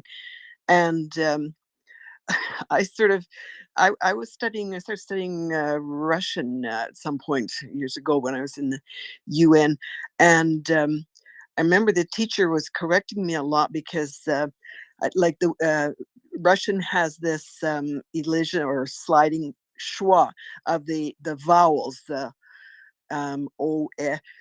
When they're not accented, they're not pronounced. So the word for milk, which is spelled M-O-L-O-K-O, moloko, malako. In Russian, you have to say malako. You only say a true O on the last accented syllable. Now in Ukrainian, my dad always said Ukrainian is just so sensible because you read everything exactly as it's written. And it's true that you say moloko. So I would tend to slip out, forget, and students always forget to get rid of these vowels in the Russian. But a teacher said to me in the UN, she said, that's considered an ultra Volga accent, beyond the or cross Volga accent. So they're actually I don't know, they still use it, but it sort of means like you're a bum. You're the old peoples who live on the other side of the Volga, therefore kind of beyond the pale. And I have no doubt that this is quite the way that plenty of Russians view Ukrainians. And therefore, how could they possibly be running this war on their own? They're clearly a bunch of tools of NATO. No, but I just happened to see tonight something on YouTube that people might find interesting in talking about how one would talk to Russians someday and how to change minds. There's a guy, I saw him a long time ago. I haven't caught his name. He's a Ukrainian journalist. And what he does, like full time, I think, is interviews Russian prisoners of war in Ukrainian captivity. Well, and he says he's got 500 of these interviews. I've seen some earlier, very early in the war. Anyway, I just saw one for the first time in ages, and it's entitled on YouTube, Professional Military, dubbed interview with Russian soldier in Ukrainian captivity. Now, this guy is very skilled in talking to these guys. He does not get them uptight, or he doesn't attempt to. He's not exactly, he is fencing with some of them. Anyway, tonight is a guy who considered he is a professional military. He went into Ukraine the 2nd of March. Now, he was talking to him, maybe this was done in November or December or something, the interview. But this is a very arrogant, young officer type, or youthful professional soldier. And in this conversation, it's quite long, it lasts an hour, but he just reasons, he asks him, why did you come here? What did you come to do? And what's intriguing about the whole thing, I found in reference to our conversation tonight, this guy is convinced that he's fighting NATO. And you Ukrainians, he has the nerve to sit and say to his captor, an older man, civilian journalist, says that, well, you're not fighting. We're not fighting you. It's NATO. Yeah, The but Lexi, these interviews may never ever be shown or heard in Russia. No. But I'm just talking to you. I just want to just finish out what I feel is very interesting about the skill of the guy and the propaganda he's a version. He helps you understand the way the propaganda is being swallowed whole. So the journalist says to him, are you trying to say that Ukrainians aren't fighting this war? The POW says, oh yeah, you are, but you're being controlled. And in the conversation, you'll see how he tries to just barefaced, absolutely believes through and through that Ukraine is being controlled, manipulated, and basically the CIA is running this whole thing. Yeah, But Lexi, I'd love to see these interviews. Can you DM me a link? I would appreciate that. I see it on YouTube on my TV, but I'll see if I can look it up and get you a link. Okay. All I wanted to say was, it's clear the guy swallows this. A large reason, part of why a soldier and people in general in Russia can swallow this whole is because they think the Ukrainians are bumpkins. And so they're completely would be flabbergasted to think that they've been defeated by such a lot of, clodhoppers. Indeed, and they will be defeated by clodhoppers. I don't care what the Russians think about Ukrainians, except that they think. No, Lexi, let me finish. Except that they think the Ukrainians are victors. That's what the Russians will think about Ukrainians when this war is finished. I just want to go back to Peter. I hope so. Thank you, Lexi. I just want to go back to Peter. He had to drop and he's come back up. Please go ahead.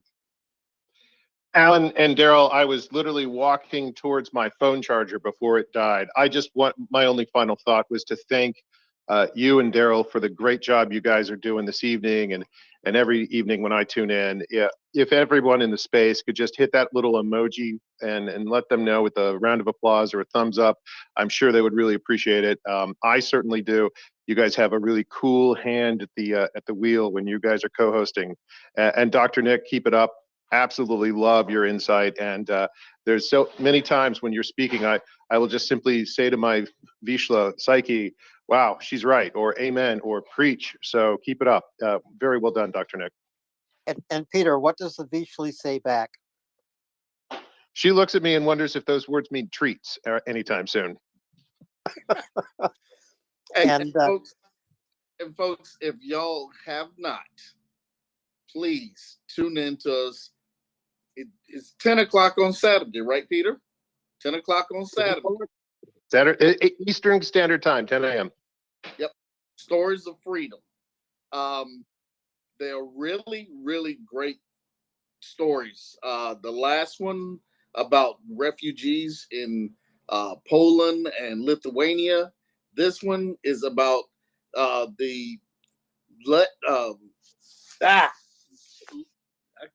come I can't say his name? Anyway, this is about the wall coming down, the words that went into the speeches, and then the aftermath during the Bush administration and the things that went on as it pertains to Ukraine. So please join us with Peter, 10 p.m. Eastern Time for Stories of Freedom. They're great. Sit down with your coffee. They're not very, very long. And so you get a cup of coffee and you'll find yourself just enthused about it. So please come and join us. Yeah, Daryl, I do that every Saturday morning too. And if for some reason I oversleep, which means I've done something on Friday night I shouldn't have done, I catch up with what Peter said on his Substack. Not to promote Peter, but it's worth promoting Peter Dorn, and not just his participation here at MriyaReport, but what he does individually. So if you can subscribe to Substack for free, and listen to Peter's stories of freedom, they have been tremendous, and they have taught me so much. And again, this is why so many of us are here at MriyaReport, to learn, because there are history lessons we have never been taught. This is an opportunity to learn those lessons, the lessons that our history teachers either didn't know or chose not to teach us. And both possibilities it can be true. And so just Peter, it is great that you're here every Saturday morning. Come and listen, please, all of you. Alan, Daryl, I'm humbled by that. Thank you so much. And after that sales pitch, this Saturday at 10 a.m. Eastern, we're going to be talking about the Budapest Memorandum. We're going to be unpacking some myths and Russian fake news and lies that Russian leaders like to tell about the Budapest Memorandum, the enlargement of NATO, and the operatic drama that Ukraine has gone through in order to try and become a member of NATO, a member of our great transatlantic alliance. If you ever wanted to know the story behind the story, how we got here, and where we might be going, that's the purpose of these stories of freedom. So thank you guys, really appreciate it. And keep up the great work moderating. I absolutely love your co-host moderation. Peter, I just want to say to you, thanks so much for the kind words. And it was great talking to you tonight. Absolutely, Dr. Nick. It's always awesome to have you in this space. Thank you. Thank you, Peter, and give that Vishla some treats. And with that, Daryl, I think we have Bojan, and then Will, if he has succeeded in connecting. Bojan, please go ahead. Let me say this. I don't know how I could not pronounce Yeltsin's name in this whole, when I was trying to get that name out, for some reason, I could not get Yeltsin's name out. So anyway, that was the name I was trying to get out when I was talking to Peter. So anyway, go ahead, Bojan. Okay, thanks, guys. It's actually Bojan, but because it's European, or I should say Serbian, and I'm from Serbia. I've been listening to you. Bojan, I apologize. Sorry, don't apologize. Don't apologize. I'm glad you corrected me. I like it. Go ahead. It's just so funny when you hear I know that people from English-speaking countries naturally will pronounce it like that. So, but I was just clarifying it for the world. Anyway, so no need to apologize. Anyway, I've been listening to your broadcasts for a number of months now. I only talked once, and this is the second time, which is not so important. But what I've come to understand, through the passage of time, and it will be pretty soon, almost a year, right, since this whole thing started. Now we hear about the tanks that are going to be sent. I just learned yesterday, I think, that the U.S. will send some Abrams that are not even produced yet. So they're planning to send them by the end of 23, beginning of 24. The question is, for instance, will will they find any use, right, in a year's time? What kind of a support is that? You know, I think the Ukrainians, and I'm pretty sure they already said it, need weapons right now and need support right now. So the support that will happen in a year's time, it's very questionable how much worth it will have, which connects me back to the one point that I think it's very pertinent right now, which is you've shown, the US has shown incredible support for the Ukrainians in terms of moral support, in terms of material support, money, weapons, and everything. That's great. Europe, we can say, has followed suit, probably not as much as it should. And probably, and that's even worse because we are the ones, we who live in Europe, right, are the ones who will suffer from this endless war somebody mentioned will happen. So I think we should be actually doing more. I mean, not my country, my country is a little bit off, but the European Union, the prominent countries like France, like Germany. Have you heard Italy doing anything? Almost not. I haven't heard Italy sending anything aside from maybe humanitarian aid. You know, so something's not. I think something's not right with Europe, and the thing it's not right is probably there's no consensus. You're one country and you have one government which decides on everything. In Europe, we have a lot of governments who need to, come to an agreement, and by that time, things may be already over.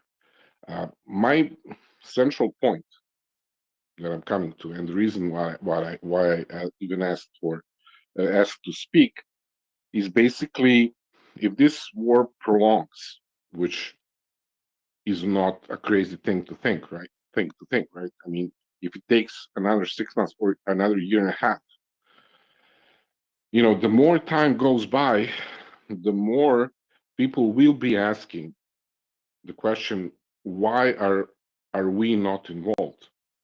Because you probably, all of you, when I say we, probably, you Americans or you Brits or you French or, you in terms of Europe and US or maybe Canada or maybe some other countries.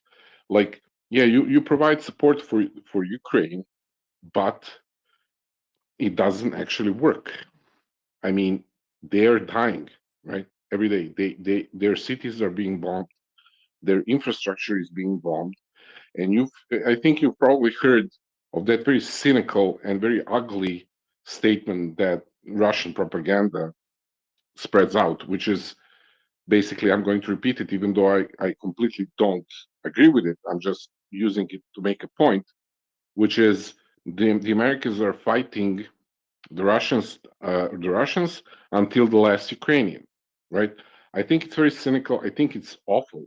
However, the more time passes, the more they will be right, won't they? I mean, yeah, you're sending this, you're sending that, and for instance, American president says that they don't want to get involved because of the risk, right, of World War III. But if you ask yourselves, if you look at it deeply, if you think about deeply, the real reason is nobody wants to fight a war, right? Nobody wants to have their soldiers die. It's a natural thing. No country wants to fight for somebody else, right? So it's natural. So I don't think it's even the matter of risk. Yes, the risk will be increased, but what the US has done, sending its own tanks and other weapons, and so other countries as well, this could be reason enough for Russia to maybe bomb, Germany and say, you're helping our enemy, you are our enemy, we are now at war. I'm just trying to make a point that what you have done already could be reason for war, could be reason for escalation if Russia had wanted to escalate. Boyan, can I just break in here for a moment? Sure. The idea that anything the United States or the NATO nations or or the 50 nations that will meet at Ramstein on February 14, anything they have done to escalate the war is just not a reasonable argument. And I would just refer to General Ben Hodges, who's been a guest here. His statement, to me, is the most sensible statement that has been made in the course of this war in terms of supplying weapons. When you're being invaded, as Ukraine is being invaded by Russia, any weapon that is delivered to you is a weapon for self-defense. That is absolutely true about every weapon, every arms system that has been delivered to Ukraine. Secondly, this unfortunate remark that Lindsey Graham made in a very offhanded manner has been repeated. And that unfortunate remark you quoted, that America would fight to the last Ukrainian. Well, that is not America's policy. You know that as well as I do. It's simply become a topic of Russian propaganda. The fact of the matter is, arms delivery to Ukraine is increasing. It is picking up pace because it needs to. The Americans and the NATO nations, all 50 nations supporting Ukraine, understand that Ukraine has superior war planners. They are fighting this war not only to the best of their ability, but in such a superior way that that Americans will learn from what they are doing. NATO nations will learn from what they are doing. So many allies around the world will learn how to fight a modern war. This is all because of Ukrainian ingenuity and because of Ukrainian resilience. Yes, this has been a very, very difficult year. No question about it. Ukrainians have yes, I agree. yes, Could I just clarify? Could I go clarify? ahead. Yes. Yeah, thanks. Could I clarify just precisely my point, which is, let's make a hypothetical situation here. For instance, the war goes on for unknown amount of time, and so it becomes clear that, and I completely agree with what you said, that Ukraine needs to defeat Putin. I completely agree. For the sake of Europe, for the sake of Ukraine, for the sake of the world, I completely agree, and I'm all for that. However, if I'm talking hypothetically, they cannot defeat Russia's army right now, meaning the war becomes what it is right now, which is like maybe a stalemate or something close to that. So, in a hypothetical situation that this stalemate goes on and on and on, would the United States, would NATO intervene or not? I think not. And so, how can you explain that to Ukrainians or maybe the rest of the world? Okay. Well, you get my idea? I get what you're saying, Boyan.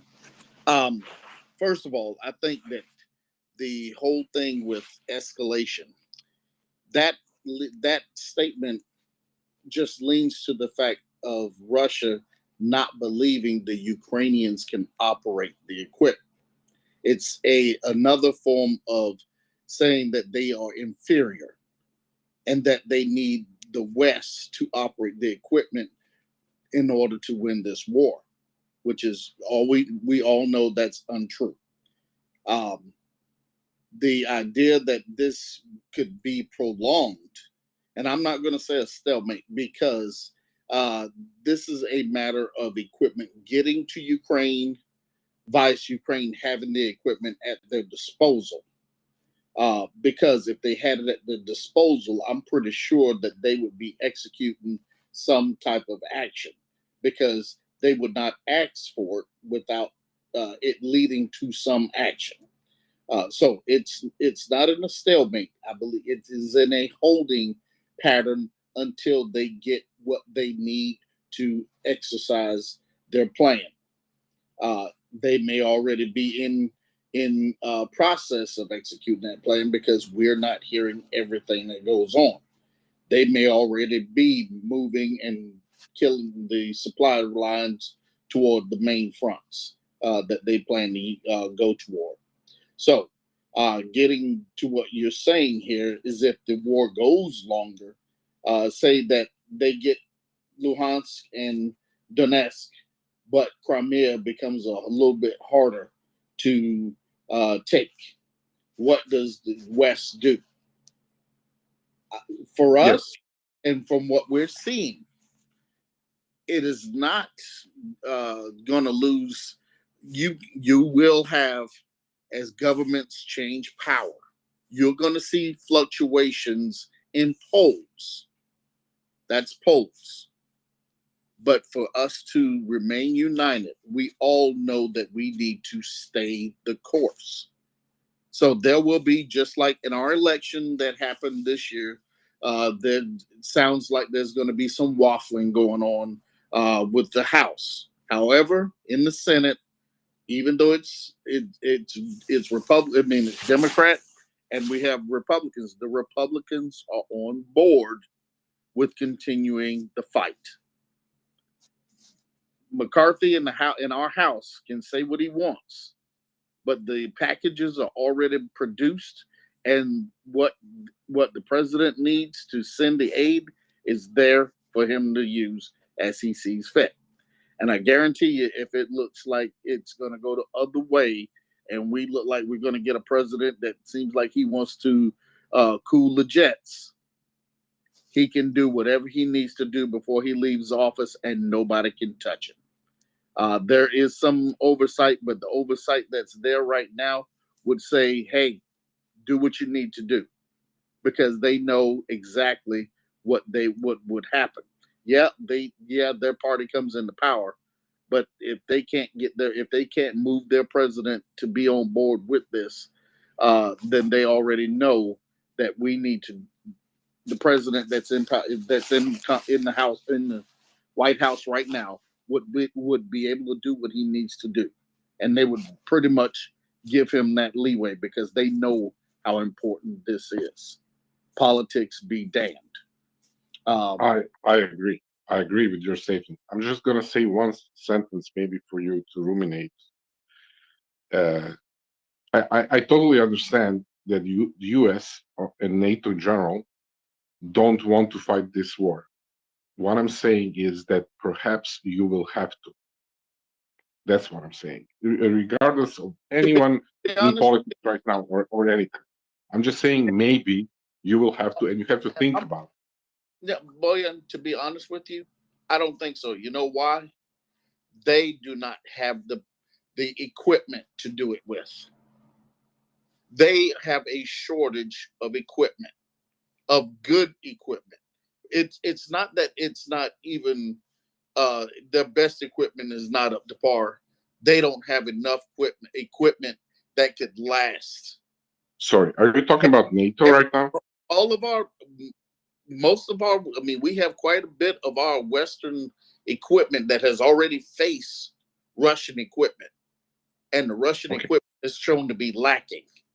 Yep, Daryl, I think you might have misunderstood Bohan's question. I'm not sure, but Bohan, just in a further response, I don't think that you will see NATO armies on the ground fighting this war for a very simple reason, and that is because NATO has drawn the red lines in this war, not Putin. And Putin has not crossed any of these red lines that would invite a NATO response. And that also allows the NATO nations to continue to supply Ukraine with all the armaments it needs to win this war. Ukrainians are going to win the war with NATO support. Ukrainians do not need NATO armies on the ground, NATO jets in the air, armed by NATO soldiers and troops. Ukrainians can win this war on their own. They will win it with the full support of NATO nations. To your point, Bohan, go ahead, and then we'll continue. Yeah, I'm just saying, hopefully, and I would totally like to for that to happen. I'm just saying, the more time it goes on, it's going to be difficult. I understand the red lines, I understand everything. I'm just saying that it might not go the way that NATO countries want it to go. And if it doesn't, I think your leadership and generally the public needs to think about what will happen if it doesn't. I'm just saying that. We're talking hypothetically, right? Well, I I understand. Go ahead, but Daryl. I agree what you're saying, Boyan, but it's what I am looking at with this is what would Russia be able to continue fighting with for us to even look like we want to join in. The Ukrainians are destroying their army on the battlefield. If it gets into a dog eat dog fight and it lasts for a bit, it's not going to be because of equipment shortages. It's going to be because Russia just put a lot of men on the field that have to go down because their equipment, they're going to eventually get to the point where they can't resupply it. They can't fix it. They can't even put it in theater. And so that's the reality of what we're looking at. But to your point of long term, the West is looking at it long term. That's the reason why a lot of the countries are getting their stocks up, and they will remain up while Ukraine is in this fight. Yes, we're replenishing ours, but we're also looking at our fellow NATO members and what Ukraine is going to need. And so companies are ramping up. They're getting, you have defense contractors around the world producing ammo or expanding plants for this to happen. Ukraine will have the equipment, but they're going to need the bullets to do it with. And that's the long-term part of this, is to keep the equipment well supplied with what it needs to execute the war. And that's the only reason why this could get long-term, is because of lack of supply. Oh, okay. Thanks for your time, and thanks for letting me speak. It's getting a little bit quite late here, so maybe another time we'll have more time to discuss. No worries. Enjoyed it. Come on back, Boyan. Yeah, sure, I will. Bohan, thank you very much. Daryl, we tried to bring up Will. I see him cycling. I don't know if Will can speak or not. Well, let's try. He's solid for me. How's that? There you go. Oh, g'day, Dazza. G'day, Alan. How's tricks? Hey, Will, if you can hear me, go ahead. If you can hear Daryl, go ahead. Yes, I can hear. Or just go ahead. I can hear both of you fine. So you've kind of moved on with Boyan's comment, but I just want to, and I think Peter might be gone, but I'm going to go ahead and pump up his tires. Oh, maybe Will's speaking. I can't hear him. In which case, Daryl, I'm going to recycle. Okay, Alan, go for it. Sorry about that, Will. Go ahead. Go ahead, Will. Oh. Will, okay. I think it was Alan that couldn't hear Will. Yeah, Will can hear both of you. Alan, if you want to cycle, I got Will coming back up right now. Perfect. I'll be right back. Okay, Will. Come on. How's that going? You Lima Charlie, come on. All right. So I just wanted to pump up Peter's tires a little bit about the stories of freedom. That segment is fantastic. In that the last one he talked about, the meeting in the forest. I remember being in a fly-in fishing trip that you had to isolate it and listening to the radio on that very story he was talking about. So it's stuck in my mind. And back to Dr. Nick's point, from my personal experience, living for 14 years back and forth in Russia, one thing we don't remember about the institutional racism that's built into Russia is, that they were always considering themselves an imperial power for 1,000 years, right? And then when the Soviet Union came along, things didn't really change in their worldview. And not many people know, because they don't really. Why would you study Russian history or Soviet history? But it always surprised and shocked me, the Russification that was going on for about 4 generations throughout the Soviet Union. And I'll tell you a little bit about my experience in that. And that was, when you're reading about. I went to Russia and I was fascinated with it. And I'm still not an enemy of Russian people unless they're currently in Iraq or in Ukraine.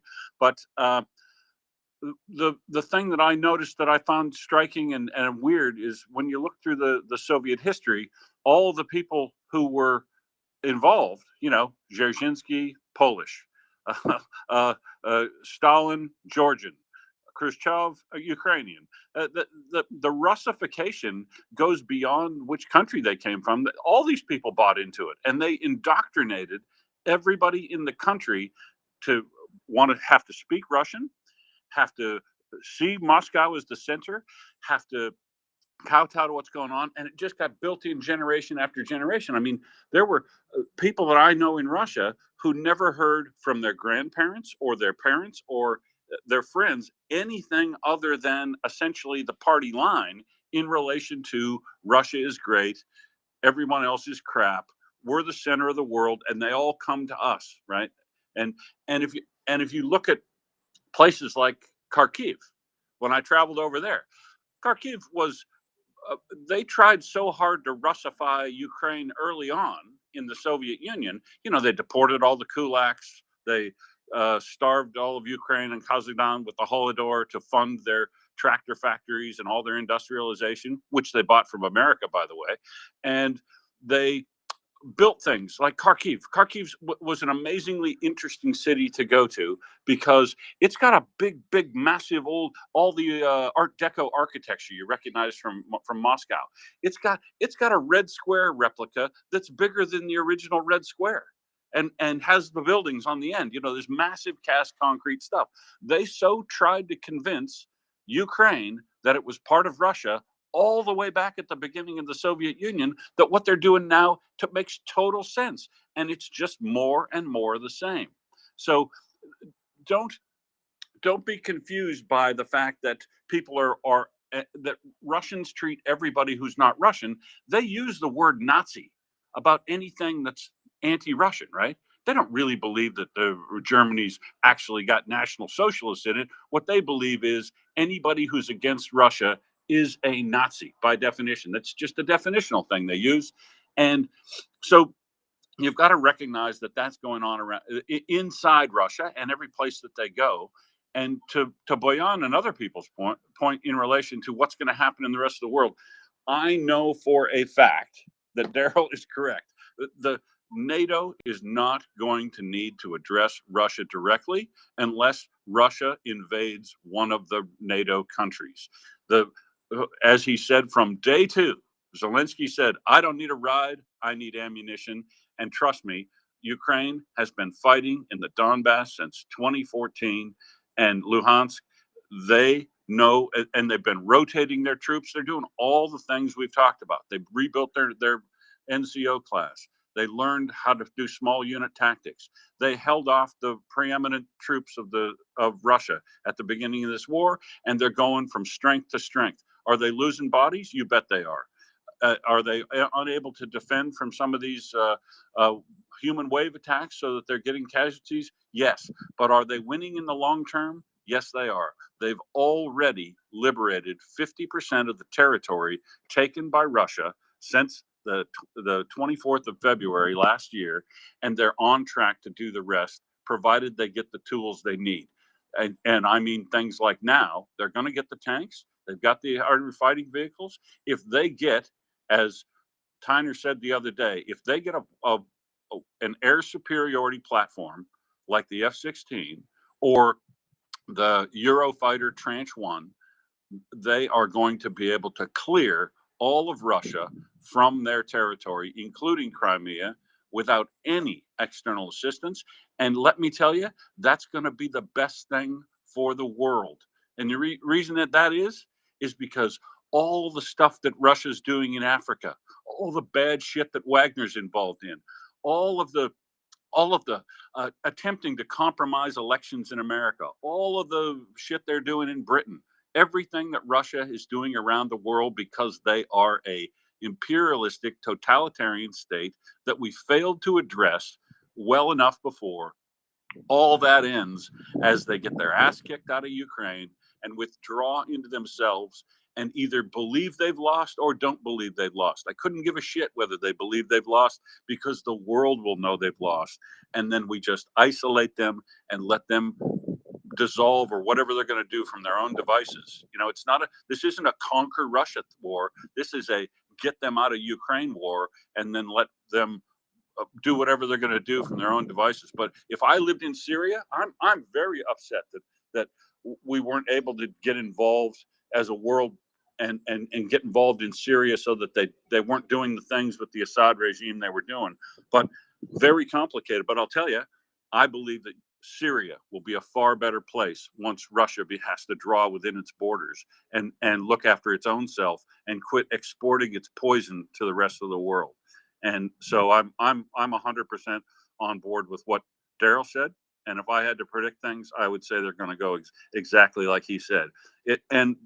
Finally, the last part of this that I find enlightening and positive is the countries like Japan, South Korea, Germany, all the countries that used to be not liberal democracies before the Second World War are now going to be the arsenal of democracy in winning this war. Because if it goes on long enough, what we're going to end up seeing is the South Korean and Japanese factories, chemical factories, producing all the precursors for explosives and producing all of the necessary ammunition to refuel whatever's lost and can't be supported from the West. I think that this is a shining moment for liberal democracies to get together if we can stay together and finish off this imperialistic, evil, genocidal regime from exporting its poison to the rest of the world. Sorry, off my box. Sorry, boys. Hey, no, but I'm not going to tip your box over, Will. You good? No, very important point, and I'm glad you backed me up with the idea that the Ukrainians can win this on their own. And as you said, the air, I didn't even mention air assets when I was talking. But yes, you're right. If they get the air assets and can dominate the air, that will really move this, a lot further along, a lot quicker. Because we know with our combined assets, the air is a component of that. And if you don't have that one component, it just takes you a little bit longer, but you figure it out. You will get to moving, whether you have it or not. You just figure out another way to do it. So, let's see, Dr. Nick. I'm just gonna add a little bit, and then I'm gonna have to run. But I just wanted to add a little bit. Huh? Wait.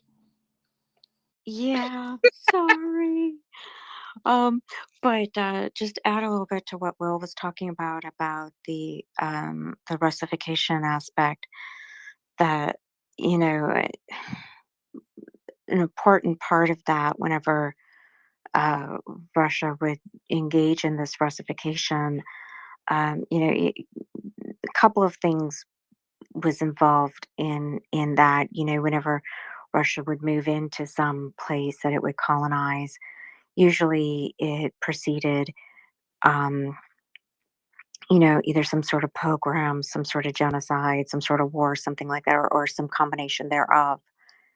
And then it would move in uh, some of its ethnic Russian population into that area to repopulate the percentage of, some percentage of people that it had depopulated, and you know engage also in that Russification of the ethnic population, forcing their language on them. Also, sort of trying to steal some of their culture, imposing Russian culture on them as well. Um, I think I've mentioned this here before, but for example, Nicholas the First, uh, he recognized that uh, because, in part because of the size of the empire, but also in part because, he recognized that it could be a problem because of how many ethnicities there were, that they needed, something to kind of unite them as being Russian or whatever is what the official line was. But really, what was happening was he sent somebody across the empire to gather things from across the region, but really not necessarily. Uh, just to say, okay, well, this is from this region, this is from that region. Well, and it had the net effect of kind of stealing things from different regions and sort of um, combining them to create this sort of new Russian culture. And, eh, you know, again, forcing, forcing Russian language, and um, trying to suppress different languages. I mean, not different languages, different religions of, the people from the ethnic regions and all of that. And I just can't underscore that enough. Islam in the Caucasus, or Buddhism in the Far East, etc. And, or Catholicism or Judaism in Ukraine, etc. Or Islam, with the Tartars. And, so it's it, it's just a really repressive situation. And so when people talk about that, for example, that there are Russians, in eastern Ukraine, you have to talk about, well, how did they get there? you know, um, or that there might be Russians, for example, in Chechnya, or that there are Russians in Kazakhstan, or Russians in Siberia. Um, how did they get there? They were put on trains and they were moved there after some sort of genocide or something like this, like after the Holodomor, etc. So it's important to just remember that anytime somebody mentions to you, well, there were Russians in this region, that's true. But how did they get there in the first place? And the other thing in particular in relation to Ukraine, in particular since 2014, even a lot of those Russians um, don't really support Russia either anymore, is another important point. There is even a Russian unit that fights for Ukraine, so that's important to recognize as well too. So even the attitude of the ethnic Russians who are Ukrainians have shifted. So just thought I would bring that up, and I have to run. Hey, Dr. Nick, can I also chip in to Yes. that in relation to Sure. in relation to the mentality and what's going on inside Russia? It's the also remember the Russification of Russia. Russia is also the domination of people and making, you know how Americans often think their vote doesn't count and politics are all bad and they just want to stay out of it. That mentality is also heavily present all over Russia. Everybody who in power is convinced and is basically pushed on them through deeds and actions of the state that that your voice doesn't matter. Listen to the leaders. And I'm telling you, there's been 3 and 4 generations of this, so that people now don't have any sense that they could make a difference, that any sort of protest that they would do, and they're also faced with phenomenally repressive Oman troops and police that are also very corrupt if they do speak out or get out of line. So this mentality that I'm just going to take what I can for myself, save my family with this new capitalism that we're allowed to get involved in, try to hide it from corruption so that we don't lose it, and just this venal self-interest that they indoctrinate into people so that they stay out of politics. That's also part of the Russification of the population, and it's why when we talk to Russians these days, the intelligent folks who are educated, that they don't have any sense they can make a difference, and they are living in fear of the repression of the government themselves. And I'm not talking about now. I'm not talking about since this war began. I'm talking about since 2002, when the nationalization of the Russian society started to build and build and build and build every year as Putin was in and around.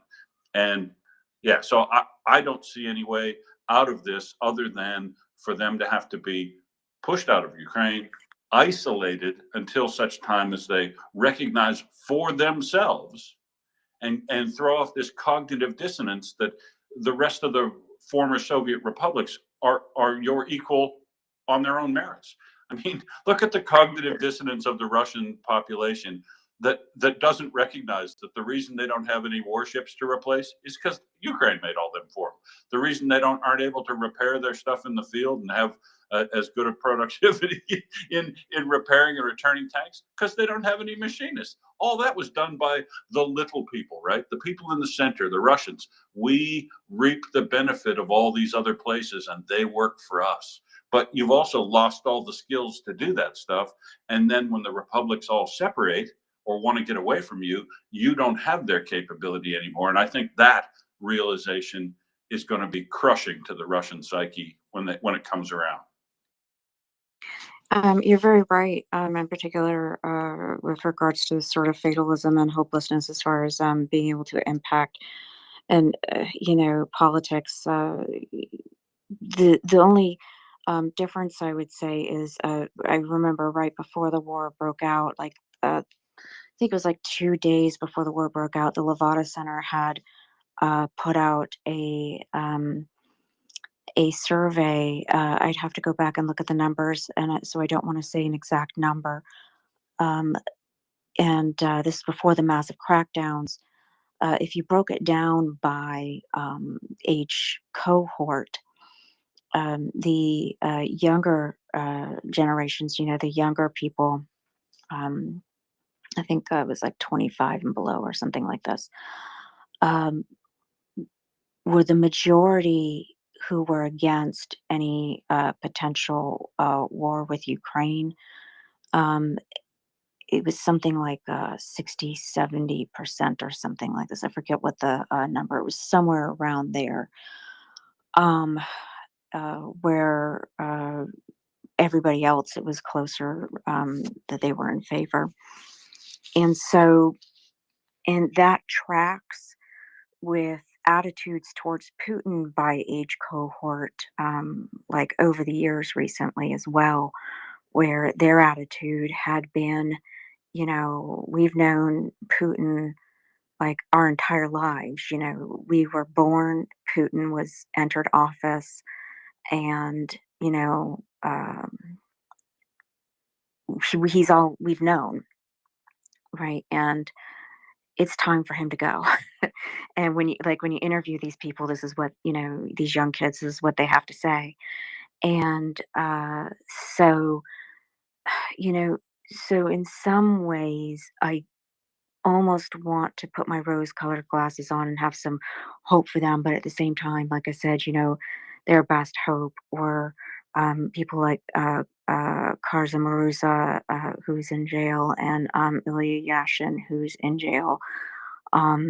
I don't like Navalny as far as for his nationalist beliefs, and that he has some probabilistic. I mean, you know, um, some beliefs that are kind of you know problematic. I guess is the word I'm looking for. But so it's difficult to know who they could rally around. Um, so I don't know, but they definitely don't like him.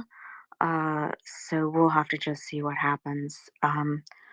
But anyway, I do have to really run. Um, so anyway, it's been real, guys. And Can I take add one care. thing Yeah, to sure. this conversation? It's 20 generations, not 3 or 4. 20. It's been about 500 years since Ivan the Terrible. Every generation is 25 years, and back of the napkin calculation, that's 25 years. Sorry, that's 20 plus generations of Russian training and Yeah, I was just talking about the period of the Soviet period where everybody thought they Oh, were I'm there, but it but didn't go well. I'm pointing out that the Soviet period, in many ways, as far as human agency goes, atrocities, style of warfare, this sort of dominating colonial attitude is an extension of the Tsarist Russia. Yeah, just a Of continuation the Russia of the former, yeah. of the Duchy of Muscovy, right? This isn't the Russia of Novgorod, a republic.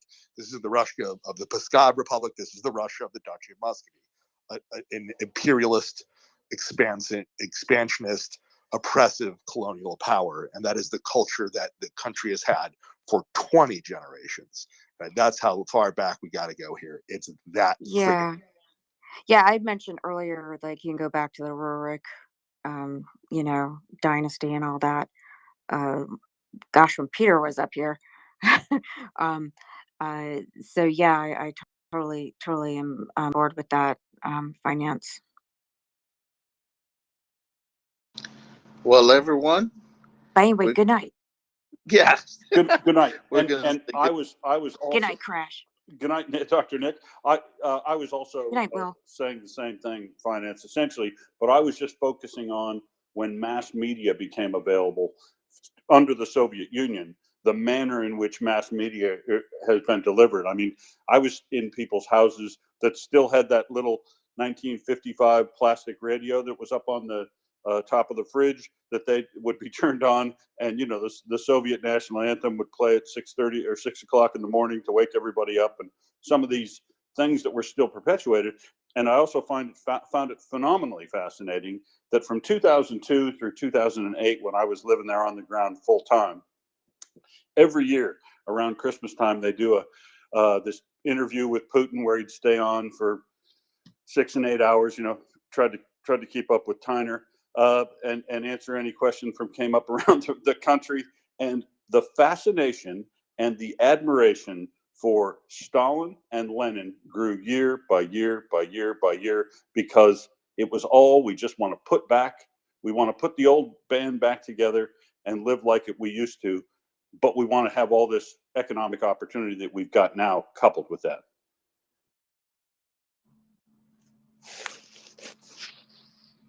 They want a lot, don't they? They want it all, baby. They want it all. Yeah, but the thing is, the world has changed and moved on. There's a different circumstance around the world. There is a burgeoning of hope for countries that are seeking to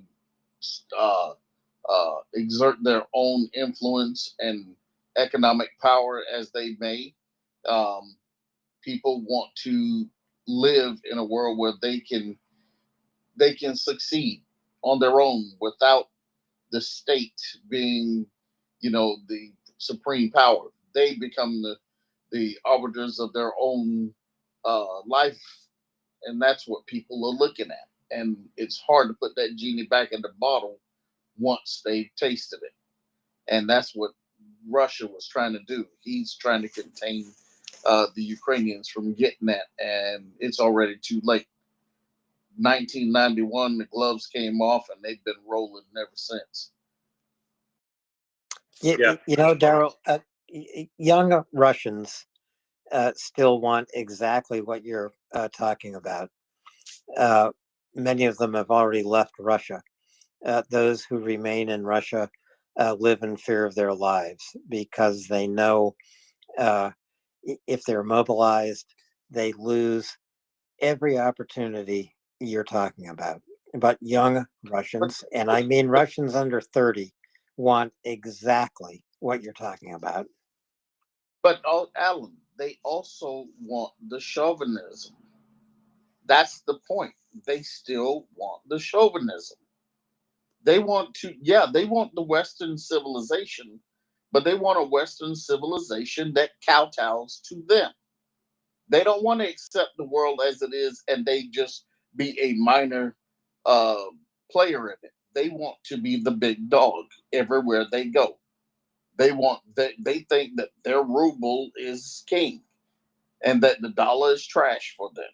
They think that, people around them are to serve them because, quote unquote, they have money. Money that doesn't mean anything right now because the mechanisms that supported it are going down because of the sanctions. So these little kids of these oligarchs and their um, mistresses, they will no longer have that income in which to do this with. Daryl, If the average young Russian wanted just that, maybe they wouldn't commit atrocities in Ukraine. I'll be more sympathetic when we stop seeing young Russians committing atrocities on a daily basis. I'm sorry, Bucha happened, Alan. I can't get behind you on this one. No, I'm not asking anyone to get behind me at all. Bucha happened, Irpin happened, Izium happened. Finance, you know me well enough to know what I feel and what I think. Oh, I don't think you support Russia at all, Alan. Don't let any listeners think that. I just have a more maximalist position than you, nor do I think that the young Russians get a pass here, right? You have more Russians that mobilized, committed atrocities, and died in Ukraine than ever protested. That's what I think the young Russians actually think about and do. So the ones who left because they don't want it, I'm there. The ones who stayed and did that, no. Well, that's absolutely true. Why don't we see Russians on the streets the way we've seen Iranians on the streets? I don't know. I want to see mass protests. So things happen. The things happen pretty slow, though. You got to remember, Alan, and I'd support the part of the point you made where everybody has information these days. They've all got VPNs. They all know what's going on in the world, and nothing changes for a long, long time when you're indoctrinated in a mindset from generational imperialism, if you will, and all of the racism and chauvinism that goes along with that. But what I think is, to go to Alan's point, is things don't change slowly and gradually in the world. They basically build up and then they snap, much like the Maidan Revolution, right? That there's nothing was going to change. Russia was going to get their puppet in there in Yanukovych until he didn't, right? Until he crossed the line and people saw how bad it was inside their own country and they just finally said no more. We may be coming to that point, but to what finance has said, the Russian population has shown time and time again for about 1,000 years that no matter how bad it gets for them, they won't overthrow this mindset. They'll go from czar to czar to czar, whichever tyranny they've got, but they They have a capacity for putting up with really shit government that if they just threw that off, things would get so much better. I mean, look at Romania, for instance. Ask about Anda's family's experience, right? Once you see the light of day, it's going to get so much better. And that's why I say Syria and the whole rest of the world will be much better once once Russia is contained the way North Korea is, until such time as they decide to change their ways. Both Will and Finance are right. The only reason I'm talking about this, and well, I don't know what is the only reason I'm talking about this. The only reason I'm talking about this is because I have Russian friends who are young, who could have a future. Some of whom who have left the country, and some of whom are trapped. And I feel for them. I understand what they feel. I understand how much they fear the country they live in, and but you can. These are just a few individuals. I can't take a few individuals and make generalizations, and we can't take generalizations and apply it to ordinary Russians. I just hope that as time goes on, Russians will come out of their apartments. They will come out of their Soviet high rises in every country, in every city in this country, and protest. Protest because when you protest in your thousands, you are safe, you are protected. When you lay a flower on a statue to a Ukrainian in Moscow, you're arrested and probably never heard from again. But even that individual Russian can inspire first tens, then hundreds, then thousands. But Russia is an absolute mystery to me. I don't understand the country in any way. I don't understand how they can accommodate this subjugation. I don't understand it. And obviously, I struggle with it. Not because the only reason I struggle with it is because I fear for friends inside the country. That's the only reason. The only reason. The country itself, its culture, as Will said, the idea that they can accept this shit government, czar to czar to czar to czar to czar, I don't understand. And anyway, lives matter. Ordinary lives matter. Just ordinary lives. That's all they are. Just simple, ordinary lives, wishing for something different. Every Ukrainian wishes to be free, to have their culture, to preserve their families, and to let the world know they are fighting for us.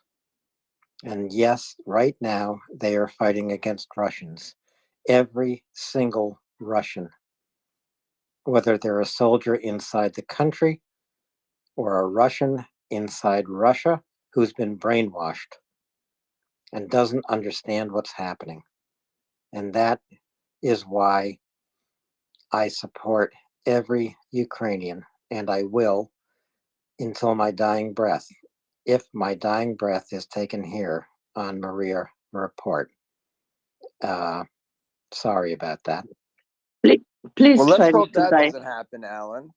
Okay, please try not to die here on space. Like Yes. I'll, Alan, and I promise Alan, I I'll don't mean to just cough. jump in on you. Yeah. Alan, go to bed. Yeah, I got to go to bed, Daryl. But first, Anda, and then Angry, and then I want to talk to Finance. All right. talk to them. I am going to. You're allowed to talk to me only if you're not co-host, Alan. And I'm not going to lie. I'm going to put you to bed at some point, and you can get mad at me for it. But you've been here, I don't know, forever. I'll never get mad at you, Finance. And 7 hours in now. He's about seven and a half. He's missing having a full 8-hour shift. So go to bed. Or talk to Finance, and then I will ask Angry Ants something. So Okay. While y'all do all of that, I am going to say good evening to everyone. And the Finance, you guys, you can fight for my space here, and I'm going to drop the list. I never fight my my co-host partners, so I'm always different to them. And See you tomorrow, Daryl, I will follow you as soon as we get a co-host up, and then a second co-host up. And so soon we'll have a co-host up, and I can drop. So Anda, oh, there you are. But please go ahead also.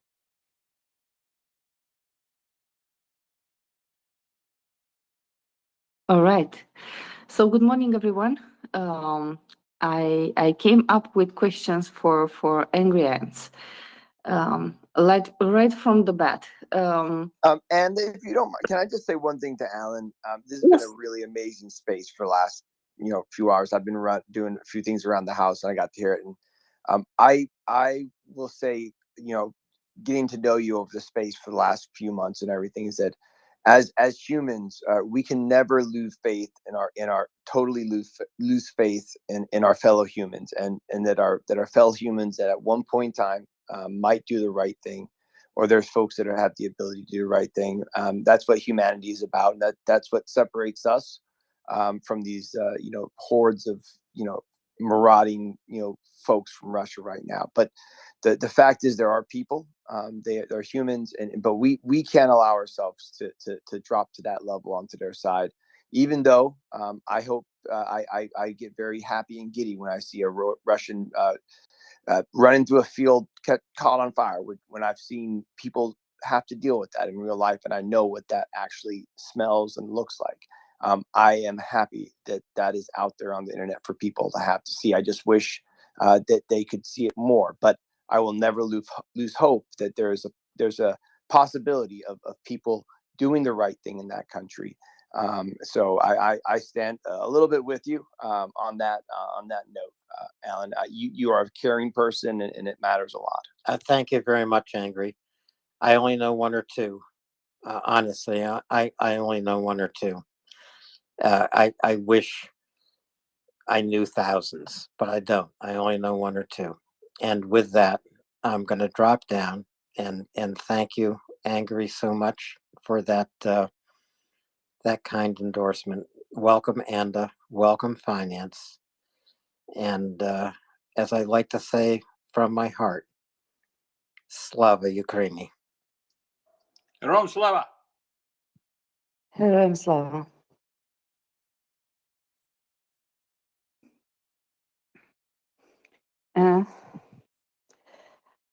First of all, thank you for both Daryl and Alan. I know you can still hear us, so thank you for everything you do. And welcome, Finance. I know you'll be here with me soon. Oh, I'm here. Is the Finance. Perfect. So is Daryl up as a speaker, or am I glitched already, having just come up? You're glitched already. Woohoo! Time to recycle. All right, everybody make and ask her lots of questions and help keep the conversation going as I go restart my Twitter again. See y'all in a moment. See you in a moment.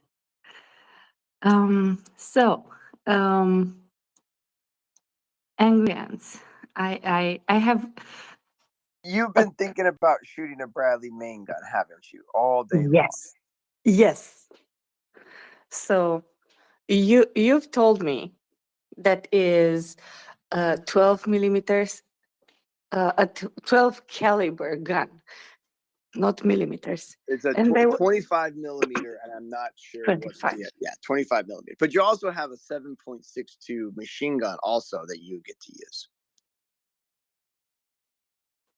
Now, explain to me why is why are they done with point something, because it never made sense to me. Like you have a 7.62. Why not round them up? I am by no means an expert on bullets. I've got some friends that are, but every one of those little decimals matter.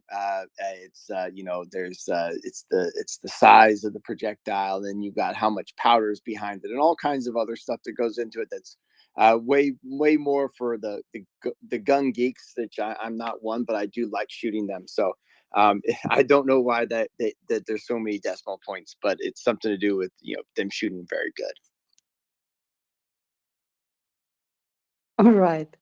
I always had this question. Actually, since I was looking at the movies with the 007, but that's another story. So I have 3 questions for you, right off the bat. You mentioned yesterday shooting, and the fact that I can shoot at 3,000 meters. So my question was the following: how long? You said it takes a long time to be actually a very accurate shooter. And to be completely frank, this is why I ask, because I went on YouTube. I saw some videos, and it looks freaking hard. Like when you have a gun in your hand, it's a different thing. But it's like, I don't know. I also, I think a week ago, I saw, less than a week ago, I saw some maneuvers with a Challenger, and it was also shooting, and I was like, what are you shooting at? Like they were looking and shooting at. How does this work? I know it's Okay, very. I'll help you with this one. And for the folks who aren't privy to an earlier conversation yesterday for Amden, earlier today for me, we went through a little crash course on you know, how fast it would take someone to just, you know, from off the streets, something like Anda. If I had the opportunity to have a Bradley in a, you know, at a training area, and Anda walked off the street, how long would it take for her to simply learn how to drive the Bradley and do basic maneuvers? And then what I led that to also is that as a driver, many times you know, you get you know, on guard duty or etc., you know, using a Bradley, you might get put in the turret. And I also said that within, you know, a few hours, it wouldn't take me that hard to bring, you know, someone who's never been in a turret of a Bradley up to enough proficiency where if they were sitting there and they were able to see a target, you know, 2,500 meters away, 3,000 meters away, and they were in the turret, it wouldn't take that much to be able to engage the enemy. And in my terms, I could take something like Anden, and you could do that very, very quickly. The difference, and is how actually simple it is when in the torque. Now, I'm not saying, as I said earlier, to caveat that, is that to be very proficient, to be very good at it, it takes a long time. It takes practice. I have used the 25 millimeter, but I never actually went to any gunnery ranges, in any training areas on it. But I have used it because I've been on guard duty and etc.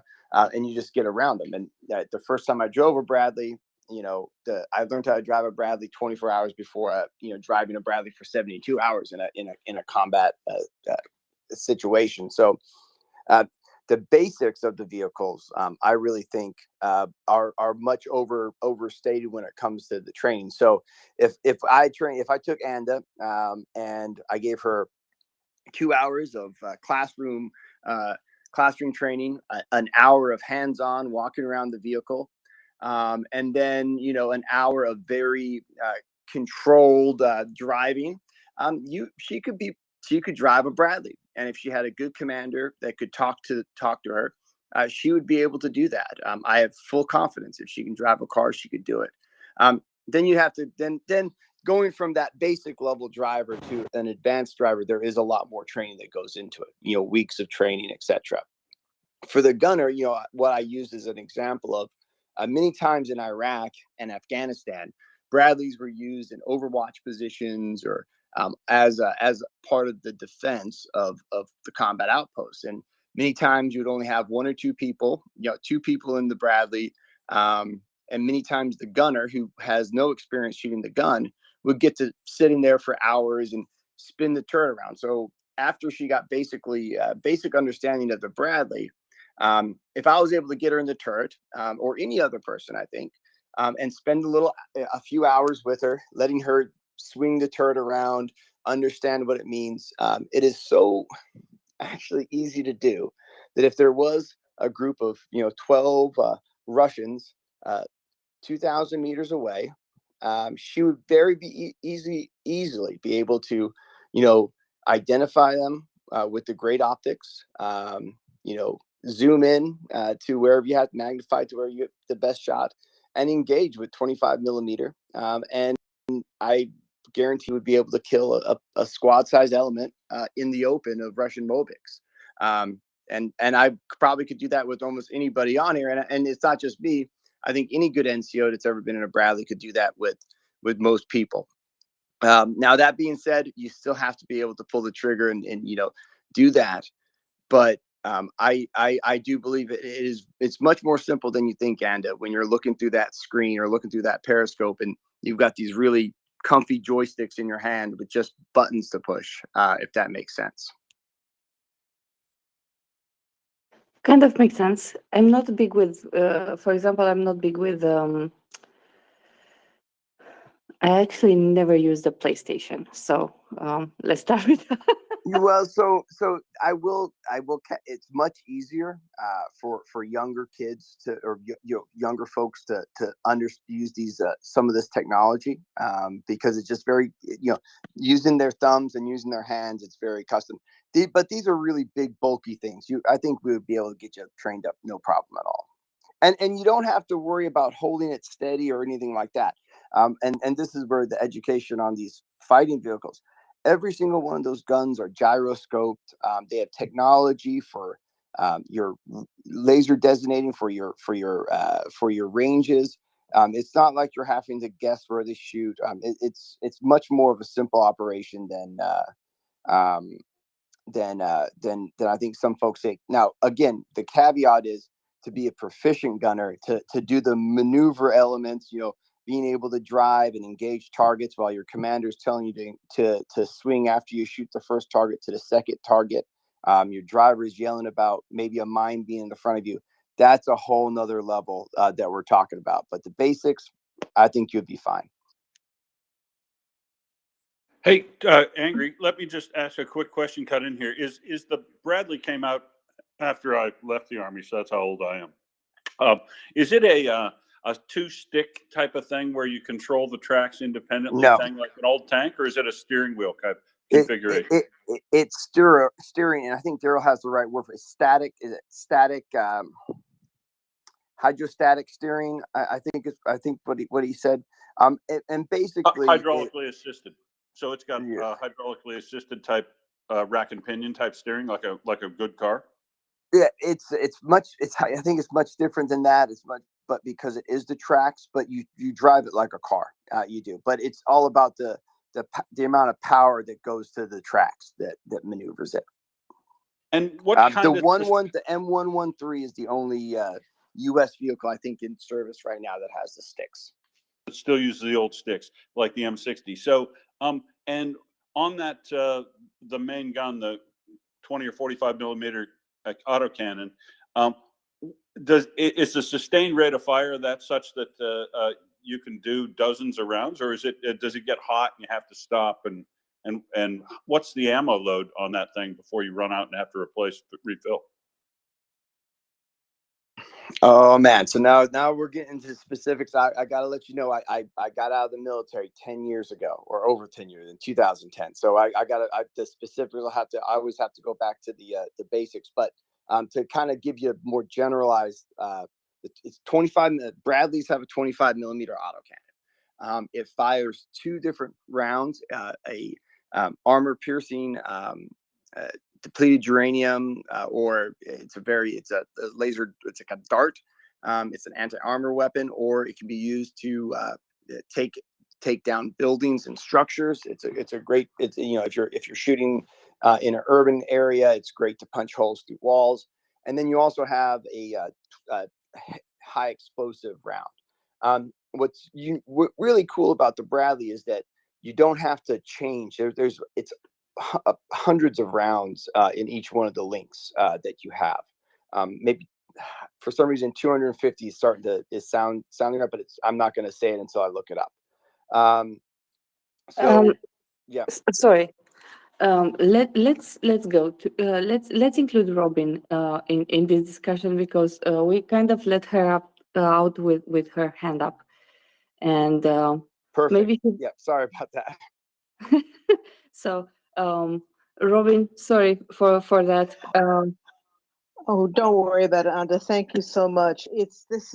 I wanted to join in because we've touched so many important topics today.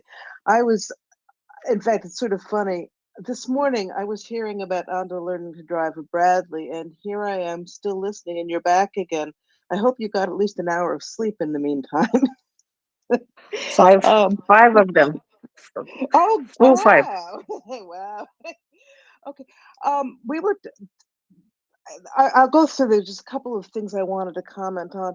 One was this issue of, this, why aren't Russians protesting? Why aren't they complaining? Do all Russians go along with Putin, this Ruski Mir business, this chauvinistic, really horribly fascist, ideology, which I've only recently come to know about. I have a Ukrainian friend who cued me into the fact that it wasn't just Putin. And I was reminded of a book by Daniel Goldhagen called Hitler's Willing Executioners. It was a controversial book at the time, and I don't know that historians have accepted all of what he had to say. But one of the points he made was that everyday Germans, there were definitely Germans who disobeyed orders in the army and didn't suffer terrible consequences, and Germans who stood to the Nazis. But an awful lot of Germans were happy enough to go along with the program, or to at least, passively at least, even if they weren't, didn't articulate that they approved of it. And I'm afraid with the Russians, we have a lot of Russians in the street, that attitude, no matter how bad it gets in Russia, the fact that they're under attack, their pure degradation is under attack by all of its evil Satanists or Jews. If it's Tuesday, it's Jews. Wednesday, it's Nazis, and Thursdays, it's Satanists. You have to keep a calendar for this stuff. But it's a good way. It pacifies the population. I think that's more the opiate of the people in religion ever was. So I hope that we in the free nations of the world, as we used to call ourselves, still have what it takes to be able to strongly stand on the fact that our system is better, that our attitudes are better, our attitudes to human rights, our attitudes to democracy, to individual liberties, to the rule of law, that it's better. And that's why we need to do what we can to isolate Russia and hopefully to get them on board with that also. I'm not sure that we have what it takes anymore, honestly. I hope I'm wrong. But and the last thing I wanted to say, and then I don't want to dominate the space. This business of that Russia time and time again has moved Russian speakers into depopulated areas. They did it in the Baltics, as from what I understand. They did it in other areas. They certainly did Eastern Ukraine and Crimea. I remember having this discussion with somebody who said to me, "Oh, well, we can't let Ukraine take over Crimea because there'd be ethnic cleansing. They'd get rid of everybody who lives in Crimea." And I looked at her and I said, "Wait, I missed something. Did everybody who lived in Crimea leave in 2014? Was there complete depopulation? All those people are Russians who live there now? I mean, it makes no sense." But it's, these simple black and white, we're uneducated about what has gone on in that area of the world. And, I'm sorry, I'm tired. I'm babbling a little bit. Let me just say this one final point. Anybody who says that Russians are discriminated against in Ukraine, first of all, has not looked at the polling. The polling in the Russian-speaking areas shows that even people who identify as solely Russian speakers and Ukrainian as a language they only use of necessity, they're still consider themselves Ukrainians. They don't want to be in the Russian Federation. They speak their language. Unlike how it used to be in Ukraine, where if you took the university entrance exams, you could take them in Ukrainian and Russian, but you never got into university if you took them in Ukrainian. Now, if you speak Russian, you'll still get into the university if you're qualified. So the what gives lie to the whole thing is look who's president. This man is a Jew and a Russian and a native Russian speaker, and he was elected by over 70% of the population. Explain to me how people who discriminate against Jews. I'm Jewish, so I hear about Nazi Ukrainians all the time. It's something that I fight with people about a lot, and fortunately have managed to make some inroads with some people. But I mean, Ukrainians are incredibly lousy Nazis, and they're incredibly lousy anti-Russian speakers, considering that their president is both. So that was all I wanted to say. I hope I've made some sense, and thank you so much. And Anda, I'm looking forward to hearing about your parallel parking in future. Okay, take care. All right, thank you. First and foremost, just to address what you said.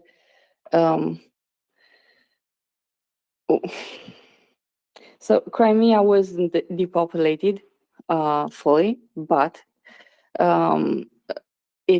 it was some cleansing there. Russians actually do that when they enter a space, and they did that in all the occupied territories of Ukraine. So you will have more Russians than there were in 2014, and less Ukrainians than there were then. That being said, they didn't manage to throw them off, all of them, right? So yeah, I agree. I That's wanted an excellent point. Yeah.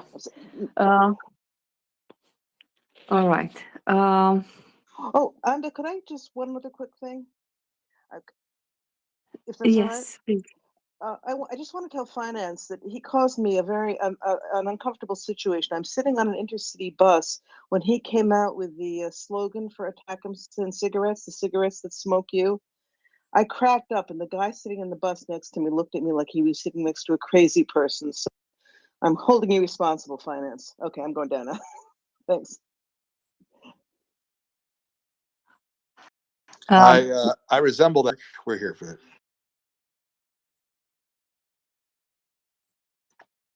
You can stay up, Robin. It is no problem. I will briefly go back to my Bradley topic, and then we can resume others. So okay, thanks. And I'm going to go down because I've got to get to bed. But thank you so much. I'll speak to you tomorrow, I hope. Bye. Goodbye. All right.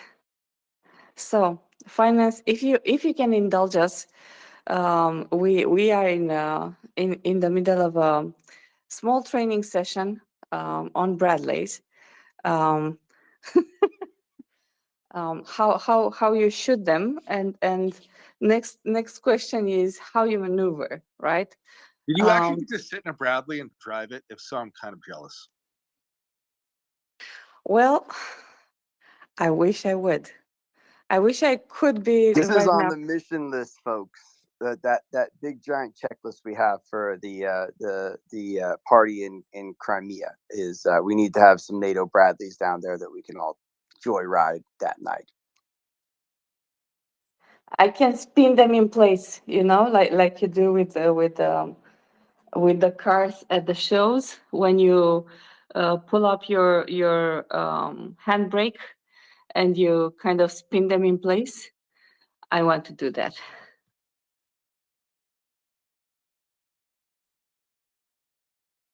No, so what what I can actually help really quick.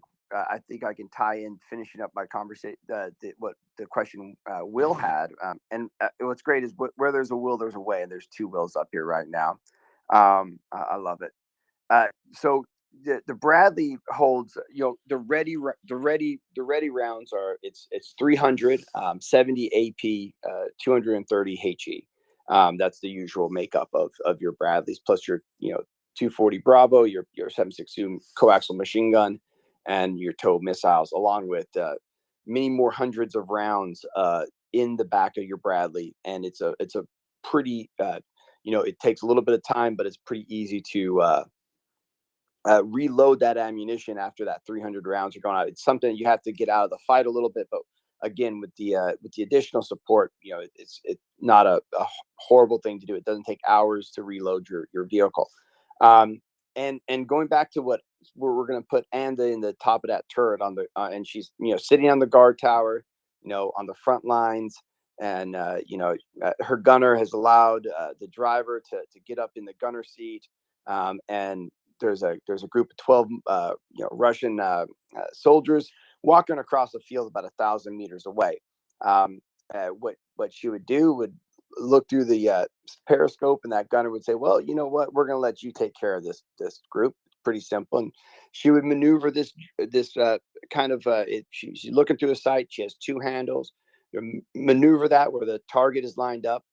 There's a laser rangefinder. You would hit the laser rangefinder to get exactly the distance of where they're at, and she would get to choose between which gun she gets to use, whether it's a 240 Bravo, but that's a little bit far for that distance, so you want to keep that a little closer instead of 25. And the TOW is a little bit of overkill. It's not really used for it. So that main gun is the one to do it. But then you got to choose between your two bullets. You've got your armor piercing and your HE, and very simply, it's a switch of a button. She would pull up her HE, or say pull up that HE. The gunner's looking through the commander's sight, so he knows exactly that they're on the target, and she's maneuvered that target right into place. Very simple. There's there's nothing really scary going on, and she pulls a trigger, and that HE will go out, and she'll probably shoot a small burst, hold the trigger down for a couple of seconds. We have certain amount of rounds to try and shoot out at a time to make sure you stay accurate, and the job would be done. I think that if that helps answers all the questions in kind of a real world scenario, that is a very real world scenario of how, sometimes you'll find yourself in a situation in a Bradley. Angry, let me follow up one more thing while I've got you here. So here's the thing that I is my feeling, but I want to know somebody who with the actual expertise on it is because these Bradleys are relatively easy to learn and should be picked up by Ukrainian soldiers relatively quickly, especially if they've been driving BMPs or other things.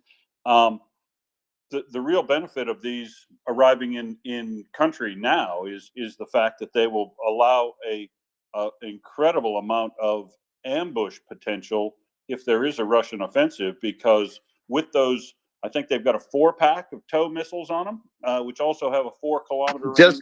Just two with ammunition.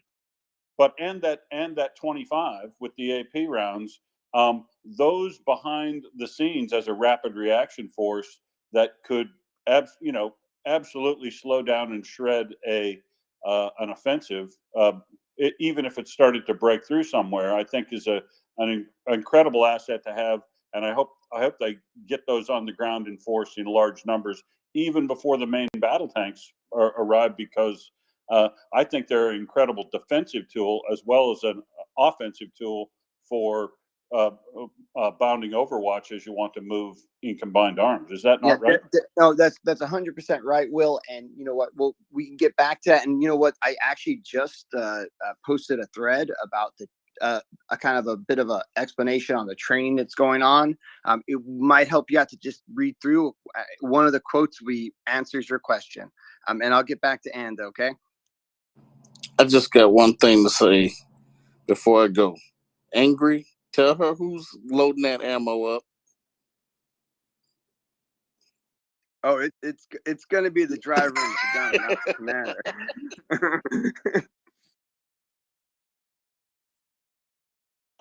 Well, And they're not helping grease the wheels or the tracks, that's for sure. and someone pointed out something that's really, really important. And I have to address that. My dress is not proper for a Bradley, so I will have to change my dress because I will not get my dress, my pretty yellow dress with grease with yeah with stuff. But I have We'll get you a so I tank. have We'll get you a tanker's Nomex.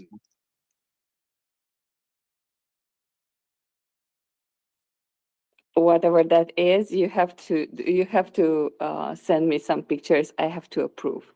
It's a fireproof jumpsuit. It looks like an overall, but it's made of fireproof material. So if they have a fire in the inside, the guys will be protected from burning. Can it be yellow? Just a question. Yes, Nomex comes in yellow, and it oftentimes is yellow for viewing purposes in like refineries, so that we can see people well too. Perfect. Then send me a picture. I will have an avatar with that. So and the Bradley. So cat will be jealous, but we will see what we do with the cat. I have two questions actually. So I have more, but Angry, at any point you can say, Anda, you're boring. I need to go to sleep. Something like that. So do my guns have a stabilizer?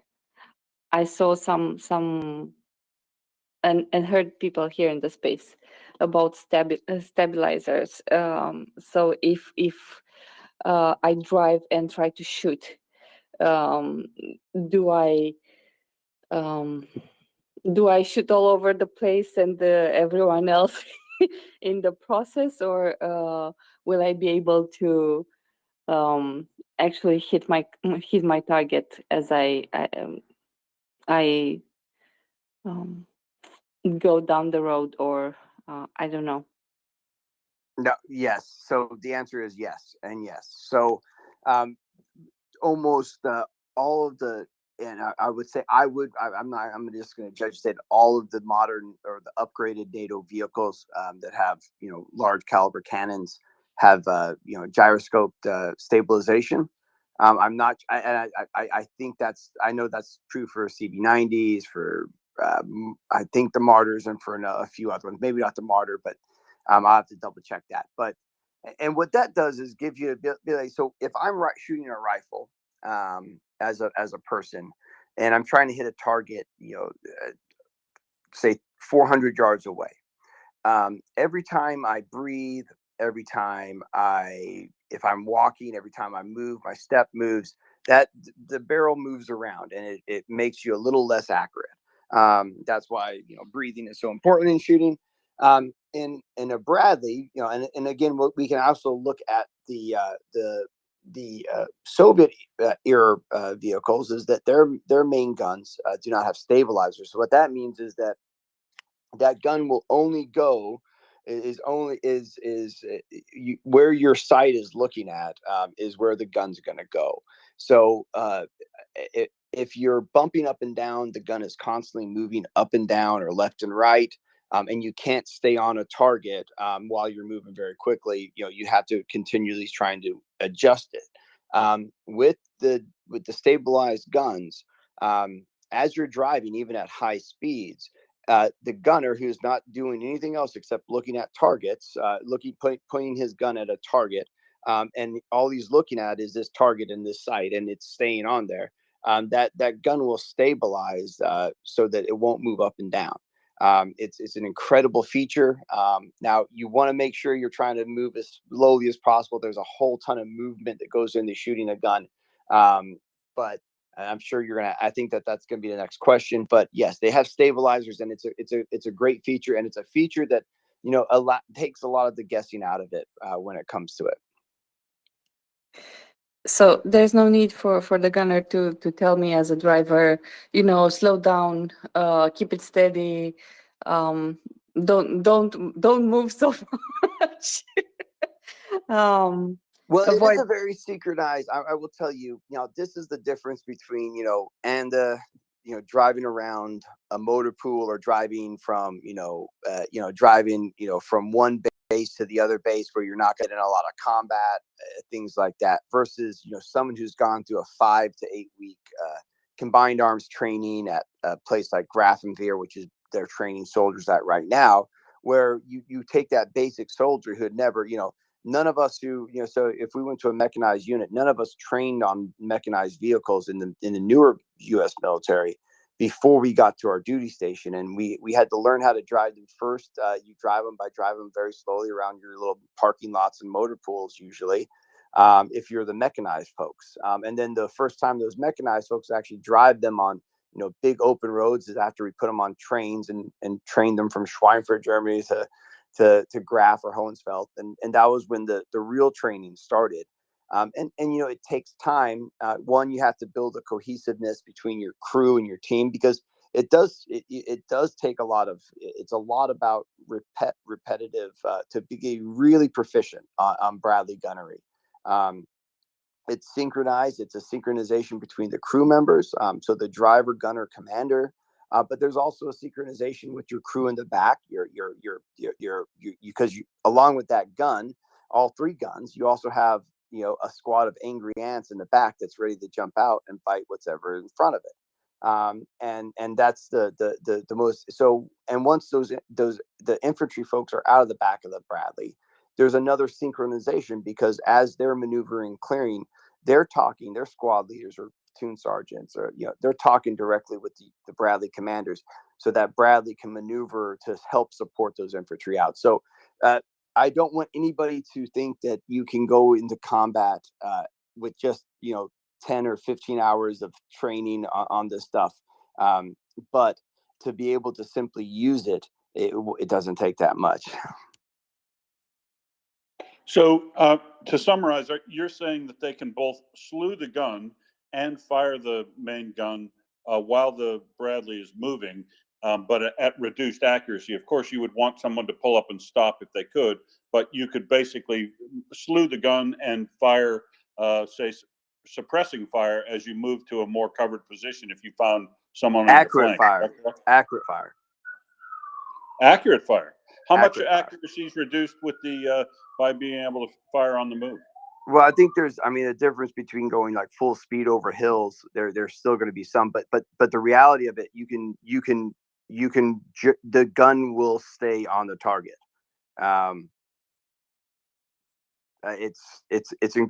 There's a video of the Challenger carrying a beer over, you got to look that, or the Leopard. Look up the video of the Leopard, the ad for the Leopard stabilization, and them having a stein of beer on the end of the barrel. That will change. That will answer all the questions for you. Cool, thank you. I've seen that. Yeah.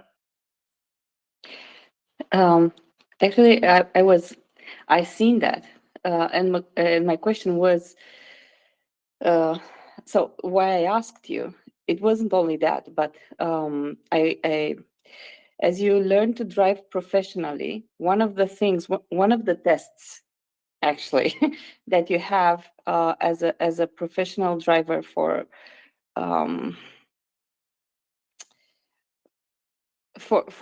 high class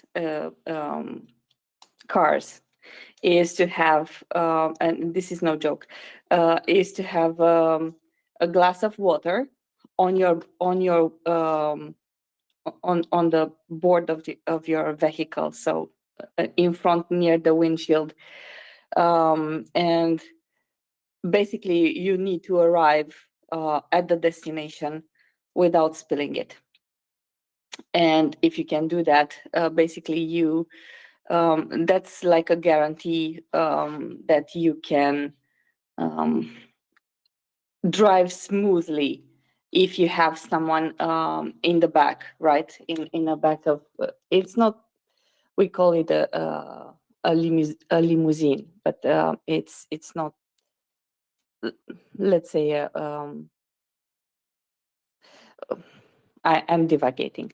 Anyway, but yeah, that test is done in other conditions. So that's why I asked about stabilizers and how you do it. Because I made this association in my head. And also the other thing is that the quality of the NATO track systems and stability and driverability of these NATO vehicles is completely far superior than the Russian models. Of that, I'm completely I'm 100% sure, and I will tell you why. As I'm coming from a country which was under a communist rule for a pretty long period of time, and we actually were, let's say, trained, if this is a good word, in Russian doctrine when they were here after the Second World War. They are more, how should I put this? If it works, they don't bother to improve it, right? And sometimes, so if in your daily life, usually if something works, you don't need to improve it constantly. It's actually counterproductive because it's costly. But in anything else, like army, aviation, industry of any kind, if you stop improving, if you stop searching for new, better ways of doing things, if you stop questioning yourself, questioning everything, actually, you stop progressing. That's the moment when progress stops, and this is actually what the difference between East and West. So usually the Eastern philosophy is search the easiest way to get there, or the cheapest, but the easiest, the first option that you have, and stick with it, basically.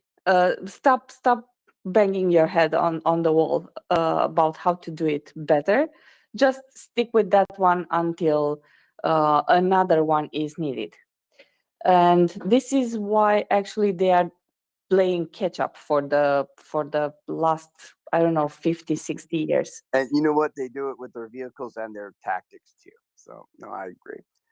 What we have one more question, right, from you, because it is starting to get late here for me, and I got some stuff tomorrow, but I've got probably to the bottom of the hour, so I can hang out for a while. I'm happy to. But yeah.